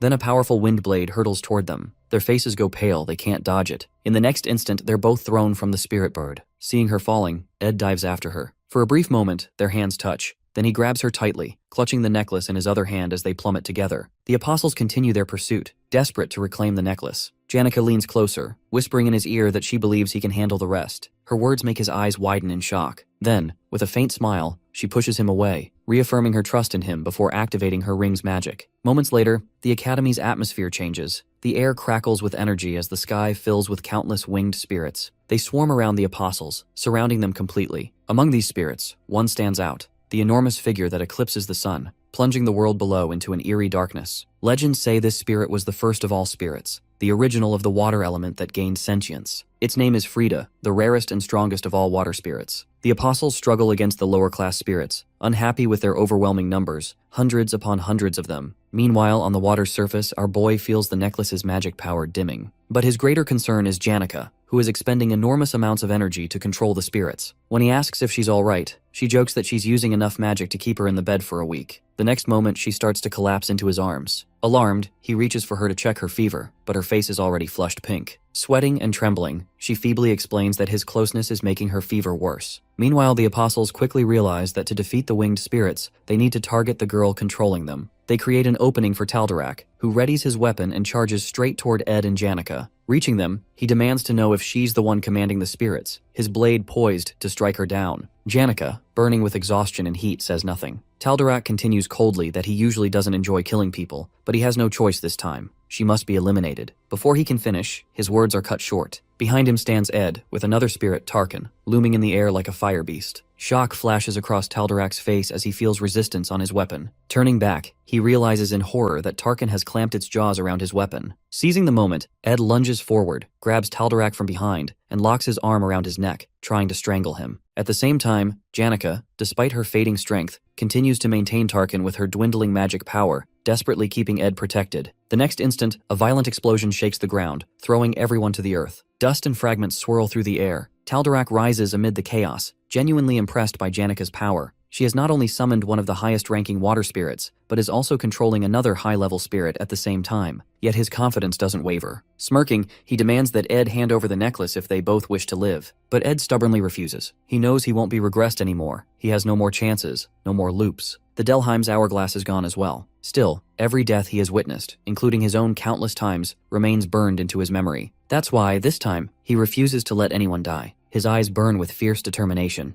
He's done watching people fall. Now he's fighting to survive. It's good that he has already moved a little farther from Arkan Island, weakening the magic in the necklace. However, it's still not far enough, which means there remains a chance for the Holy Lance Dragon to be revived. He grows increasingly frustrated to find his opponent none other than Taldarak, also known as Lightspeed because of his ability, Holy Body Awakening. With this ability, Taldarak converts holy magic into physical energy, making his movements surpass even the speed of light. Thanks to the countless time loops he has lived through, Ed already knows Taldarak's frightening speed. The moment his target disappears from sight, he understands that following Taldarak's movement with the naked eye is impossible. Taldarak appears behind him in an instant. Ed closes his eyes, since he can't see his opponent anyway, and activates the Blessing of Wind just as Taldarak is about to strike. This ability allows him to repel any enemy with powerful wind when ambushed. Taldarak is caught off guard by the sudden counterattack, but Ed knows he's staking everything on this one move. The Blessing of Wind can only be used once. Without wasting a second, he activates his mid-tier magic, Point Explosion, and attacks it at his enemy. Taldarak stumbles back, his body clearly taking the toll of the explosion. Cursing under his breath, he growls that Ed is refusing to comply. Ed, however, knows his own weakness. He doesn't have enough firepower to finish this. Hearing his thoughts, Tarkin assures him to conserve his remaining firepower and declares that he'll cover that flaw. Not to mention, the Apostle's immunity to magic makes him more powerfully. The spirit then launches a blazing fire attack toward Taldarak. Taldarak moves faster than the eye can track, easily dodging Tarkin's flames. Tarkin apologizes weakly to Janica for his failure, realizing she can't supply him with enough magical power while controlling multiple mystical spirits. Ed understands that it's taking everything she has just to keep magic going. He knows their situation is at its worst, especially with someone like Taldarak added to the fight. Yet, he doesn't give up. Drawing in his breath, he hurls an ignition arrow toward his enemy, which is a volatile blend of water and fire magic. The moment it hits, steam bursts into the air, surrounding Taldarak in a dense haze. But Taldarak already anticipates the move. The instant Ed prepares his next strike, Taldarak's blade flashes through the mist and slashes across his body, too fast to react. With no other choice left, Ed summons Marilda. In the next heartbeat, the high-ranking wind spirit manifests beside him, his last trump card revealed. In his previous time loop, Marilda had been the one who turned the tide of battle. But this time things are different because Janica is already using the Golden Phoenix Ring, cutting off his ability to summon freely through his own power. Lightning arcs through the air as Taldarak grips his weapon and charges forward, closing the distance between them with terrifying speed. Ed, cornered and bloodied, searches his mind for a last option, but his opponent's voice cuts through the roar of battle, declaring this to be his end. A chilling sense of déjà vu grips him. He has died countless times in these repeating loops, but each death has strengthened his spirit magic, leveling up. With every fall, his bond with his spirits deepens. With every struggle, his understanding of magic grows. He also remembers those endless practice, failure after failure, each one shaping him into what he has become. And now finally his effort bears fruit. His will aligns perfectly with his spirit, and the manifestation completes. The air trembles as Marilda rises in a swirl of cutting wind, ready to handle Taldarak. Ed steadies himself, determination etched into every breath. He knows success never comes on the first try, nor does fate guarantee victory, but that has never stopped him. Standing tall against Taldarak's next assault, he resolves once more to fight, no matter how impossible the odds. Taldarak stands poised with his weapon, light shimmering along its edge, ready to strike. Ed, sensing the fatal blow coming, immediately calls forth Mug. The spirit materializes in front of him, taking the attack on Ed's place. Our boy knows it too well. Every warrior here has their own reason to fight, their own desperate thread of survival to cling to. As Mug holds off the strike, Ed's other spirit surges forward, biting Taldarak's arm. Amid the chaos, Ed steadies his breath, his mind a storm of exhaustion and focus. His arrow glows faintly in his grasp, drawn with trembling hands yet unwavering purpose. The world, he thinks, is full of men like Taldarak and himself, ready to survive at every cost. He releases the arrow and it strikes true. The spear of light pierces through Taldarak's body, driving him backward. Even as the enemy collapses, Ed doesn't stop. He raises his fist, striking at Taldarak's limp form, his body screaming in protest, but his will refusing to break. Every ounce of strength, every breath left in him, he pours into the struggle to stay alive. When it finally settles, Ed staggers to his feet because he knows time is slipping away, but his goal remains unfinished. He retrieves the necklace, clutching it tightly, the key to everything. At that moment, Clarice is still in the cathedral. She tries to make Holy Pope aware of the situation, urging him to reason with Verdio. But Verdio only watches her with a sly, unreadable smile. His words drip with mockery as he questions whether Holy Pope would really be swayed by someone as naive as Clarice, someone who, in his eyes, knows nothing of what the Order truly does for its cause. Clarice's anger flares as she throws his deceit back at him, revealing that she already knows about the Order's plan to use the Wellbrock necklace to revive the Holy Lance Dragon, stage its defeat, and parade their false victory before the people. Verdio's composure cracks for the first time. She goes on, her voice cutting through the cathedral air. telling him what she has witnessed in the loops of time, how every attempt to subjugate the dragon ends in failure, again and again. Holy Pope, now awake and horrified, demands the truth from Verdio, and Clarice, breathing hard, declares that this is why she has come, to stop the tragedy before it repeats once more. She continues, saying that in the end, they leave no choice but to sacrifice the Saintess's life to seal the Holy Lance Dragon. She is ready to offer her life if it truly is the will of God. Instead, their greed and ambition take the lives of countless innocent people. After bringing such calamity upon the world, no one will have faith in the Order anymore. Verdio still tries to downplay her words, while claiming she knows nothing about the consequences. She firmly explains that she knows every part of their plan. But this time, if she will die there, two people already know the truth, referring to Ed and Adele, and they will tell everyone about their plan, causing people to lose their faith in the Order in the end. Verdio adds that those people are still on Arkan Island and that they can easily catch them. Besides, by pushing authority of Holy Pope, they can take action against Clarice as the Saintess who has lost faith in the Order. At that moment, the Holy Pope interjects about his authority, declaring that for decades he has been nothing but a puppet,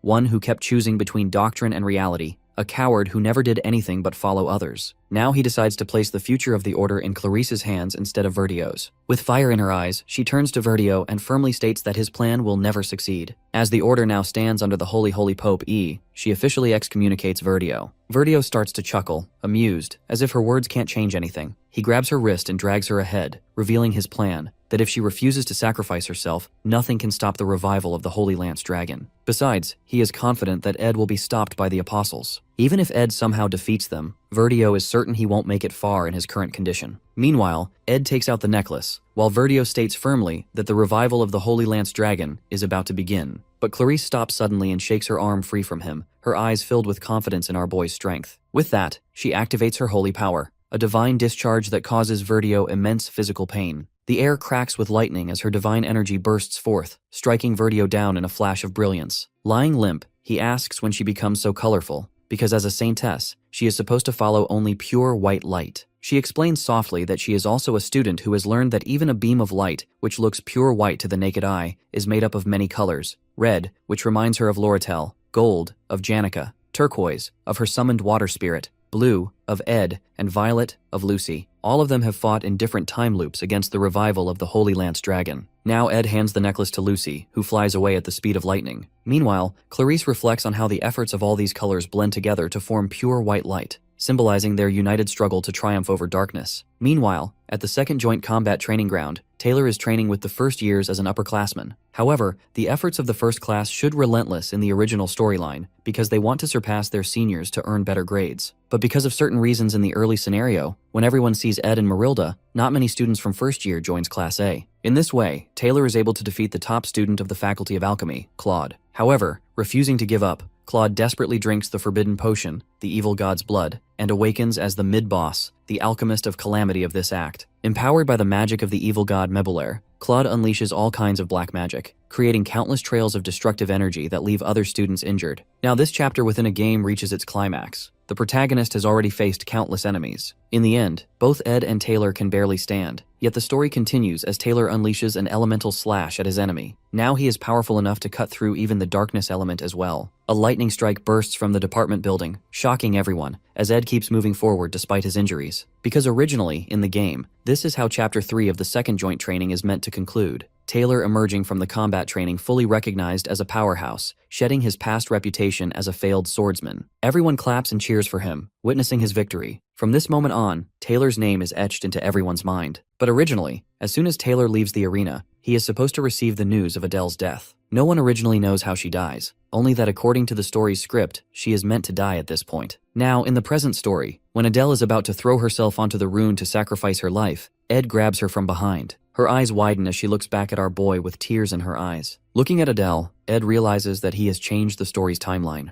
Meanwhile, Taylor and his companions never receive any news of death this time. Rumors spread of a disturbance within the Order as Verdio continues shouting at Clarice. Verdio gets punched hard by a knight while the Holy Pope silently watches him. Everyone assumes this commotion to be an internal matter of the Order. In this way, by changing the course of events and preventing Adele's death, the faithless Saintess never comes into existence. As a butterfly effect, the Holy Lance Dragon is never revived earlier than its destined time, and the Order's army never descends upon Arkan Island. Finally, the final boss of the third chapter, Awakened Lucy, never appears, as she is originally the unintended villain of this episode. On the other side, many other events unfold. In the end, Lucy simply wants to eat meat. Meanwhile, Academy remains safe and protected. After 2 days, Ed is knocking on Janika's door, asking about her well-being. She protests from inside, telling him not to come in since she hasn't washed up yet. Besides, her eyes are not good enough to see clearly. During the battle, Janika has already used most of the mana she had reserved for the future. As a consequence, she now doesn't even have enough mana to see properly. But that's not all. Her high-ranking water spirit, Frida, who blocked the 5 apostles, also crashes into the forest outside Arkan Island. So, when Janika wakes up to find herself in a cottage, our boy has no idea that Lucy is the one who helped her. Still, he feels grateful for her to be alive and safe. His thoughts are interrupted by the voice of Belle, who offers her help, saying he can always call her if he needs anything. Ed thanks her, thinking that the headmaid probably hasn't had much household work lately. But now, with Janika's condition, she will finally have more to do, which seems to brighten her eyes. Then the maid asks about his condition, and he assures her that he is fine, though he points out Janika's state. She quickly corrects herself, saying she was actually curious if something is bothering him. After a brief pause, he admits that something is indeed concerning him. She nods in understanding and decides to help Janika first. While walking inside, she loudly announces how she is going to assist Janika with changing, making sure Ed hears it clearly. She then adds with a teasing tone that she hopes he won't make any mistakes. Turning to him, she remarks that it's quite a dire situation, but slyly adds that she wouldn't mind if he came closer to the cottage to listen to what's happening inside. Having had enough of her nonsense, Ed slams the door shut and firmly tells her to focus on her work instead of talking nonsense. Yet she comes back out again, throwing a cheeky comment of his usage of informal speech. Left speechless, he chooses to walk away rather than dignify her words with a response. While waiting outside, he overhears an argument inside, the sound of Janika protesting about having to stay in such a dusty place. Hearing that, he sighs softly. He thinks about Belle's earlier remarks and her question, realizing that she has sensed his inner turmoil. Tending to Janika is troublesome, but he's still grateful that the day finally passes. Besides, it's weird. He has only been away from the camp for a few days, but it feels like an entire month. Looking at the pile of firewood, he realizes he needs to gather more. At that moment, someone calls out to him. At first, he calls her Kaylee, but when the person reveals her face, it turns out to be Clarice. Once they settle down, Clarice explains that she has officially excommunicated Verdio. He is now being escorted to the capital under the order of the Holy Pope and the Apostles. Later, he will receive a suitable punishment decided by the Pope himself. Ed wonders whether she can really trust the church. She answers that the Holy Pope understands Verdio's past and his passive errors, but she can't help thinking about how Verdio, with his misguided ideology, managed to wield so much power over the church. But this incident alters Order's entire direction. Therefore, Clarice decides to have faith in the future. Then she swiftly reveals the news about Adele's disappearance. She has used all her authority to locate her, but it seems Adele's trace has completely vanished. Ed asks if she wants to say something to Adele. Clarice admits that initially she wishes to share her experiences since leaving the capital with her. Then, softening her tone, she corrects herself and says that for now she simply wants to express her gratitude to her. She then leaves her loot there, quietly adding that wherever Adele goes, she always takes it with her. She hopes that, in this way, Adele will choose this camp as her next travel destination. They continue walking, and she asks if he stayed at the camp during the summer vacation. He confirms, saying he had nowhere else to go. Hearing that, she requests him to treat her like his junior. He replies that this is already what he's been doing. Besides, calling her Kaylee feels more natural now. She corrects her request, instead offering her help whenever he might need it. She adds that she can't repay what he has done for her, but she will support him with everything she has. With that, she goes on her way while Ed watches her until she disappears from sight. At that moment, someone approaches from behind, warning that she should leave soon. Otherwise, she'll run into Clarice. It's Adele. He asks if she will be alright on her own. She answers that although her holy power and effectual magic haven't fully returned yet,